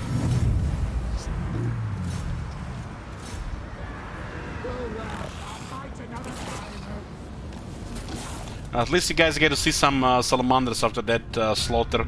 We lost a couple of units. Otherwise I would have not recruited salamanders. You can't be Elite, you boring fuck, recruit some cool units like salamanders. See, I deliver, guys. I'm a man of the people.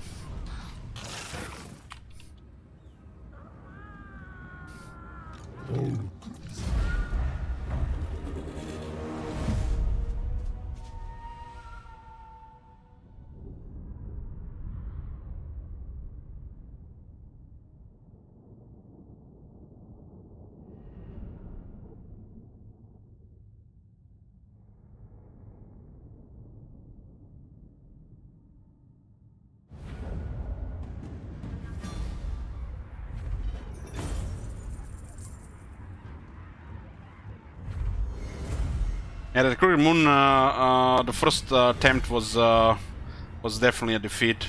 The second one, we were doing the world domination, so we're going for a long campaign, and it was just unrealistic. But the short campaign victory was totally doable. Ignoring the dwarves that first time, just wrecked. But the second time we went to Agra and it was fine. It was probably the hardest time to play Crooked Moon that time. Especially if you ignore Belagar.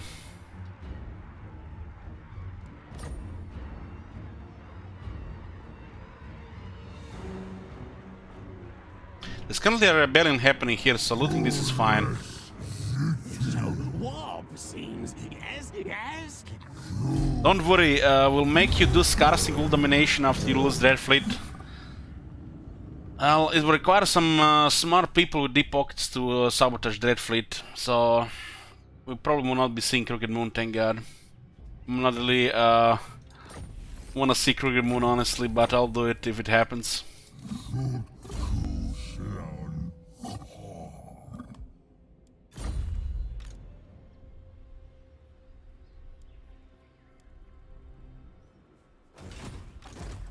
Like, Clan Morse campaign we played last time, Scotty was very close sabotaging that one. If it has been like 2 more units when he was going with all that crazy stuff, the campaign would have been lost. We just need 2 more units to be gone. And it was enough to recover, just barely enough. Had to go resort to slinger shenanigans, right? If we had 2 less units in the armies, the auto-resolves would have been possible. And we would have probably just lost the armies.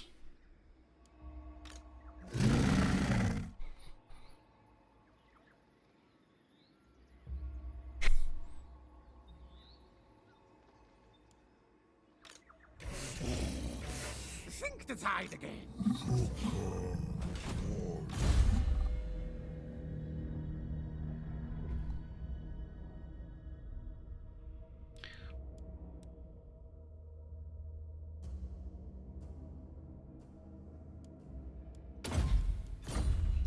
I think we should be fine on this side. Still have Awakening, it's very awkward to get there. You must die.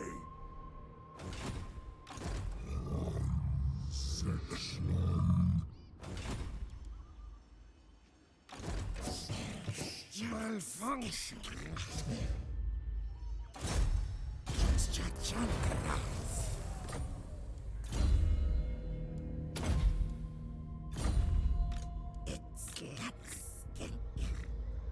We got the replenishment with the chief on the last slot there. Even the Lawmaster could I don't know, maybe if they take enough attrition they lose this battle. It looks like Teclis is back.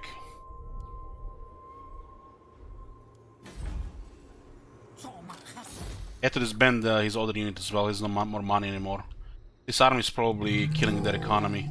14 units, we probably expect a few more disbands here. No money, huh? Yeah, losing this has crippled their money.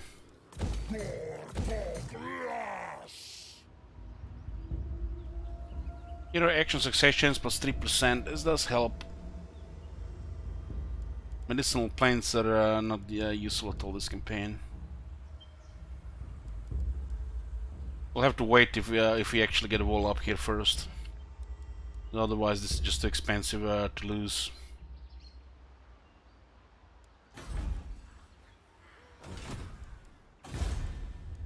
Oh, tier 5 Temple of Pachacoti. Let's get more money and we'll get access to tier 5 buildings. We have all the infrastructure here with 1 slot still available. This is a public order building, which means we could definitely remove monuments. Then we have 1 slot available. I guess it makes sense for both here, you know, in a standard campaign. The emerald pool is a little bit weaker.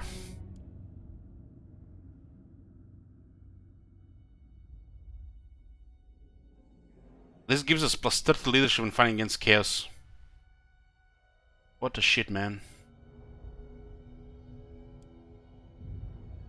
What the shit.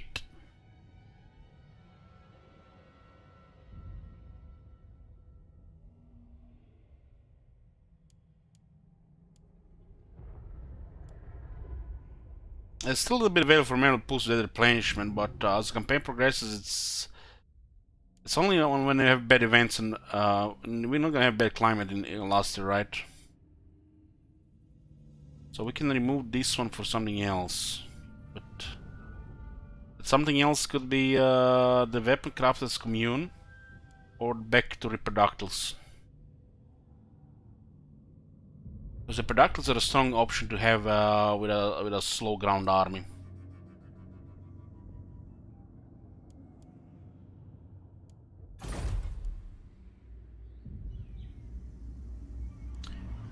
Yeah, we don't need this building here anymore. Back to the Productors. We also have the Shine of Birds, which makes these units better as well, because they're cheaper. The Terrans also could be considered. With these two techs, these units are pretty good. And add the Bell skill.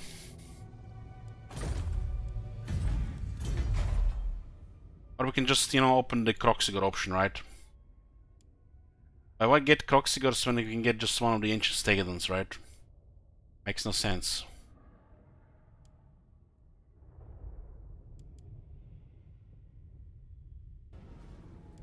Oh my god.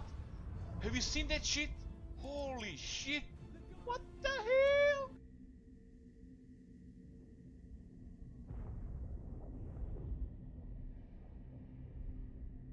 Yeah, I'm gonna leave the option for the Flyers.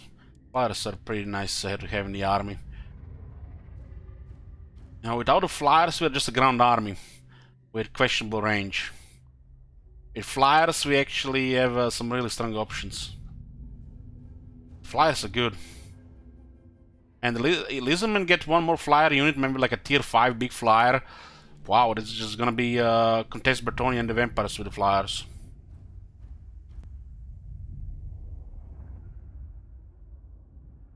So nice to have flying units in a slow ground army. They require effort to, you know, to get performance right. But it's there, it exists. Battle skills, technologies, even landmark. These units are annoying as shit. And deadly as well.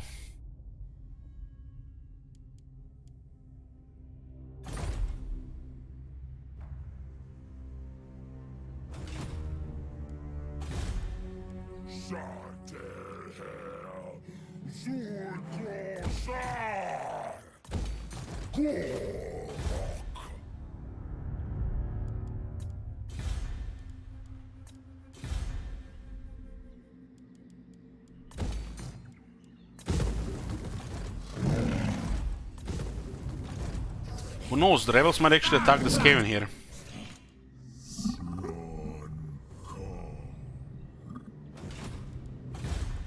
Do the Lizardmen have like a single entity big flyer that could be added in time to the game? Probably would fight something similar to the Deathshriek Terrorgeist.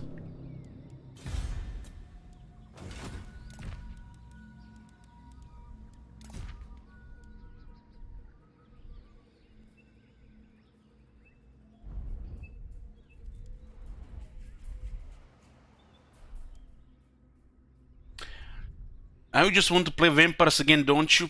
I want to play Vampires like every second week. I'm thinking about like big monster flyer, Scotty. That's strong in melee. Like something like a flying Dreadsaurian. Now that'd be something.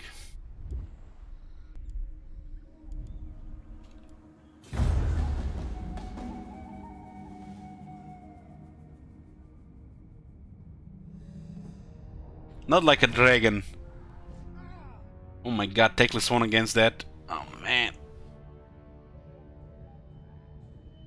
I would just like it like a just massive flying single entity that has just a really strong AoE attack without any breath abilities and shit like that.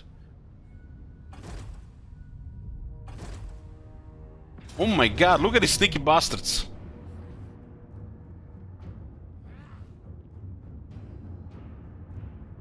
These guys are annoying as shit. Why did they didn't even take any attrition? They even moved right.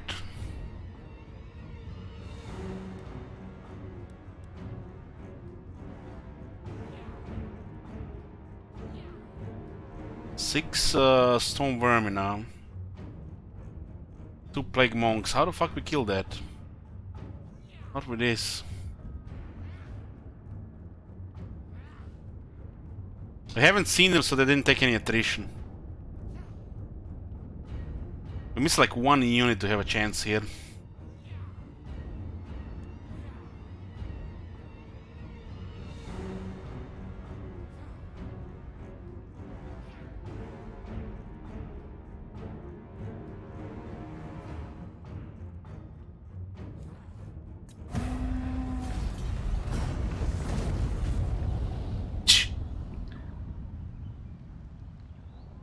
No settlements, I'll raise it. So looks like the beastmen have respawned in the jungle while being present in Bretonia.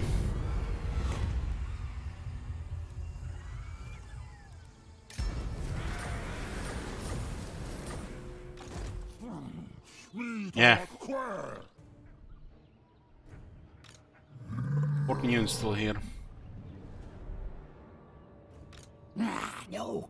Need my warp token stash.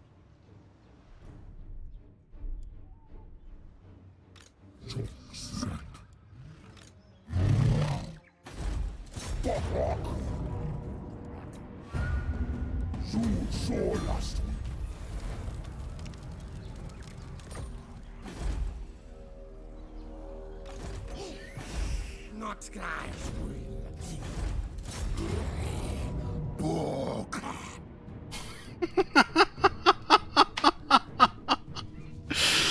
Goddamn, this reminds me sometimes of Warhammer 1, when it's either full yellow or full red, nothing in between.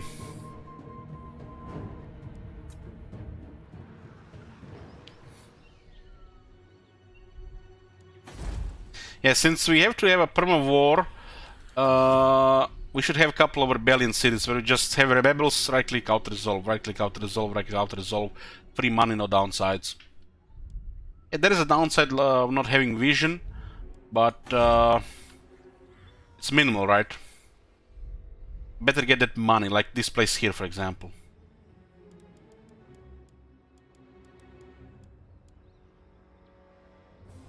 Rebellions are really good when you can just out-resolve them, right?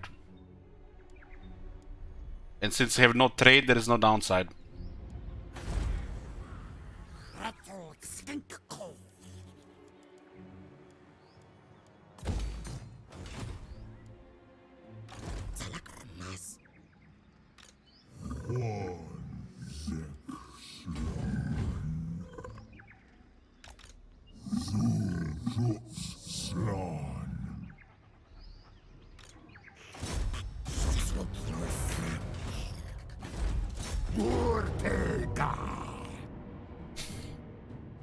Jesus Christ.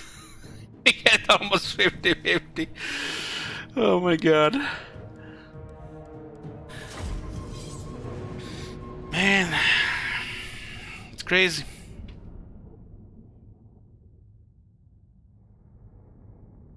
I had news today, guys. I might actually be getting a new window in the room soon. Right now that the summer is almost over. Which means I might consider air conditioning next year. It might take a day or two for them to install it, and I might have to move everything from here. So we might just have a very short stream one day.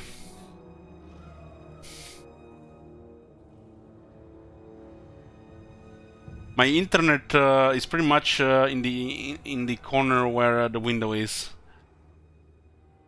I don't think I can have it enabled while they're working there.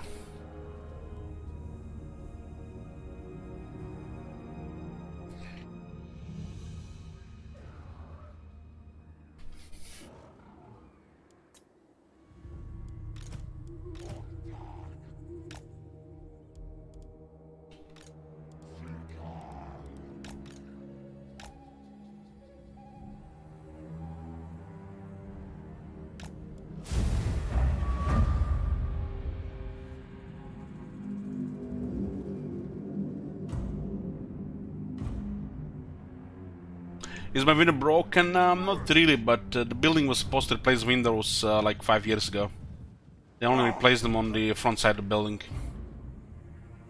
I'm on the back side of the building and using the windows from the 70s.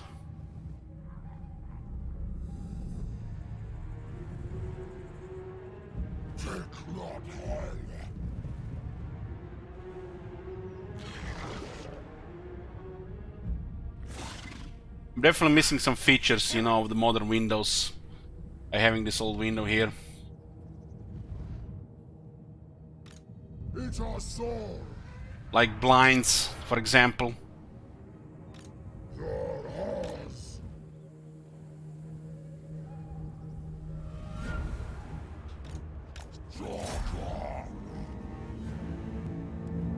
Sword as ice. Was also pretty much preventing me from getting air conditioning dead in the electrical system.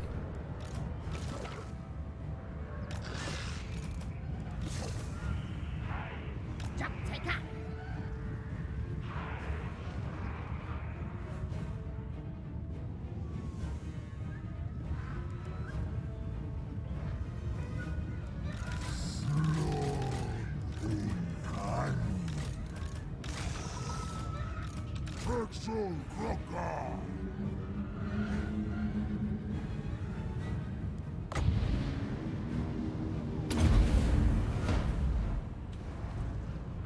And these madmen are just going for it. As ice.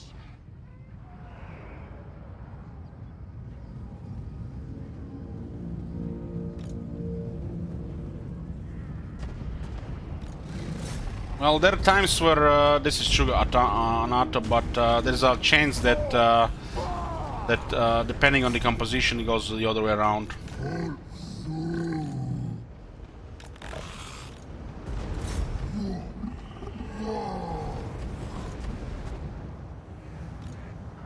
Vortex.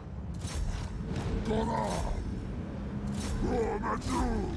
Fuck, fuck.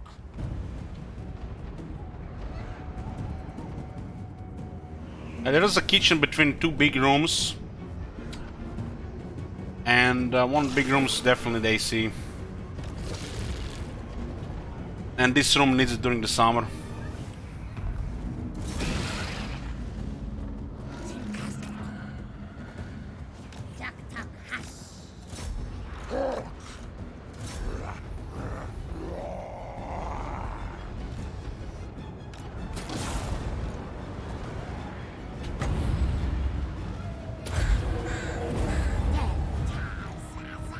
Should go around to shoot him. It's gonna be a spitting contest.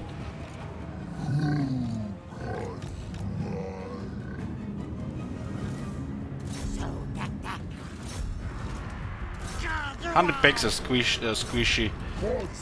The reproductibles do massive melee damage. They're squishy themselves, but only to counter units. Like something that has a high bonus against large, like Saurus Spears.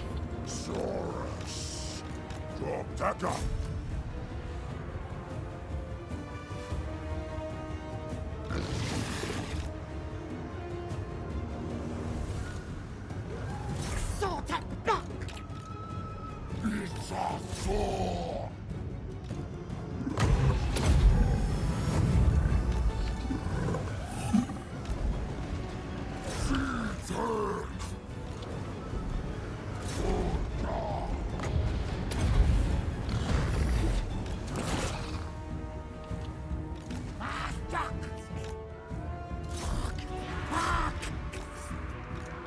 Formato. Tak, tak. Daruan. Tech clear.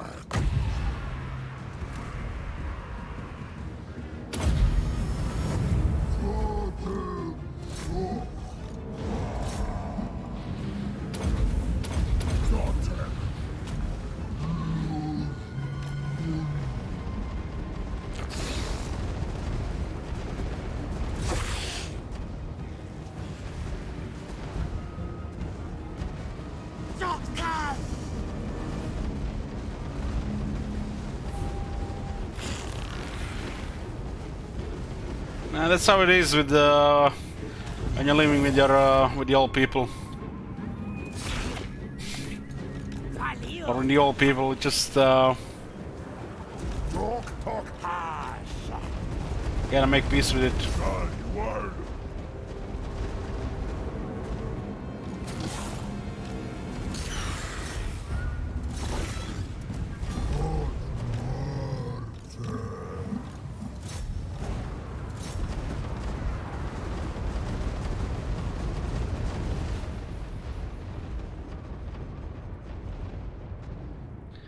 $500 to $600 a month for electric bill, Jesus. That is beyond absurd. How big is the house?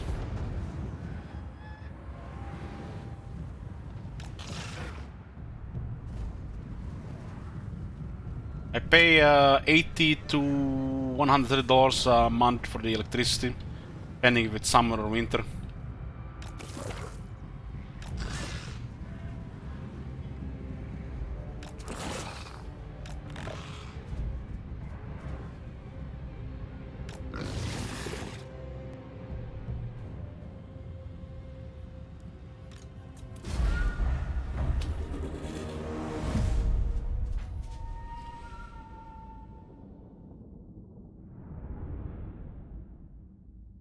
Well, settlements of Zeti are being pushed. Exoatl seems to be focused north a little bit. And we just have to worry about those two minor skin factions and slowly expand north. We're encountering less and less resistance and less whack-a-mole.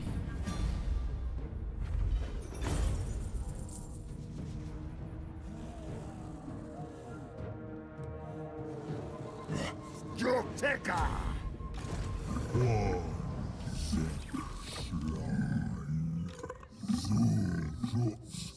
So this is the settlements probably eyeballed by the Malagor there. Marlukat! Going in the city is not worth it, they might just grief besiege it. It's rare, but it can happen. Yeah, let's go the Proud Warrior.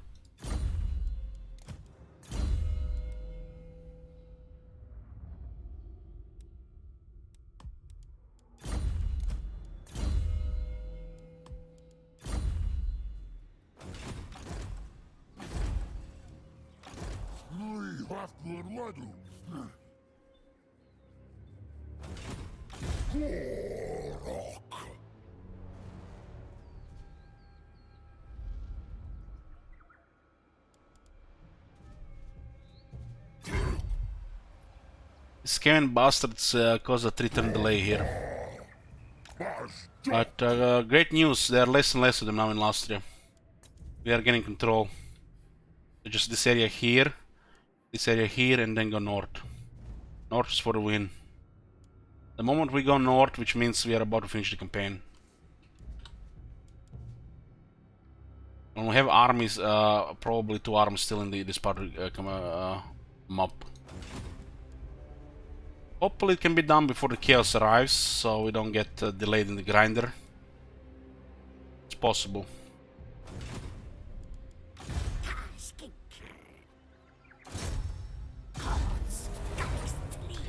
Tigdak brought the levers again.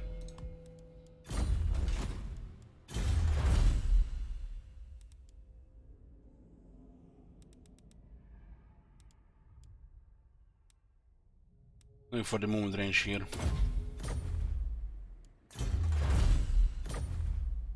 The council is disappointed.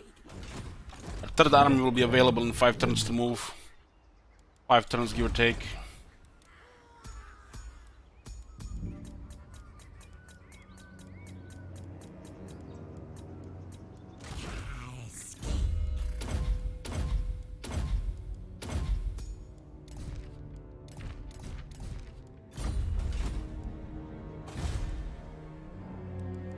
Yeah, oh good, oh good. Almost like that it's been that lord there. There can be the behavior there. Did they disband this lord here? Fucking hell, man! It's almost like the game got ninja patched. We encountered the bug we have never seen before from Warhammer 1 mechanic, and now the lord is missing here. They used to disband all the units, but not the lords. I've never seen that it's been a lord because they're bankrupt. And this same have their 4 lords. The lord was here, right? There's been it from 3 units to 2 units, from 2 units to 1 unit, and now the lord is gone.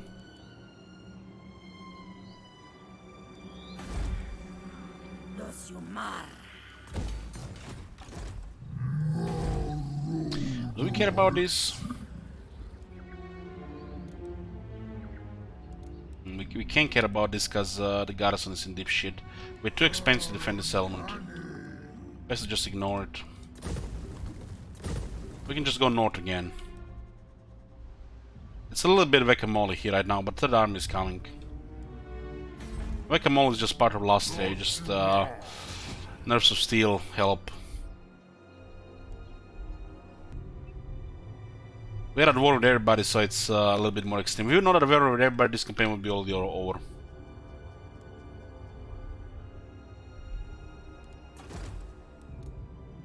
We would have allied with Gran Pepe, would have won like 10 turns ago. Instead of spending like what now, 15 turns on whack-a-moling. This would have been occupied. Allied with Gran Pepe, campaign over here, since Gran Pepe is doing good. He had all of this before he started warring. So those 10 to 15 turns, this will be all occupied, and then just this hearing click, click, click, click, click, instead of just whack-a-moling here. Yeah, you can win on this campaign before turn 70 easy. If Exoatl does well. Which is not always. Not always.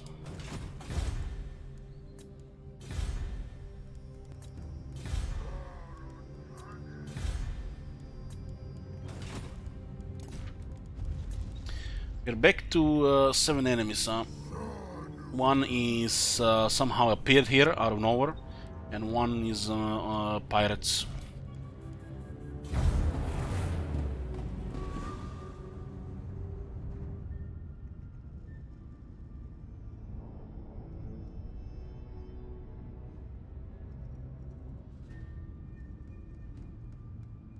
You're doing a campaign where you have a permanent war with everybody. It's just everybody's targeting your weak settlements until you get like army number 2, army number 3 is just setbacks, sidetracking, and whack-a-mole. That's how it is. The second army gets easier, and the third army pretty much stable.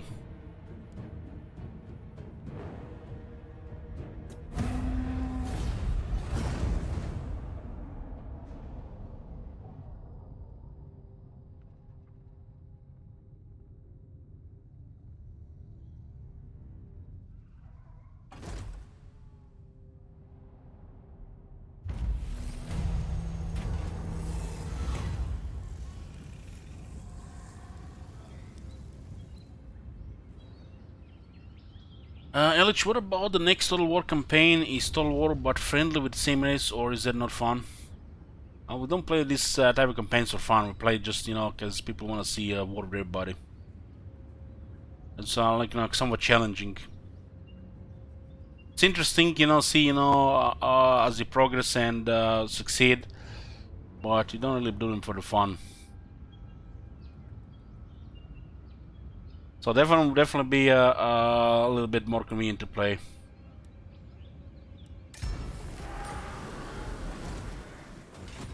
Really? Even the law They master better not could take settlement with 5 units here.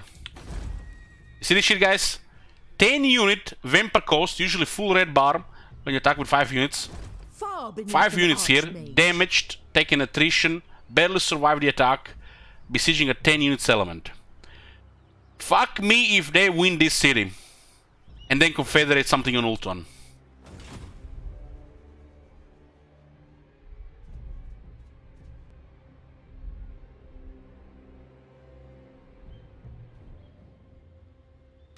Retulka. Itza telko. Go. Okay, one more minor factions destroyed. So this is probably the most satisfying part of the Deathwish campaign. Destroying minor factions. Slowly taking control. Slowly taking control of the continent. And building basically a stable empire. It's probably most the satisfying part of this campaign. And the fact you have done it while you're at war with everybody, while they're annoying you, chopping at you, while you're trying to survive and progress, makes it, you know, somewhat satisfying. And this is, you know, when the satisfying part of the campaign starts. Especially when the victory condition is reasonable and not gonna take 2 weeks.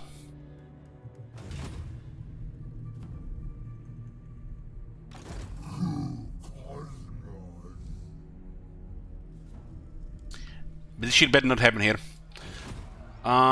Looks like, boys, it's gonna be food time. Be AFK here. We'll still playing when I get back.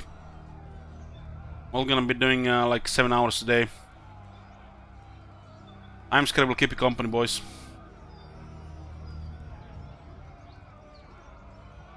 In royalty and reshape this land which is mine. I do this for you, Red Legions, for I love you. I love, even as man, great Talos cherishes, for he saw in us, in each of us, the future of Skyrim, the future of Tamriel. And there it is, friends, the ugly truth. We are the children of man.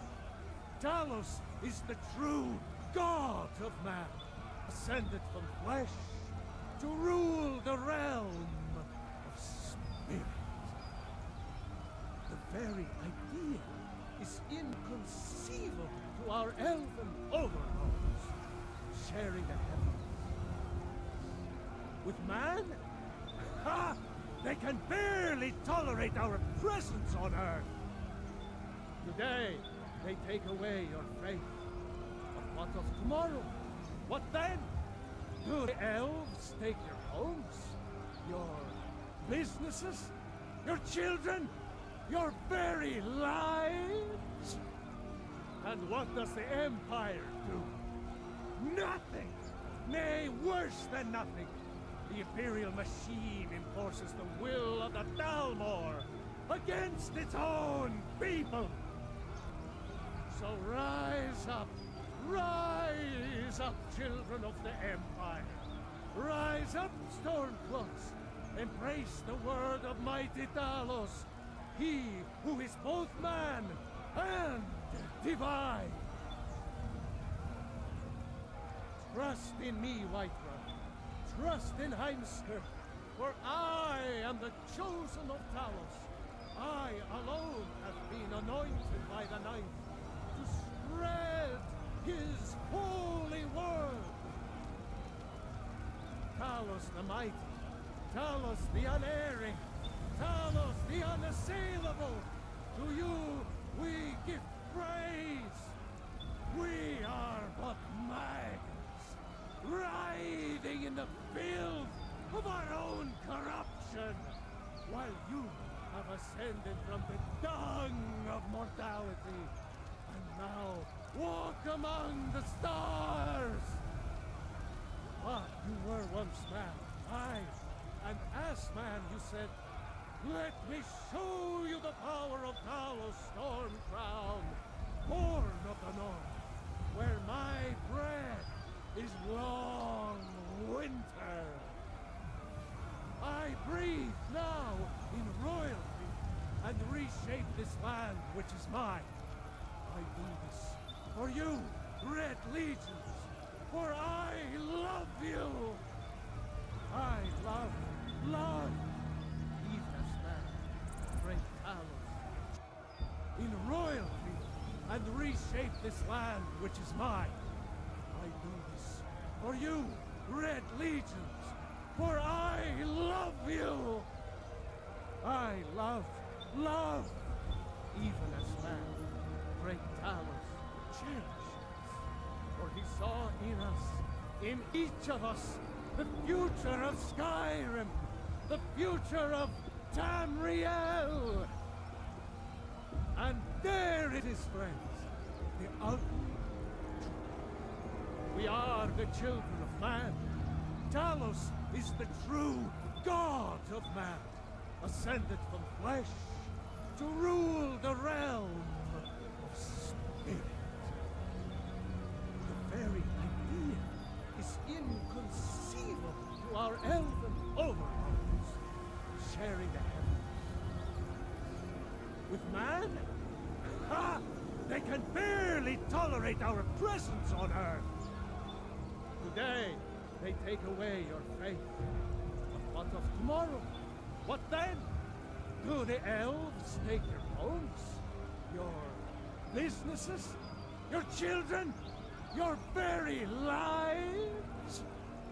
And what does the Empire do? Nothing! Nay, worse than nothing! The Imperial machine enforces the will of the Dalmor against its own people! So rise up, children of the Empire! Rise up, Stormcloaks! Embrace the word of mighty Talos, he who is both man and divine! Trust in me, White Brother. Trust in Heimskir, for I am the chosen of Talos. I alone have been anointed by the Ninth to spread his holy word. Talos the mighty, Talos the unerring, Talos the unassailable, to you we give praise. We are but maggots, writhing in the filth of our own corruption, while you have ascended from the dung of mortality, and now walk among the stars. But you were once man, aye, and as man you said, let me show you the power of Talos Stormcrown, born of the north, where my bread is long winter. I breathe now in royalty and reshape this land which is mine. I do this for you, Red Legions, for I love you. I love, even as man, great Talos. In royalty and reshape this land which is mine. I do this for you, Red Legions, for I love you. I love, even as man, great Talos cherished us, for he saw in us, in each of us, the future of Skyrim, the future of Tamriel. And there it is, friends, the ugly truth. We are the children of man. Talos is the true god of man, ascended from flesh to rule the realm of spirit. The very idea is inconceivable to our elven overlords, sharing the heavens. With man? Ha! They can barely tolerate our presence on Earth! Today, they take away your faith. But what of tomorrow? What then? Do the elves take your homes? Your businesses? Your children? Your very lives? And what does the Empire do? Nothing! Nay, worse than nothing! The Imperial machine enforces the will of the Dalmor against its own people! So rise up, children of the Empire! Rise up, Stormcloaks! Embrace the word of mighty Talos, he who is both man and divine! Trust in me, White Brother. Trust in Heimskir, for I am the chosen of Talos. I alone have been anointed by the Ninth to spread his holy word. Talos the mighty, Talos the unerring, Talos the unassailable, to you we give praise. We are but maggots, writhing in the filth of our own corruption, while you have ascended from the dung of mortality, and now walk among the stars. But you were once man, aye, and as man you said, let me show you the power of Talos Stormcrown, born of the North, where my bread is long winter.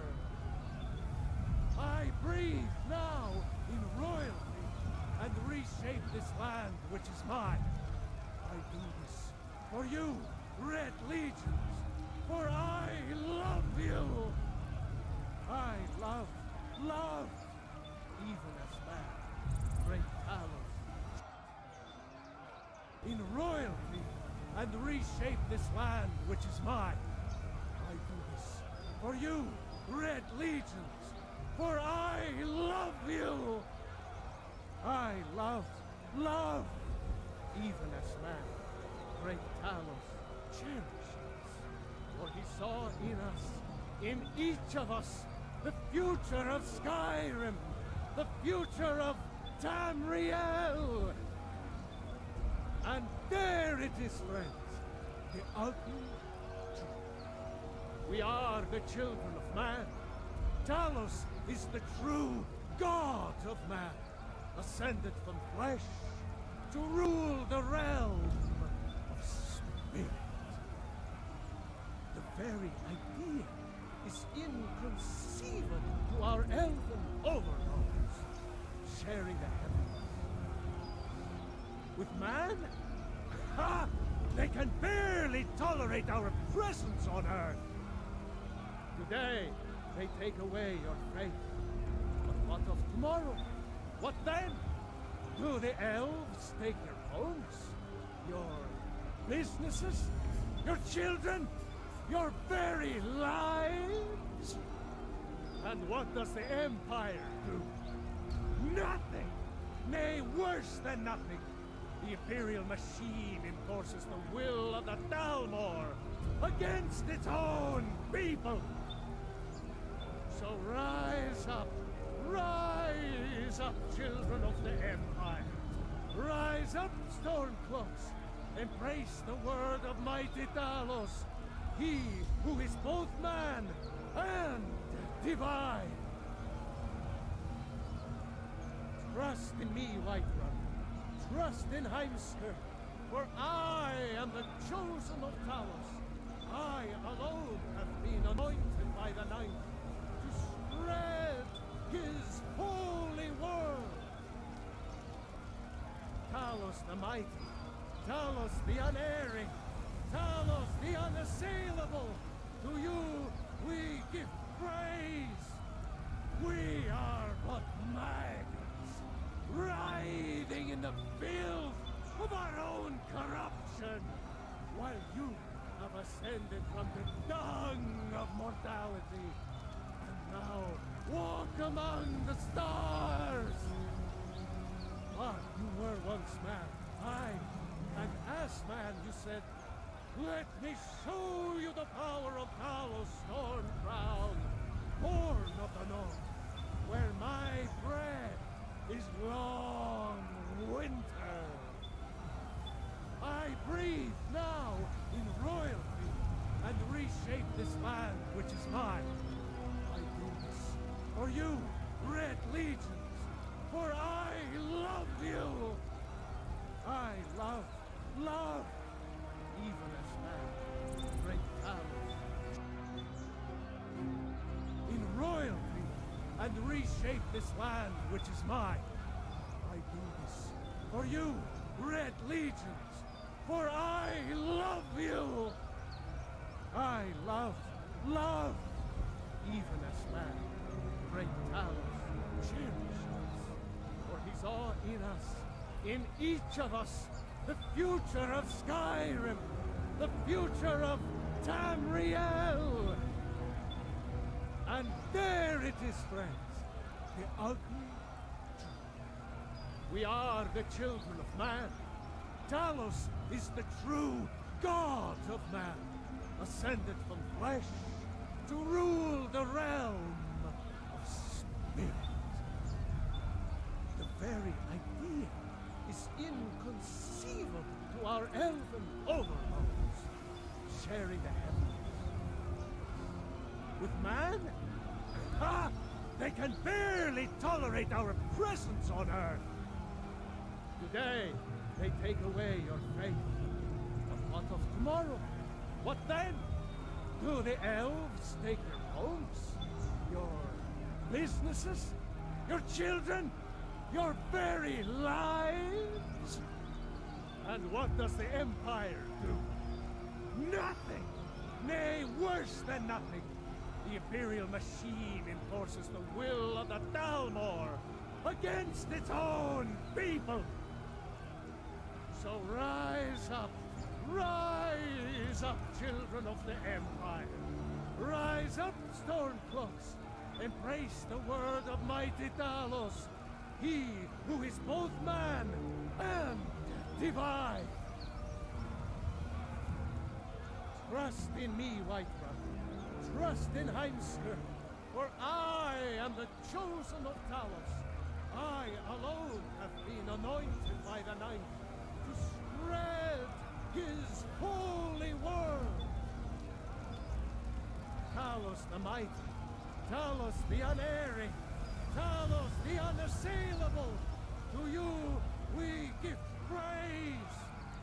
We are but maggots, writhing in the filth of our own corruption, while you have ascended from the dung of mortality, and now walk among the stars. But you were once man, aye, an ass-man, you said. Let me show you the power of Talos Stormcrown, born of the North, where my bread is long winter.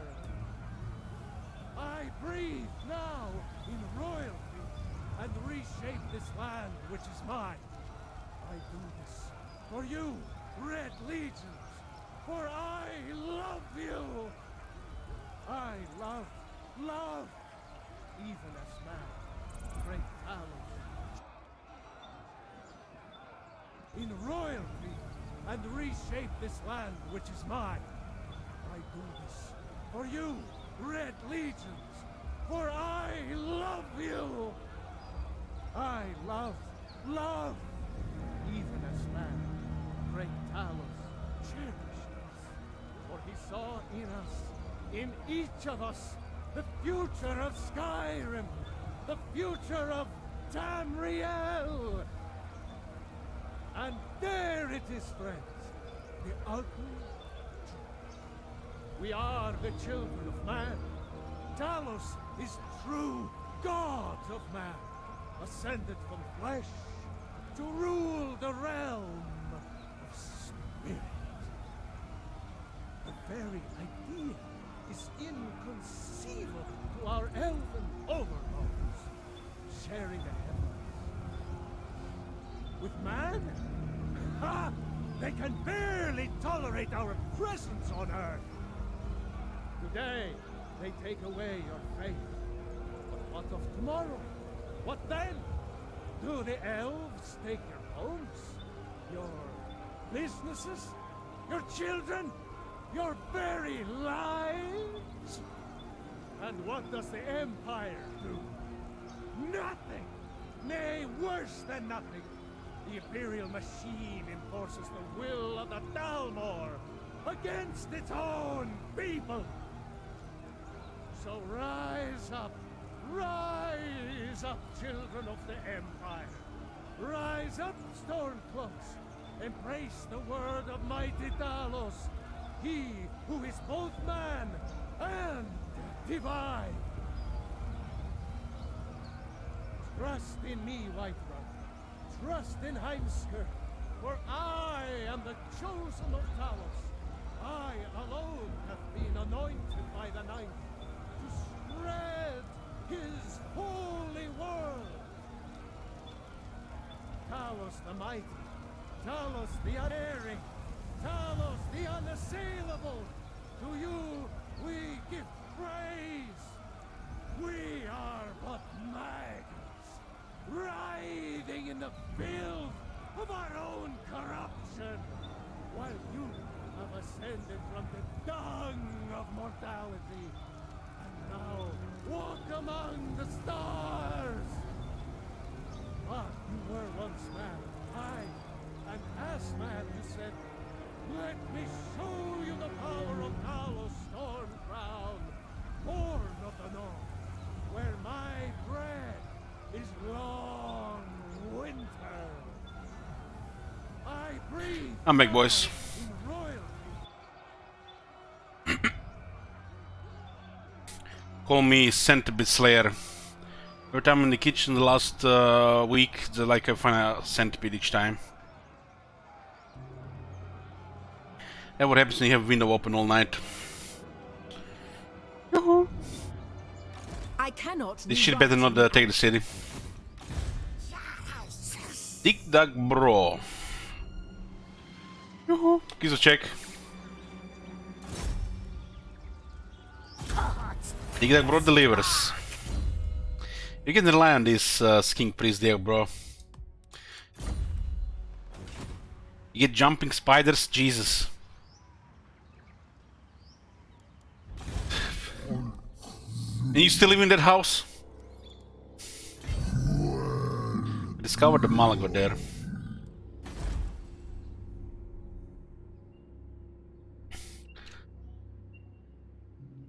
Leave door open, jumping spiders invade.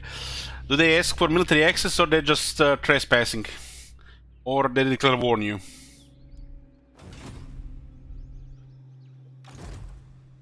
Looks like a retreat here. No retreat, nice. 4 Sigers though.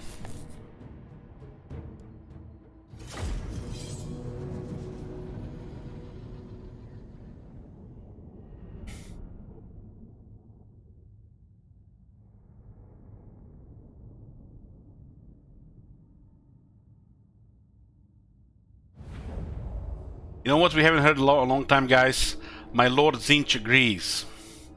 When we were doing that world destruction campaign with the Chaos where we destroy the world, every day in the morning I wake up, my Lord Zinch agrees. On this, on that, it's in my head. Now I'm just back to, yes, yes, get out of the bed. Yes, yes. Elich, you've been in the bed for 11 hours. Yes, yes, get out of the bed. Elich, get a breakfast. Yes, yes. Take a piss, Elich. Yes, yes. Drink some water. Yes, yes. Start the stream. Yes, yes.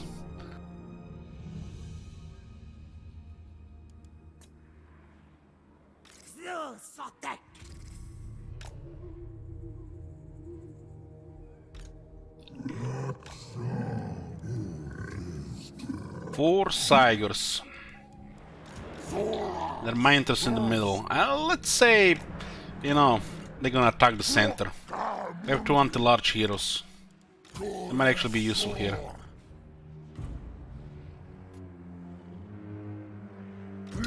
So how many people here are dying to see the next dwarf campaign? Because I've been itching, my bit has been itching, and I feel like that Marconos request to shackle so many demands can't come any sooner.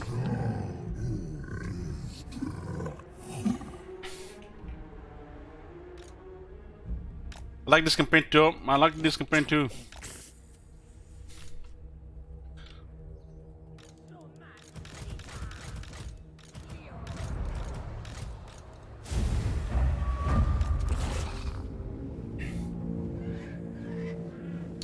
You want a dwarf campaign followed by an emperor campaign followed by high elf campaign? Jesus. Look at this.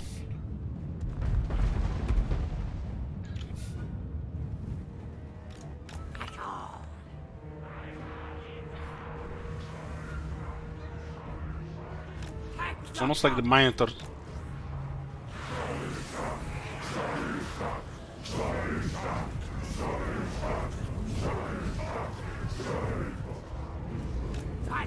Let's clear the some of the raiders. Thank God for flying units.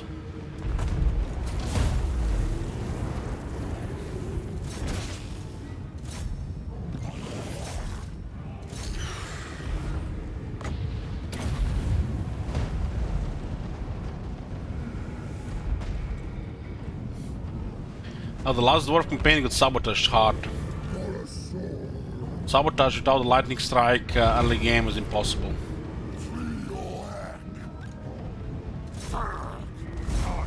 Oh shit.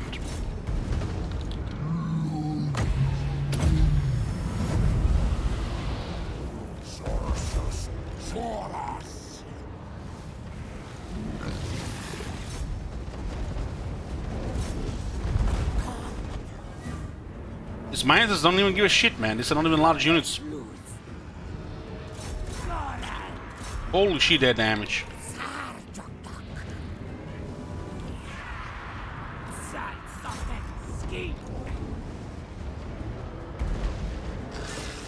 They're just melting our Saurus like they're nothing.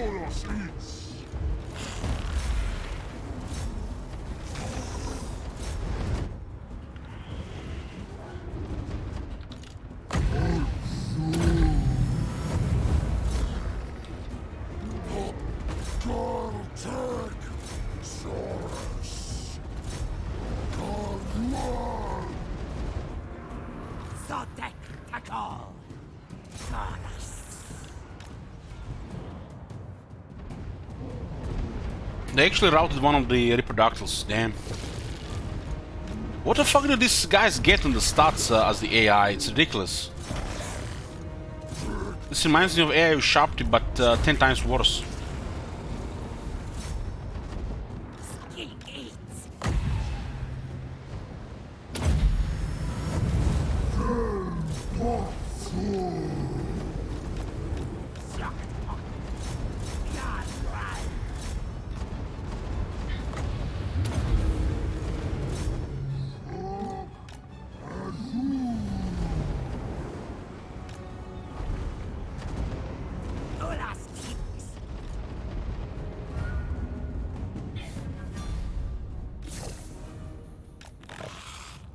That's because we are missing the battle skill.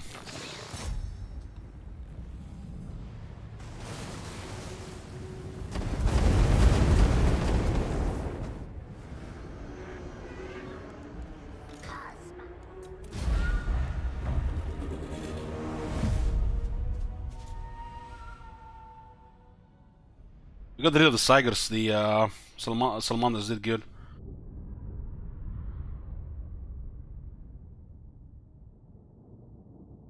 Because if you don't do any damage, they just keep winning and they just don't rout. But if you do damage, they're not gonna be fighting to the death. Maybe we should have just stopped and fire on the Minders first.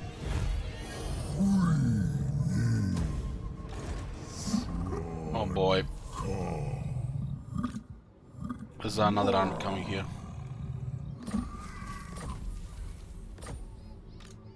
So much about destroying beastmen here, right?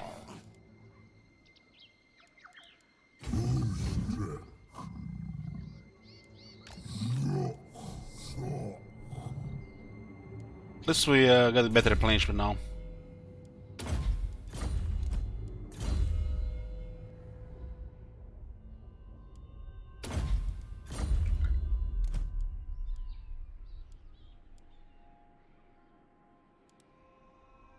Well, as long as we are not going north, this is basically the war zone. Better they are fighting us here than here, here, or here. Don't you agree? It's a strategic location. Sometimes when you're in a perma war, strategic locations are places where you are basically bottlenecking them, so they don't run rampant during the inside all your empire.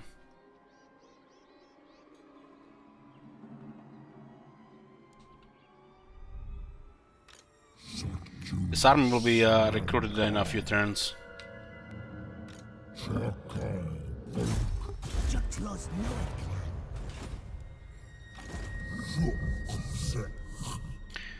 So, who do we have here? Calling? King Chief, look at that face. Look at that face. That's definitely royalty. And who is this? Who is this? I don't know. I guess it looks like an alpha. Alteron. You guys can, if you see a character that's not named, you can rename it with a channel points reward. But from time to time, I'm basically claiming names for the top 15 supporters. If anything is not named, you can claim it as a name. Even before I put shit wizard on it.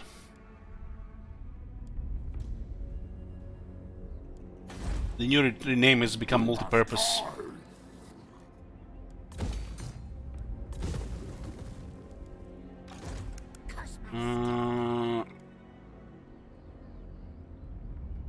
How are we getting a tier 9 Temple Guard? We have +2 experience from the right, +2 experience from the commandment, +1 experience from the event, +1 experience from Smiths, +1 experience from the Lord skill, which is Drop Master, and +2 experience from technology.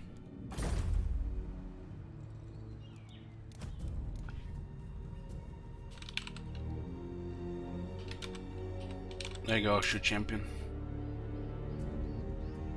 Lizardmen have easy access to veteran units. Just the right alone with technology and the Smiths can grant you 5 ranks. And then you have +2 ranks from the Right of Ferocity, 7 ranks. And if you have the usual Draft Master, Renown and Fear, that's rank 9. So you can recruit any unit rank 9 with Lizardmen. It's very nice.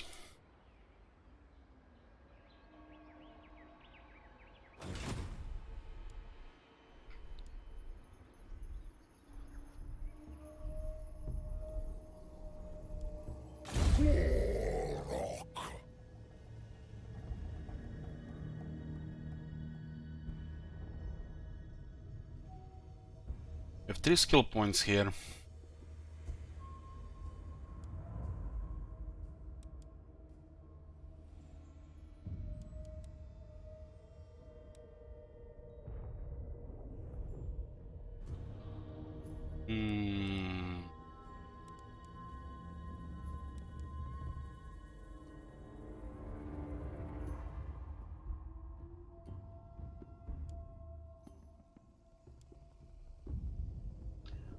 Three skill points.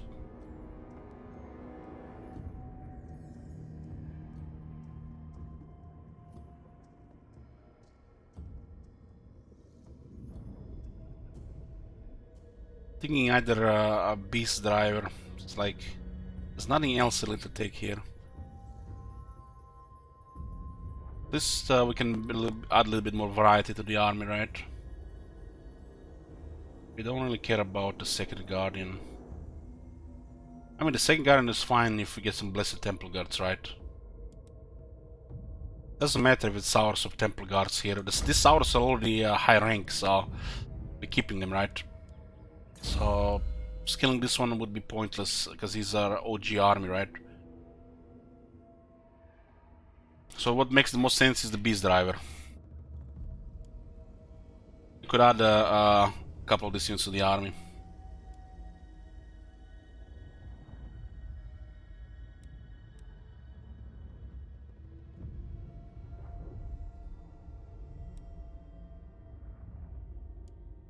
This also gives us option to use the Ancient Salamander effectively as well. Get the beast driver.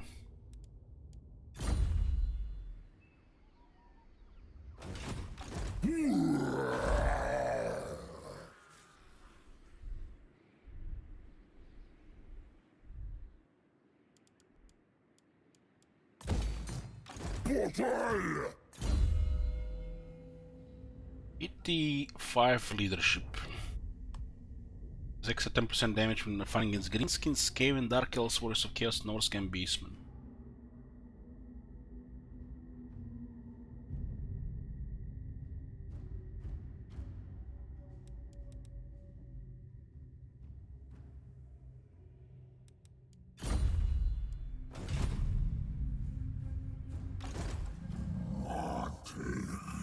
It's definitely coming with better armies.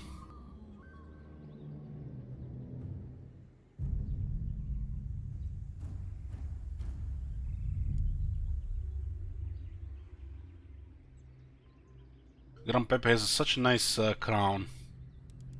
Shame he has such a shitty trait. Absolute garbage.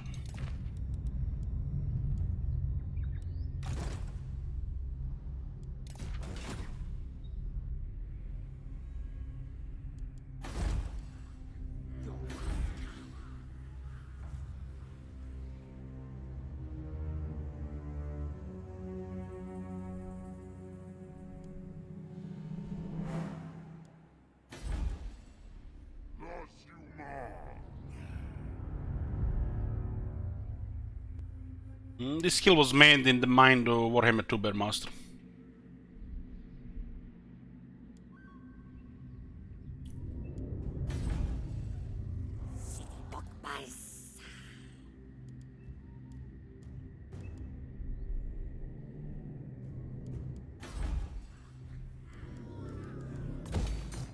Would be nice if this place could be rebellious.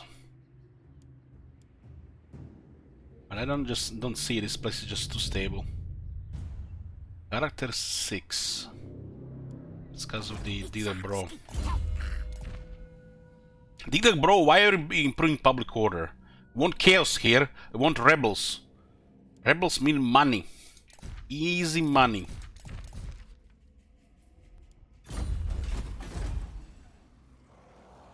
It's such a small province that the public order doesn't even matter. For the vision, I mean.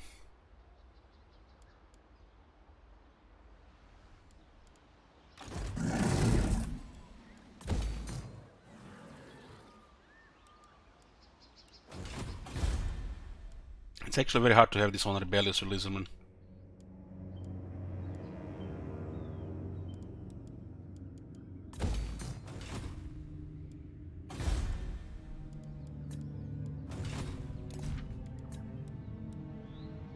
Axolotl is back to rank 4.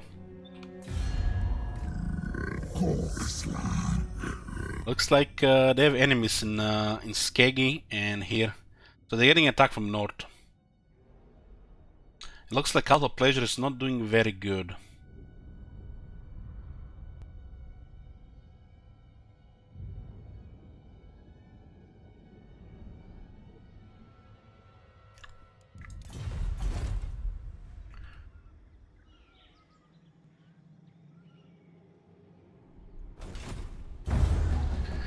Well, Civics, since you're new to the channel, I'll tell you a little bit, you know, how the Twitch works. You expect an answer to your question, don't use Kappa at the end. Welcome to Twitch.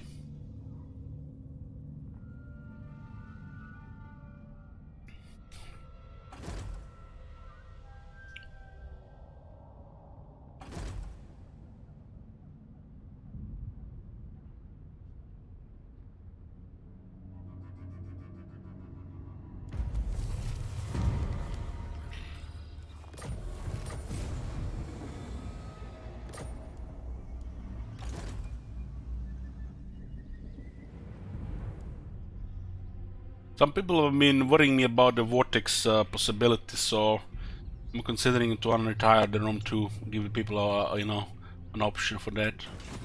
Even if it takes 3 months, it's still gonna be lots of shekels gone.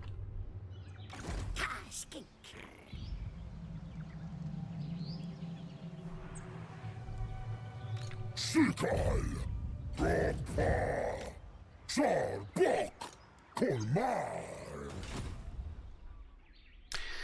Civic says I always use Kappa. Well, that makes you a very toxic person.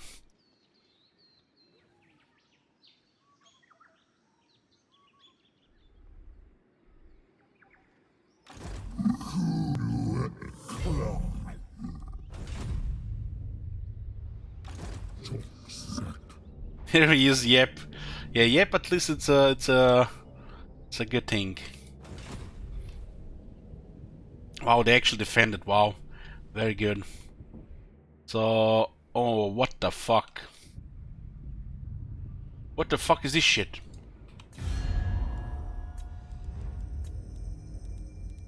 Count Noctilus reigns. Fucking hell, Noctilus!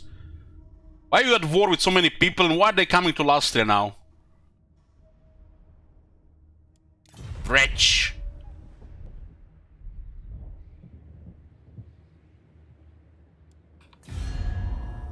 Must be a recent capture because we still haven't found them. The Awakening has the border here, thank God. Okay, we have no border here. They don't know we exist yet.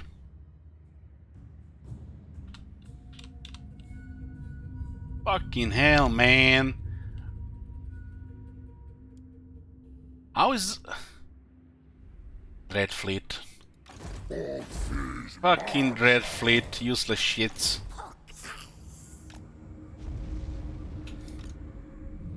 Does me look like he might go for the Colossus there.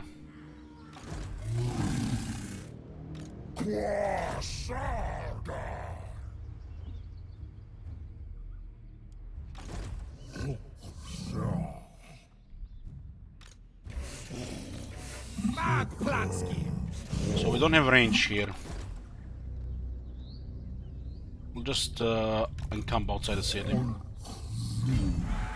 Just in case they have range.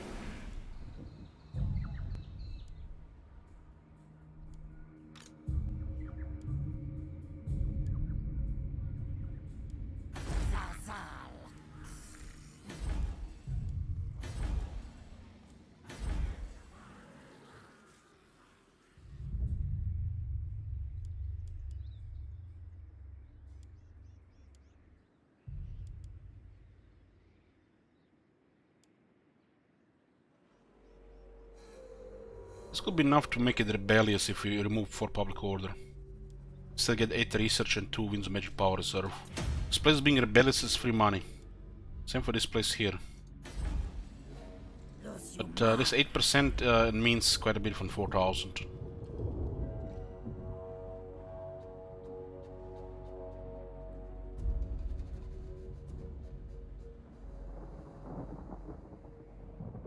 It's almost as much as rebellion.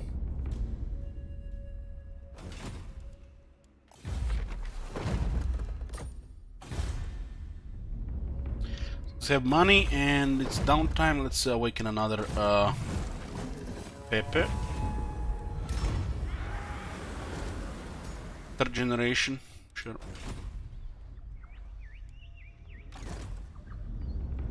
Still better than Lord Mazdamundi, he doesn't even have any generation.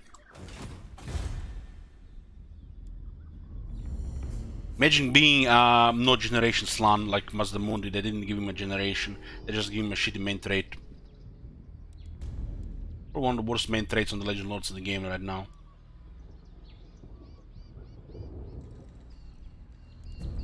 It does look like we don't even need public order here.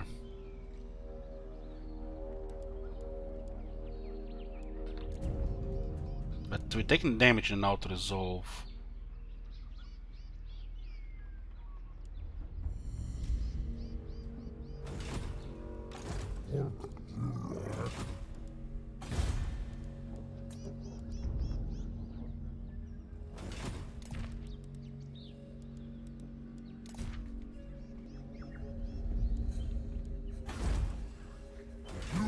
Sky. Only big slants with generals, yeah, pretty much. They have healing, and healing makes Lizard powerful.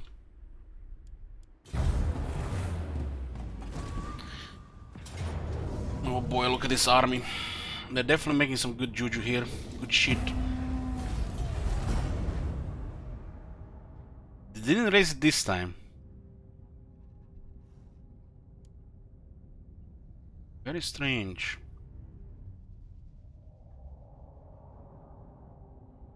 We can't really push towards Exoatl without Gorok. And Gorok is doing slowly getting there.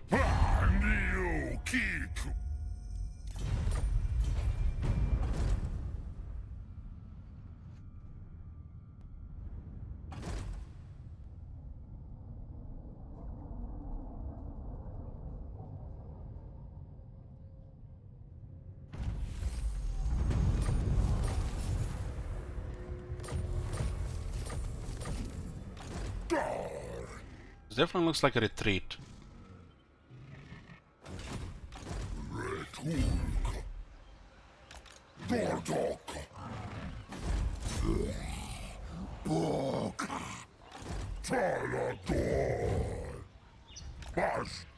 Yeah, sure. Just push them north and go north ourselves, and eventually make contact with Exoatl. We start burning their settlements, taking their settlements, they won't be able to afford that much military.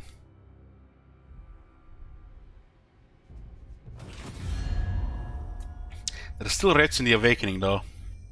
But that faction has no economy, even with a capital.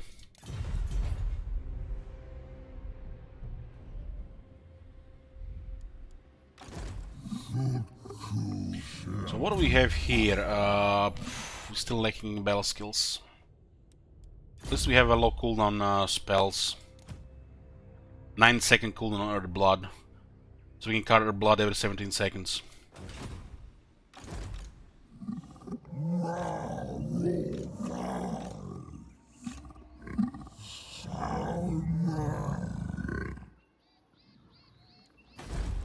The city's still trying to replenish. What the fuck?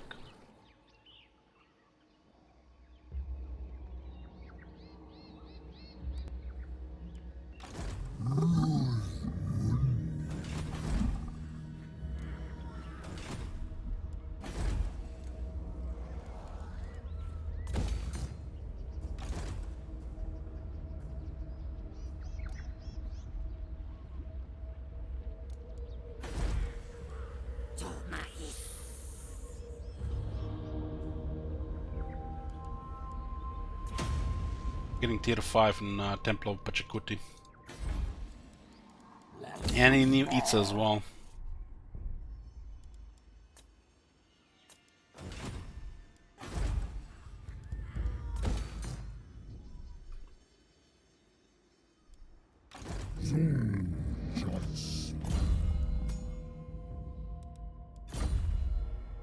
This army is gonna be moving in 2 turns.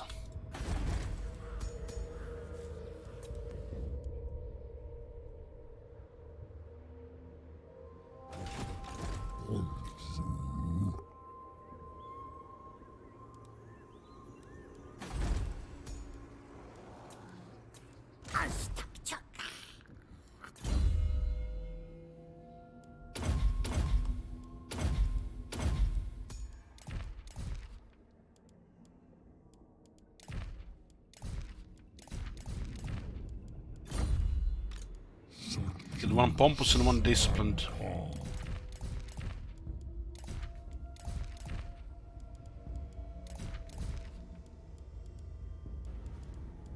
Oh my god. Have you seen that shit? Holy shit. What the hell? Thank you, Arch.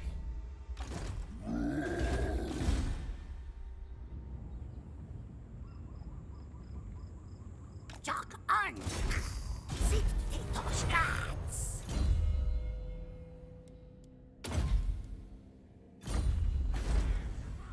These guys have 4-5 settlements. They could still just go for this one around. They actually can't. They don't have the underway like the Skaven did.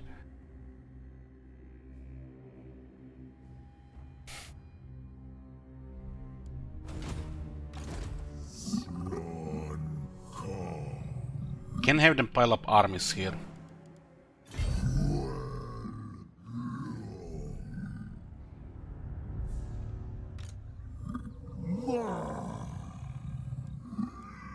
Still one battle skills, and he's moving through the jungle with no campaign skills. Oh my god, it's like spitting in my face and just smearing it all over my face.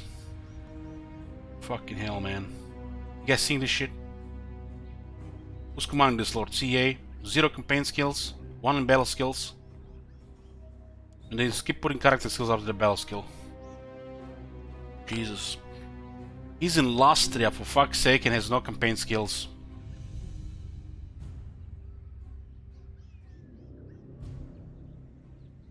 Just air stuff, boys.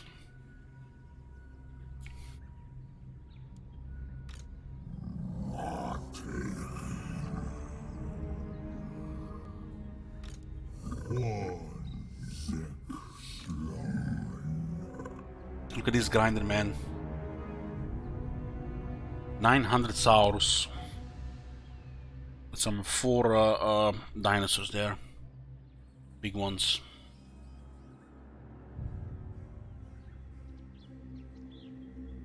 This looks like if we don't attack here, this army makes it a problem.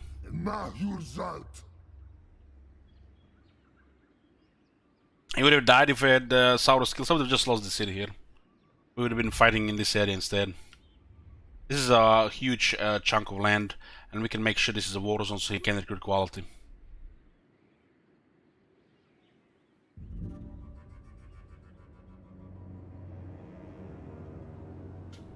This area between Tlaxlan, Zlanhopek and Temple of Pachacutip. My god, need some water. Excuse me. It's very hard to move around. Unless you're a Skaven or a Dwarf or Beastman.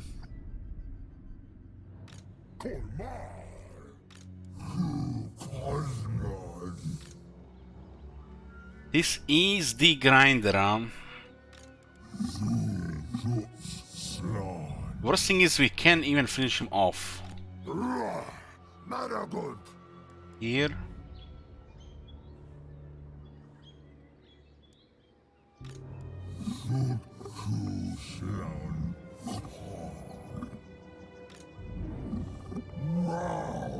She's gonna be bloody as fuck with rank 6 Saurus.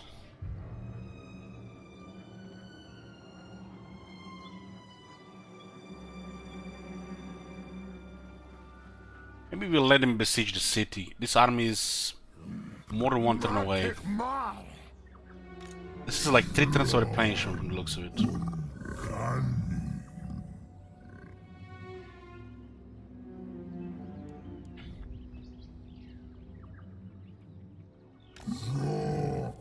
Well, I'll just hide the army here.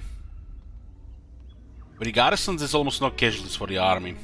Without the garrison, there might be some casualties expected. We just still need a couple more levels for the battle skill and the regrowth. And Gorok is slowly getting up there, slowly. Our third army is nearly ready.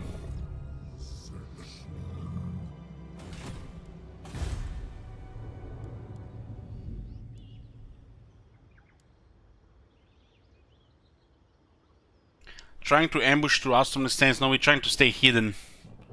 We're not gonna ambush them.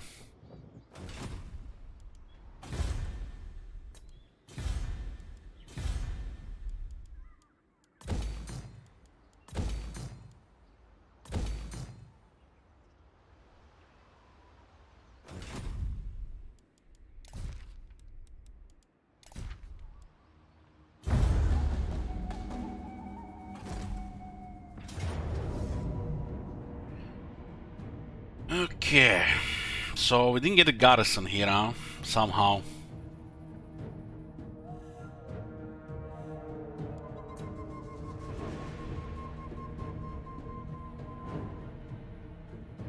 Fucking hell!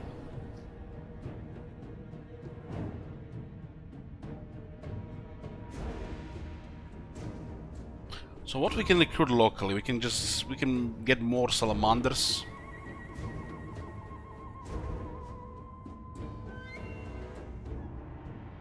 You went for the settlement. What they had for lunch? Spaghetti.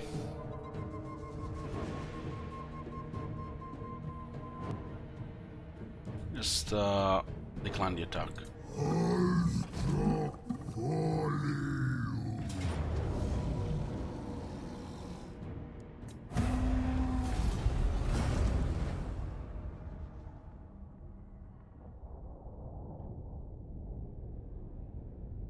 Fucking hell! God damn it, what the shit?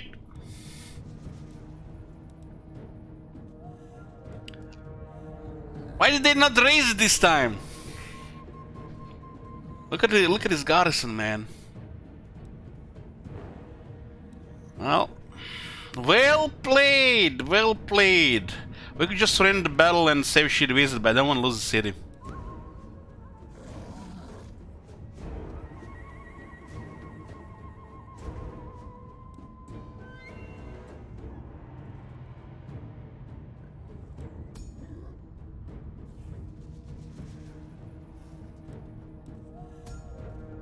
There are no holes in the wall, so at least there is something.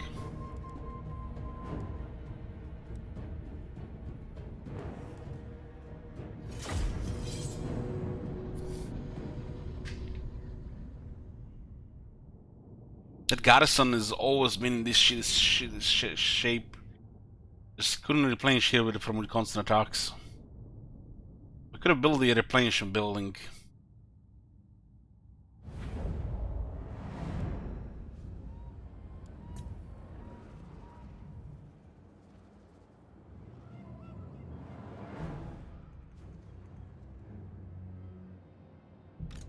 got a sword.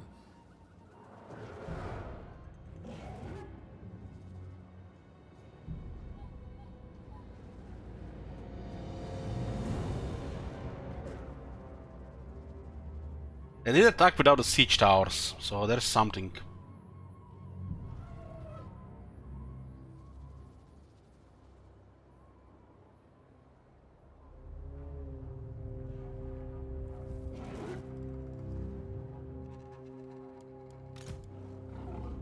So reinforcements is coming from here.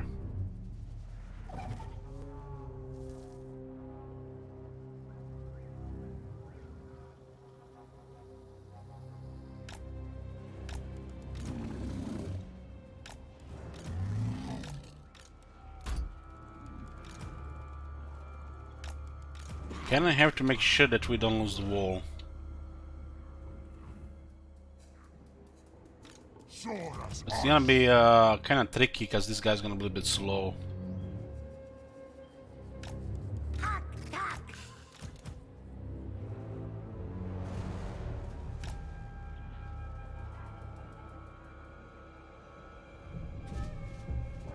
Thoras! Yes! Sal Carb! Hard to say, depending how fast the second arm will move. And if we get to keep the wall. Have a decent chance to win if they don't fuck it up. Some of those battles, you know, you have to just... If the AI fucks it up, you win. If not... Maybe they have one of those moments of crystal clearness. Where the spaghetti code is not full of cheese. Got a sword.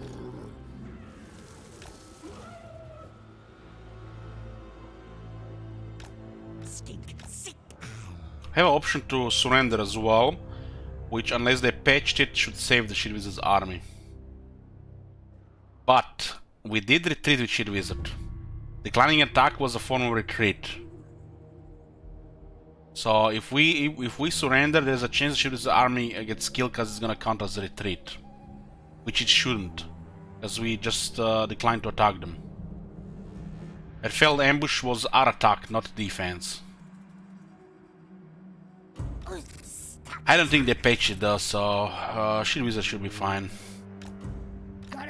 But, you know, worst case scenario, if we lose the second army, Shit Wizard is dead, and we have a huge setback. We will add probably days to the campaign.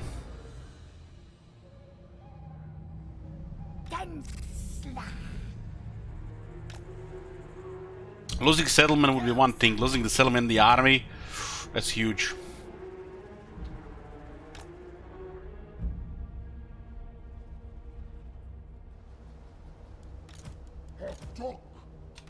Got a sword.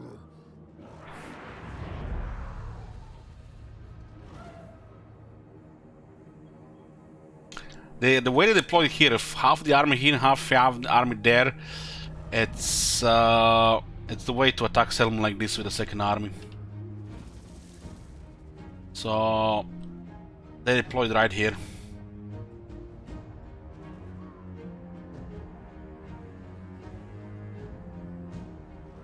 He didn't retreat, he declined the attack. It's not the same.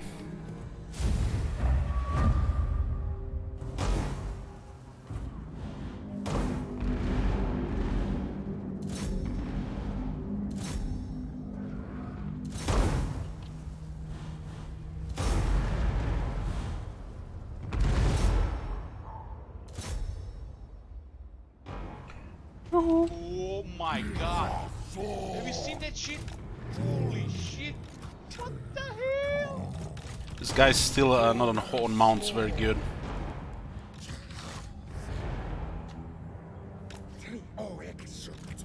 Mr. Spearman here.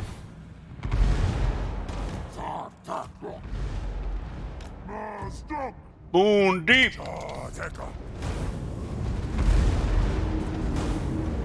Those Reproductals are just gonna murder our walls. Where the fuck are the Reproductals?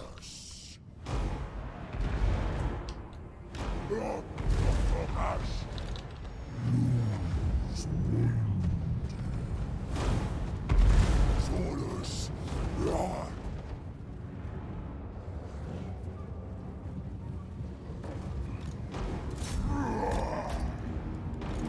Mores luz. Sumas lisa.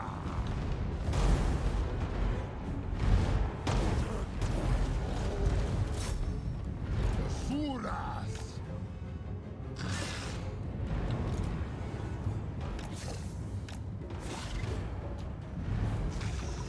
Fucking hell, they're gonna take that side.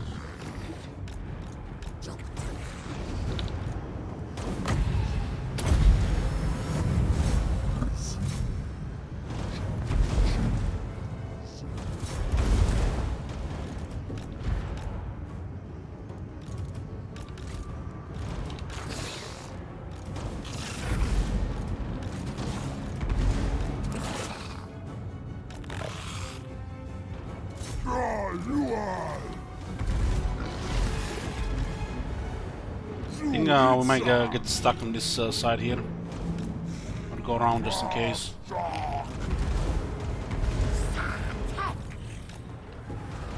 Look at the scout here. It still needs to block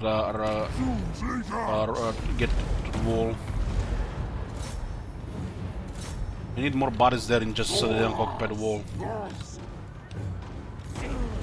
Let's clear the wall with the productions just in case.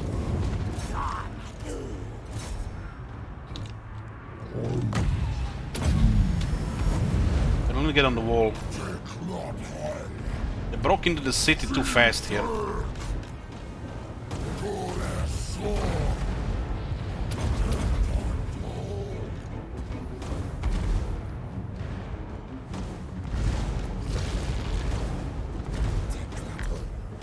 It's just gonna be rubber banding here. We can't get through.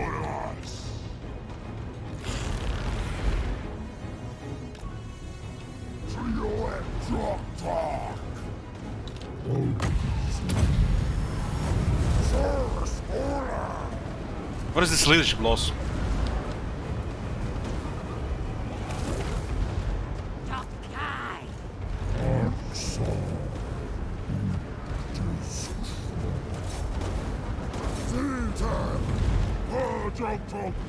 Mores luz.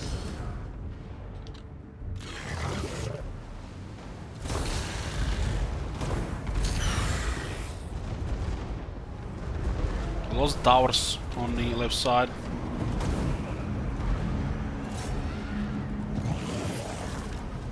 Super productiles are pretty much our best bet here.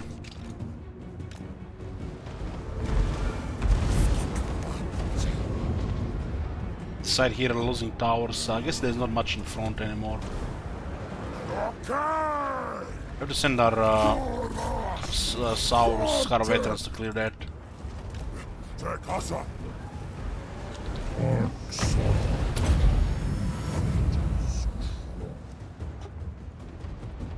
Thoras. Buzz. Tetzel. Crocodile.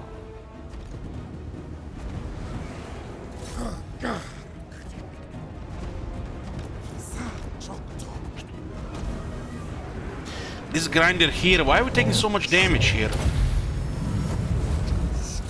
Fucking Stegadons, huh? Come on guys, you have spears. You have fireballs, do something. Look at that shit there.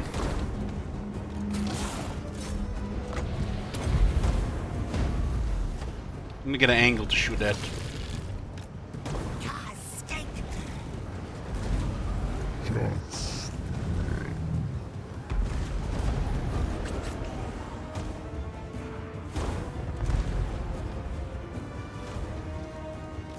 Clear the wall first, and then we'll deal with the large.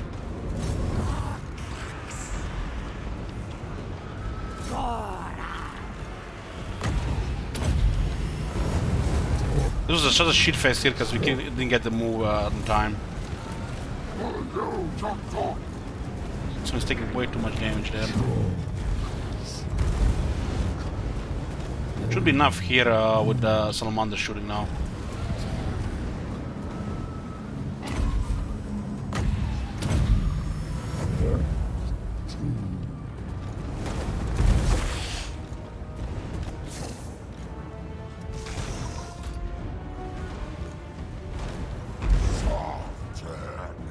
guys are doing a very good job here.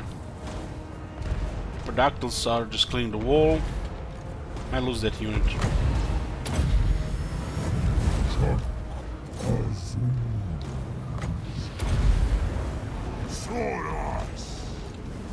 The guy just rubber banded in such a bad way. Off the unit on both sides.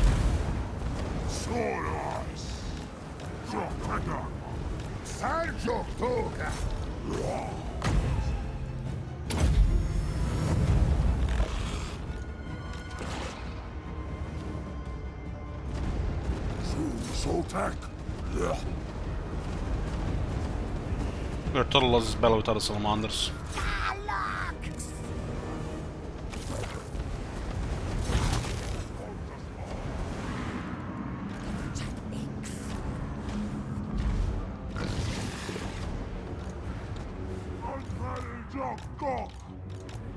Down there.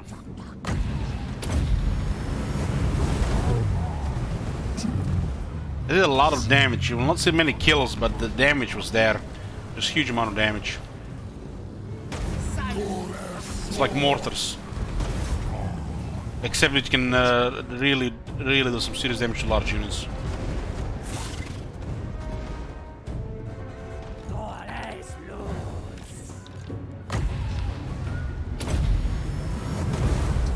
See you next time, Grand Pepe!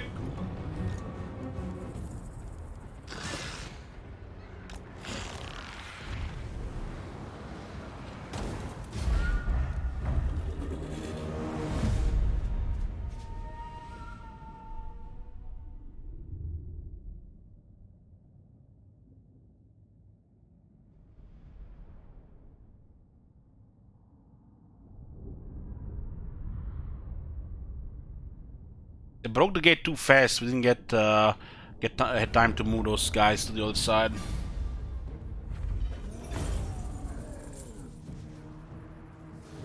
They nearly lost one unit there.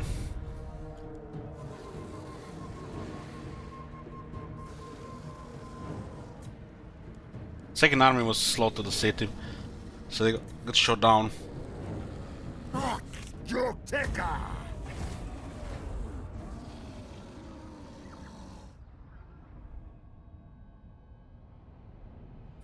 Flaxton holds. Flaxton holds. This is Arrow's Gilead, except it's only one side.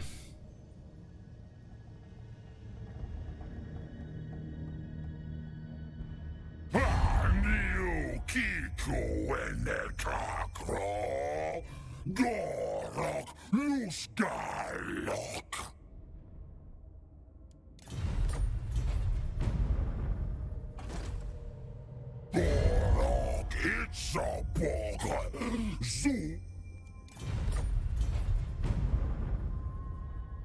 Don't Fester is just confusing around the jungle. They can't attack any good cities anymore.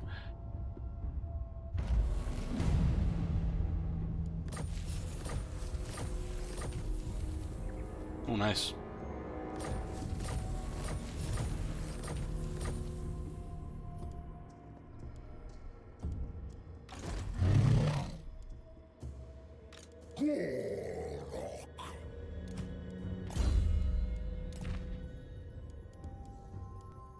You can equip it on Saurus Veteran. God damn, man.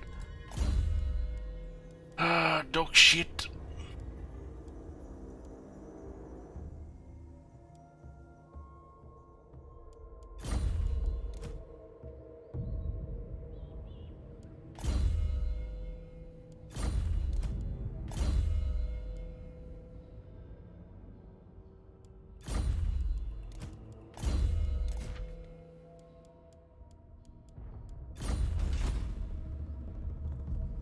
Compromise.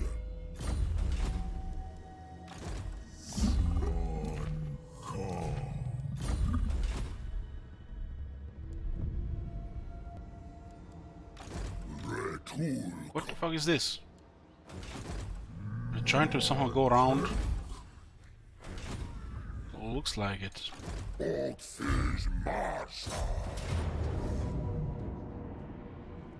Go. Yum time. Filkar knew it. Bok, idiots! Tuts Baru.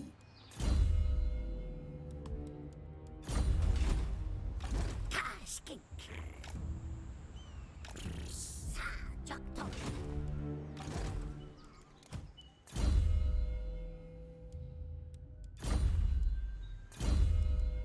Finally can get that 8 attack for the Saurus.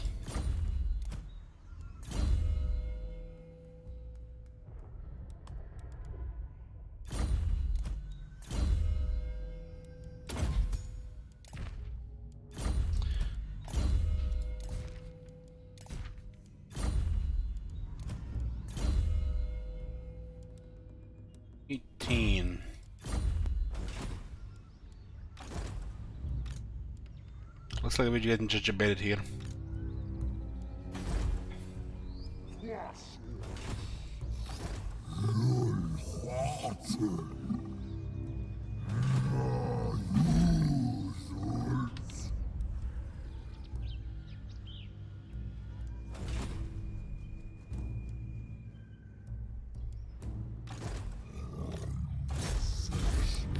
Jaxlas Nuetclan.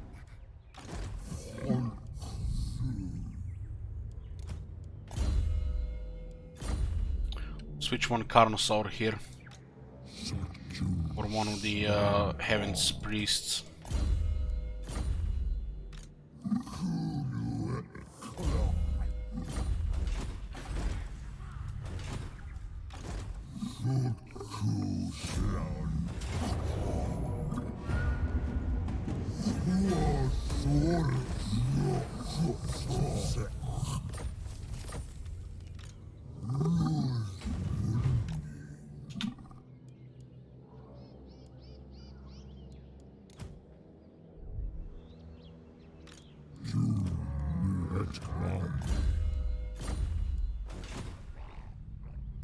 Using Pompous, they should be in the same army. Now, since there's King Chief in this army, we should get another Pompous here. Disciplined, disciplined, yeah. One Pompous in the army does nothing. Two does a little bit.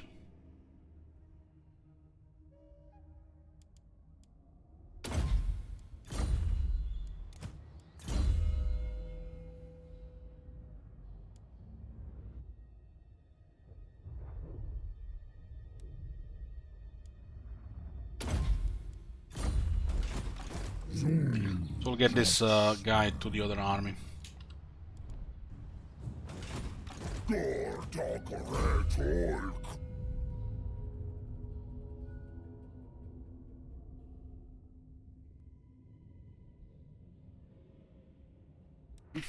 Hmm, 556 in this army with the Carnosaur.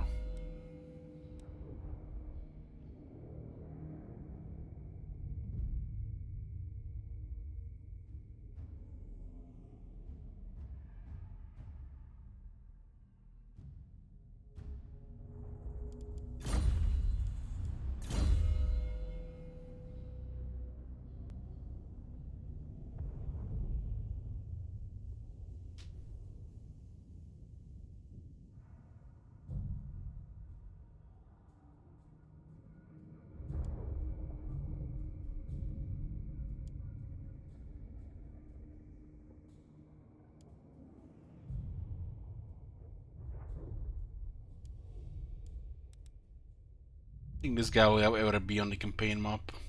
Not with his gear. Not with this gear. So just skipping an army position, just everything army related.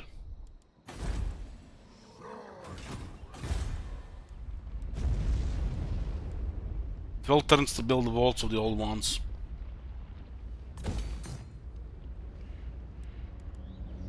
Another 3% here.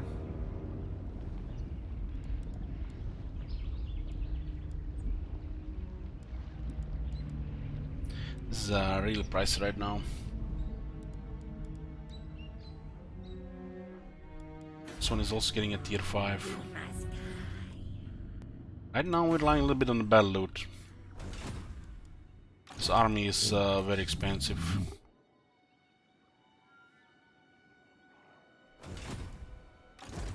For the 600, 200, this will go over 7,000.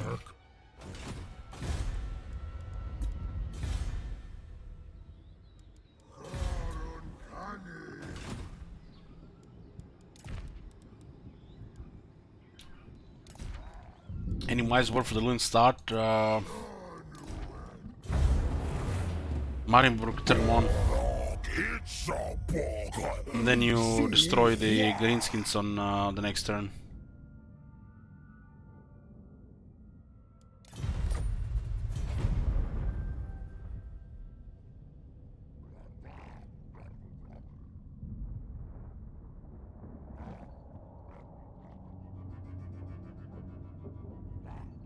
After that you do whatever you want.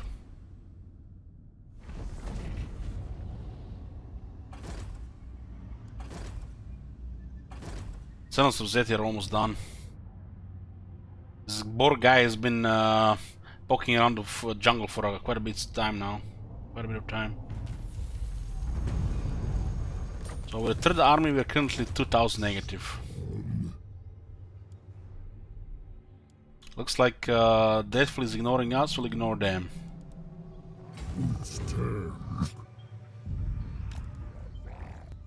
Send a shoot champion up. We'll need to transfer one hero between the armies.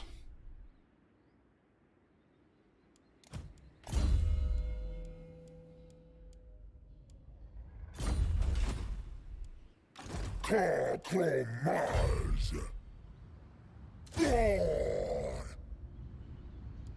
We have a Taskmaster here.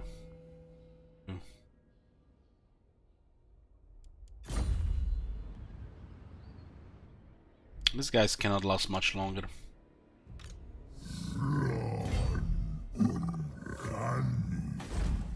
This place has been replenishing for I don't know how many turns now. Lost count. Stop! No!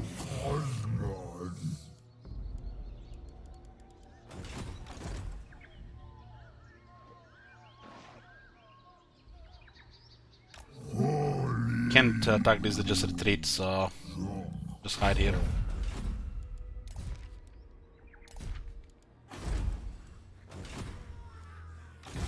Cosma skink. We don't have the building yet for the Dread Sword, you know. Jock tabak. Sit in those guards.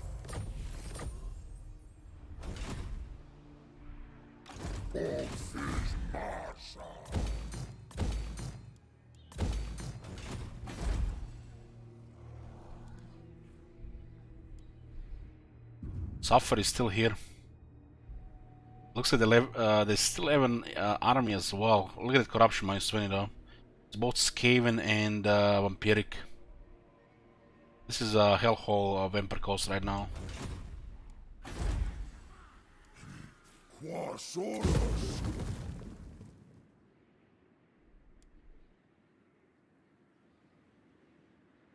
We kinda need growth here, but we need some other things first.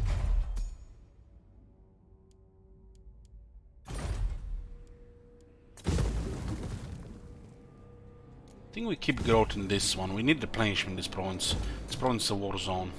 Max replenishment. Still takes quite a bit of time to run a search, right? We get this, we don't have trouble with replenishment anymore. Just replenish all the time.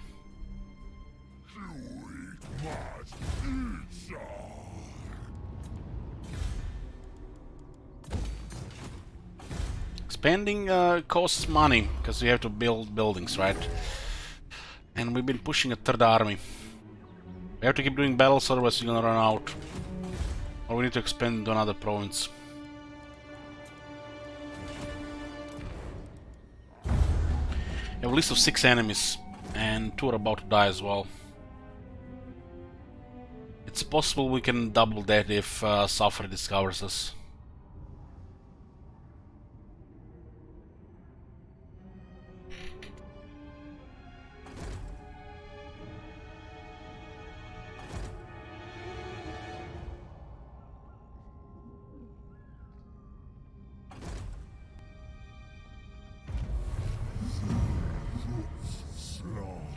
Negative 510 per turn.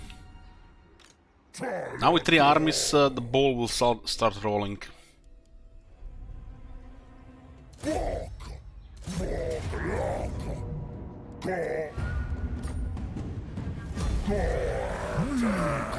We're targeting 2 more minor factions.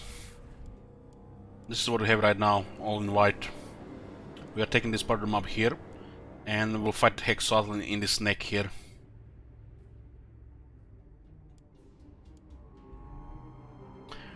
Hey, shall look good. Very smooth this campaign.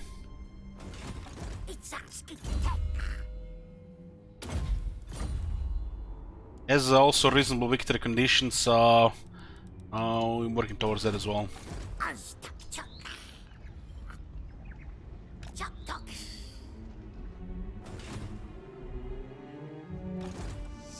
Oh my god. Have you seen that shit? Holy shit. What Thanks, the Pesna. hell?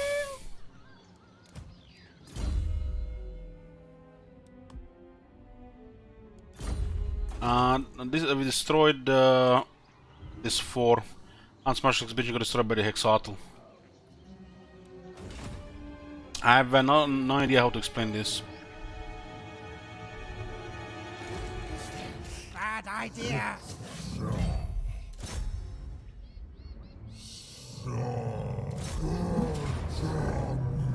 It's a shame this army is gonna die here because they're gonna get another one and they're gonna go into another position.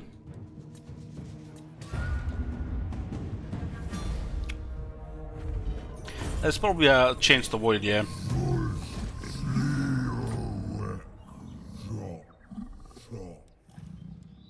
We'll send we'll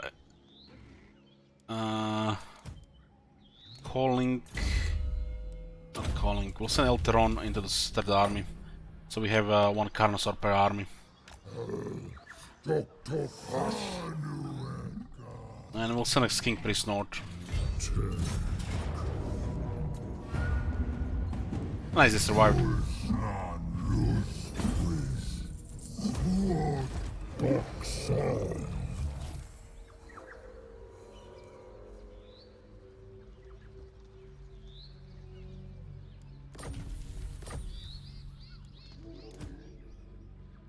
Which one is Pompous? This one is Pompous and this one is Disciplined. We'll send the Pompous to the second Pompous, so 2 are doing something, 1 is not doing anything. So better to stick Pompous in the same army. Each army has some Disciplined.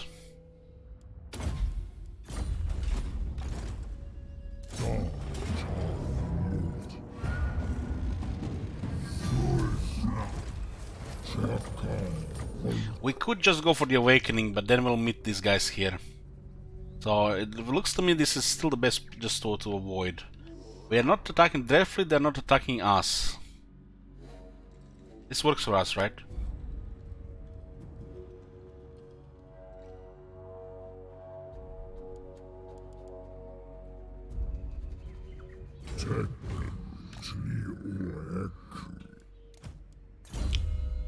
How have you not met Safari? We don't share the border.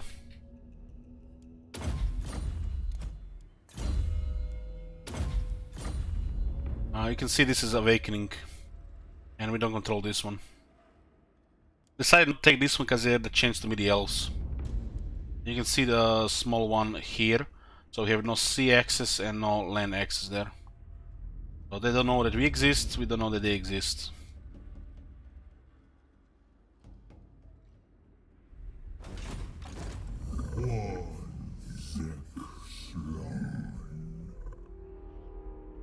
I could totally see another region here.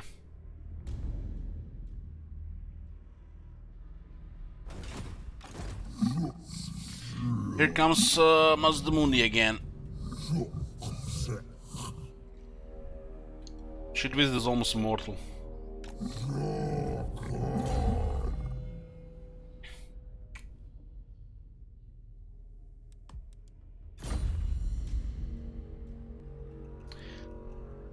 Temple Kara should be a province capital.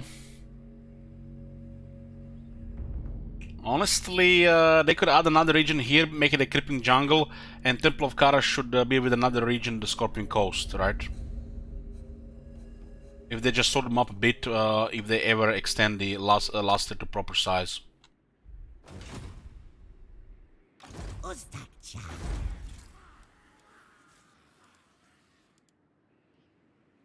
We need growth and replenishment here. This place gets tier 4, it's a nice rebellion city. This city could be for rebellions, and rebellions. Rebellions here actually, and here. They can be always just auto-resolved. Since we have no trade, those rebellions are welcome because of extra money and sometimes items. Now that Gorok is finally moving north, we can actually expand in this area here, take this area here, and start fighting slowly here through the neck, and reach the head of Lastria.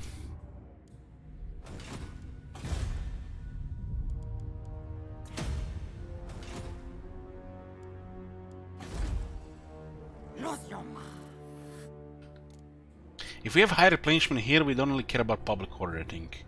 We'll see. I think if we occupy this one, there's a decent chance we'll meet the elves. This port here. If we don't take it, we will not have all of the prawns. I don't think Safari will be able to stay here.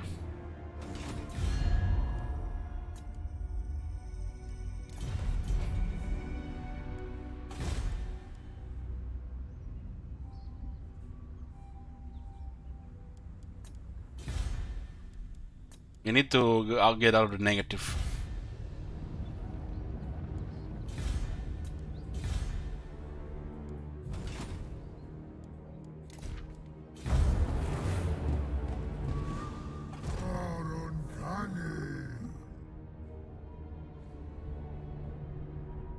Our main opponent now is Hexoatl. With the Hexoatl, we're almost finished the campaign.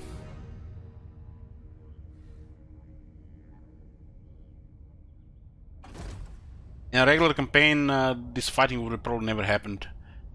Hexoatl is pretty much guaranteed to be your friend. While Itza is not guaranteed to be Hexoatl's friend. If you're playing Hexoatl yourself.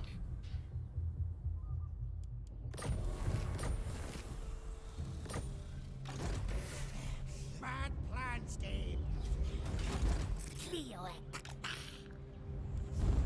Seagull!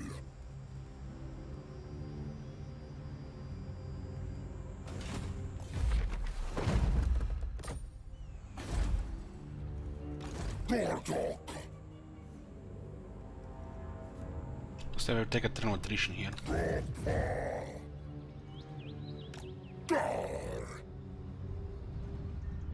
We do have this trait from Tehenwen. The Prophet of Doom. 25% less attrition. It's been noticeable in 2 cases we're taking attrition.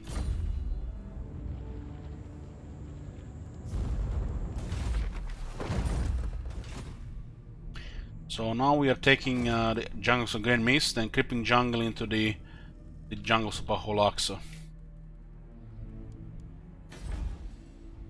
It's very nice that Dreadford is ignoring us. We're ignoring them as well. They have all the too many enemies. But I think it's inevitable to meet the High Elves.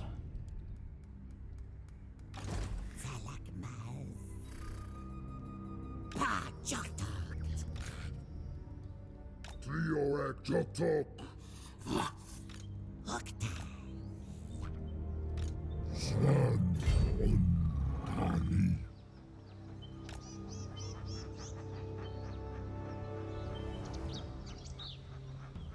Just hide here. See what's here first with Hero.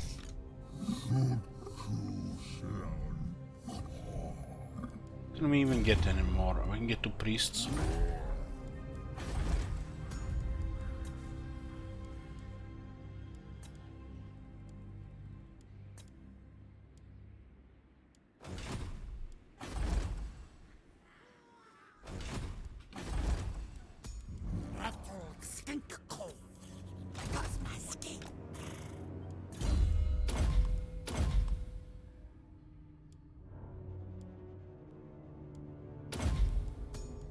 It's a hex! It's a hex! It's a hex!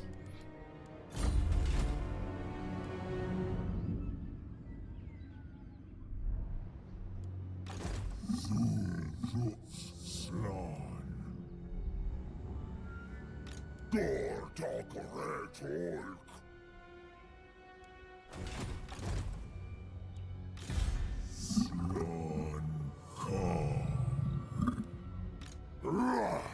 Matter good. Probably coming with 2 armies again. They're spoon feeding us here, unless they send 3, right? The city just needs to be replenished again, but it takes forever. 5 cavalry units here, huh? This is fine.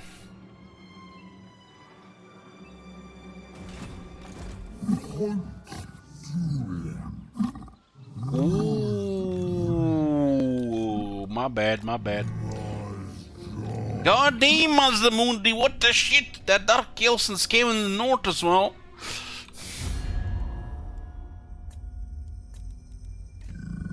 You lost 1 settlement. You lost Skegi there. Oh man, whoever is attacking here is actually taking over Old One. Must be Murati. He's sending all armies here, so he's slowly losing this. He must be sending all but 1 army, and he skips 1 army AFK in one of the settlements.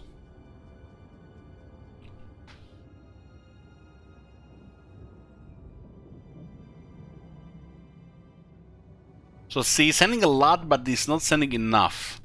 And he might eventually lose in this area. And we just move north easy. Click, click, click, click, click. We do have to control the provinces here.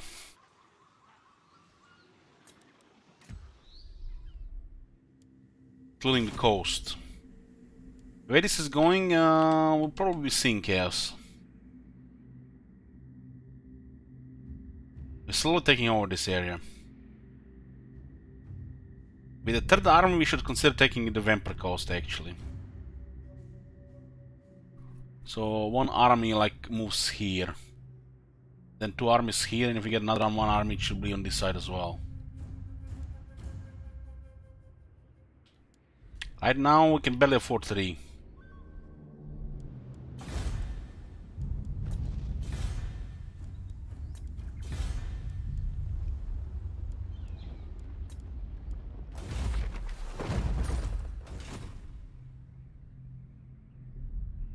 But last is looking good. We're slowly gaining territories and getting closer with Gorok's army. Gorok hasn't been really used to fight proper enemies since, I don't know. We've been using Shitty Wizard here instead of Gorok. Shitty Wizards should have been doing here and Gorok the other thing around. But how the army switched, you know, it was not convenient to go back. This is not a very strong army, but with this character it's good enough.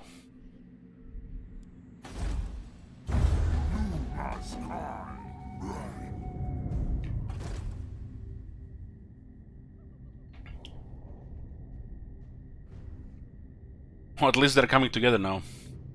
Instead of being 1 turn away. Come on, Red Flick, take down the Sufferer there, what the hell?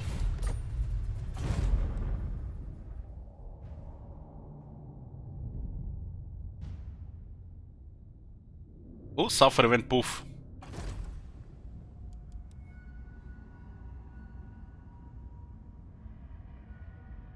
Lastria back in non-elf hands. Oh, they're still here. God damn it! What the hell? Tricked! 4 Blessed Sour Spears. Oh, we're fucking getting trouble at this point.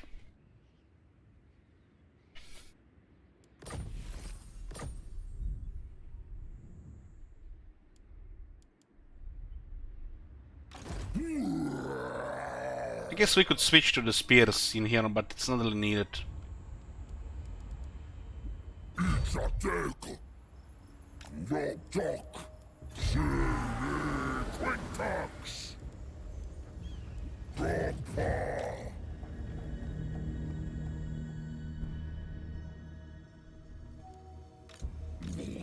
Mahuzat. Exodal is spamming, but it looks like he's starting to be busy in the north now. We are stronger than him right now. Looks like Muigolet is hiding somewhere here.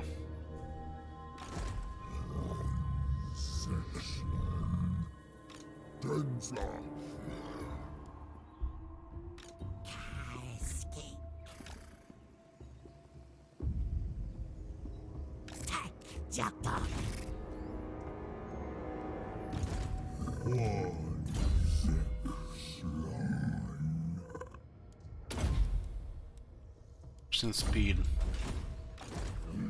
Matic Mar!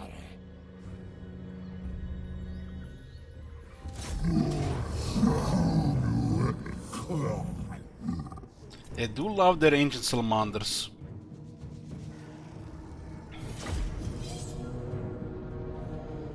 I did, but I wanted to see if the beasts were close.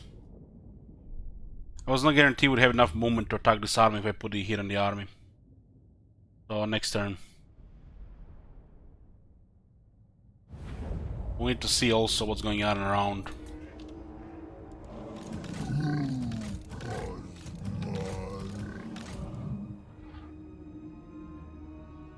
There's a unit of sacred Croxigers there, so they do have cavalry. So does us. I'll put spears around. It's gonna be a battle in the open from the looks of it. Minimal shenanigans.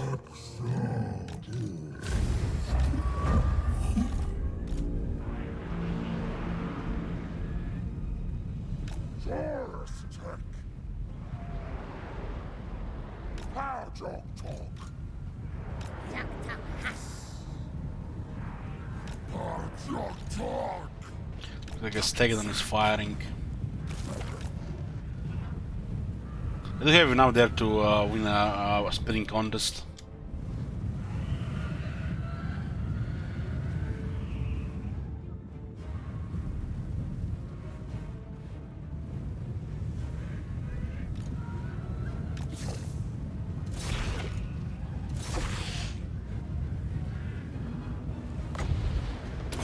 I can debuff the damage though.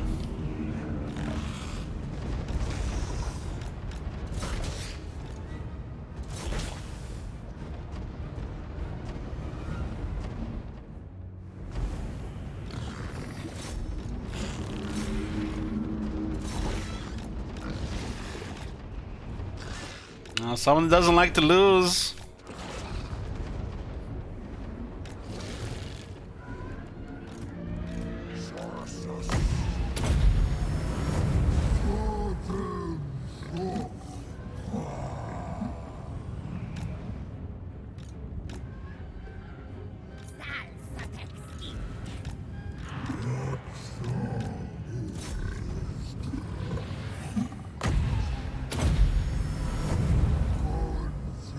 I'm attacking that hill. All within range.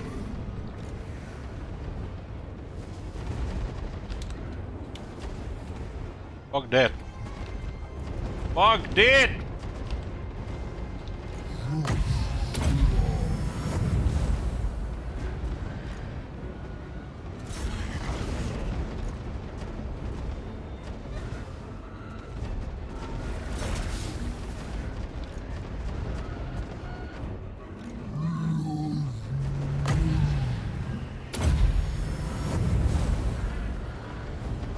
My guys speed faster!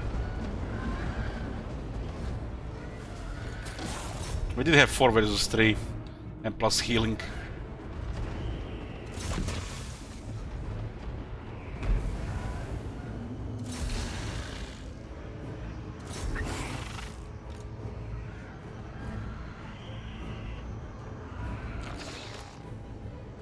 Good job, boys, good job. We got him from the hill. Out. It's now over on the reproductals.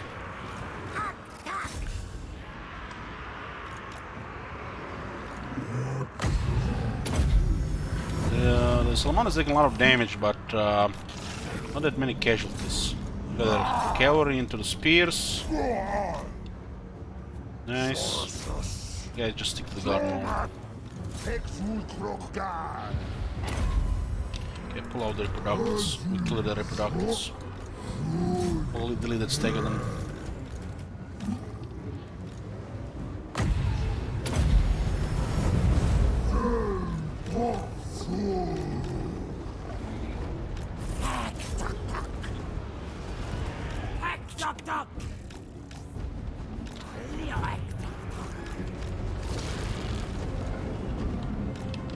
Where are those spear riders going?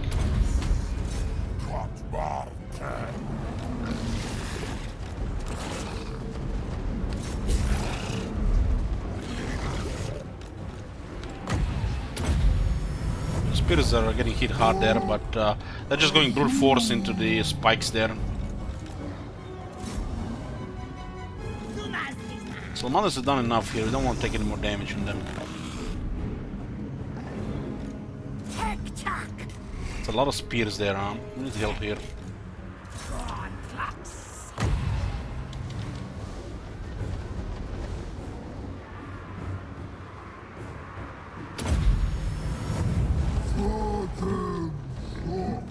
You guys all taking damage here. Sacred Croxgers, of course. Now they send Column Riders there.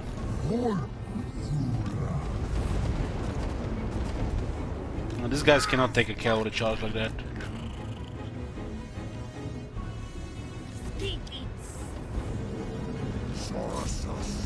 Problem is when you send these guys into the cavalry, they're pinned. There's no way they're gonna move. So we have to keep them there and send help.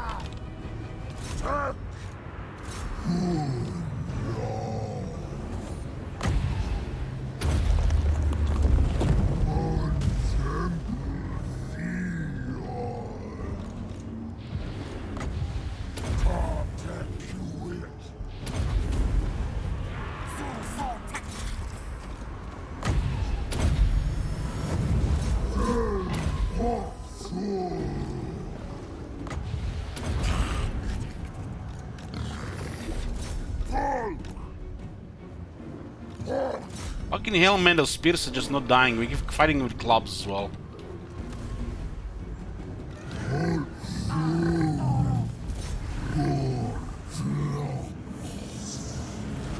There's a lot of damage here.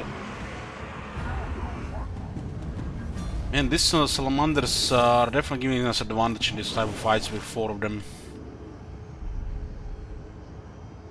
Still missing some attack there. Lost half of these reproductors for nothing.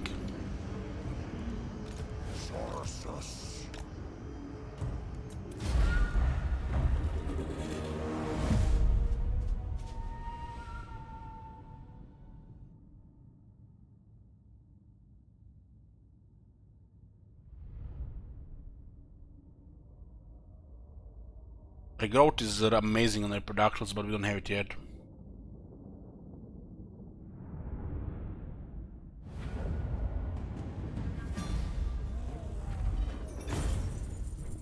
We get the money so we don't go too much negative.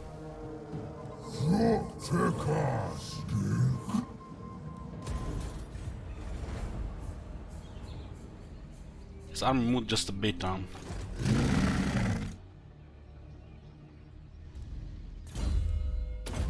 Oh, she was immortal.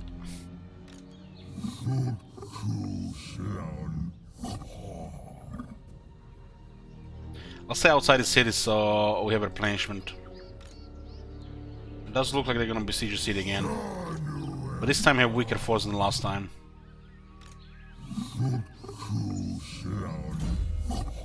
We're still missing a little bit of attack here.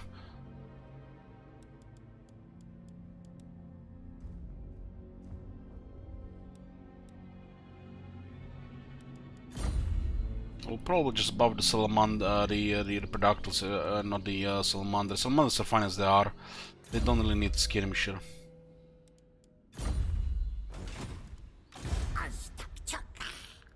Like the only reason to do skirmisher if you go for these guys. If it's not about them, then the skill is not good. And I guess that skill is only gonna be used when you're running And the cult of Sodic.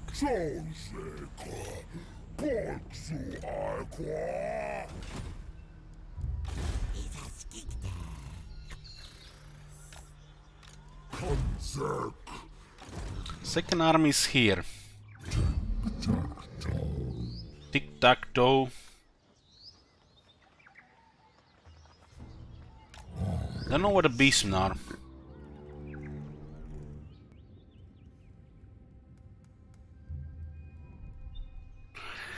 Every time Papa streams Warhammer he has 400 viewers. Not every time. Not every time. Or times he gets 40. But you're telling me that I should not stream other stuff.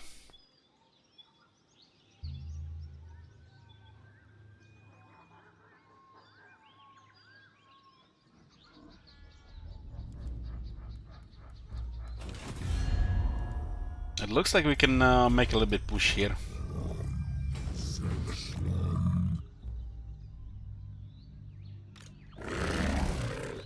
They don't have us in range of these two at least.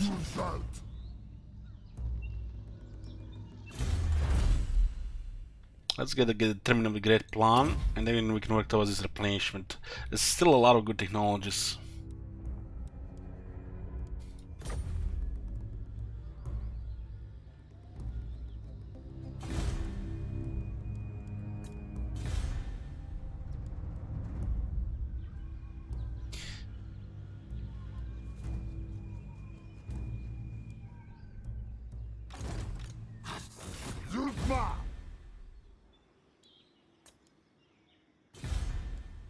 We can't build anything with this money. Maybe here.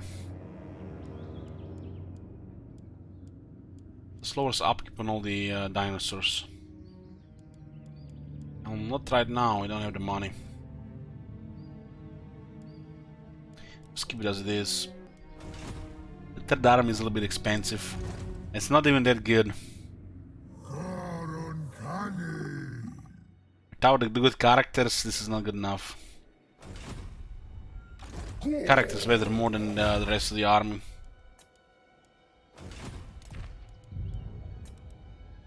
No battle skills is totally drastic when you're doing mirror melee matches.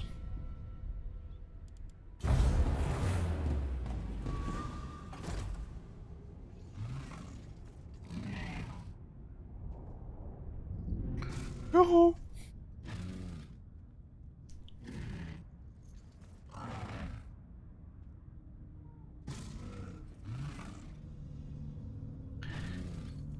My uncle who works at CA said Realty that doesn't work there, I just asked him.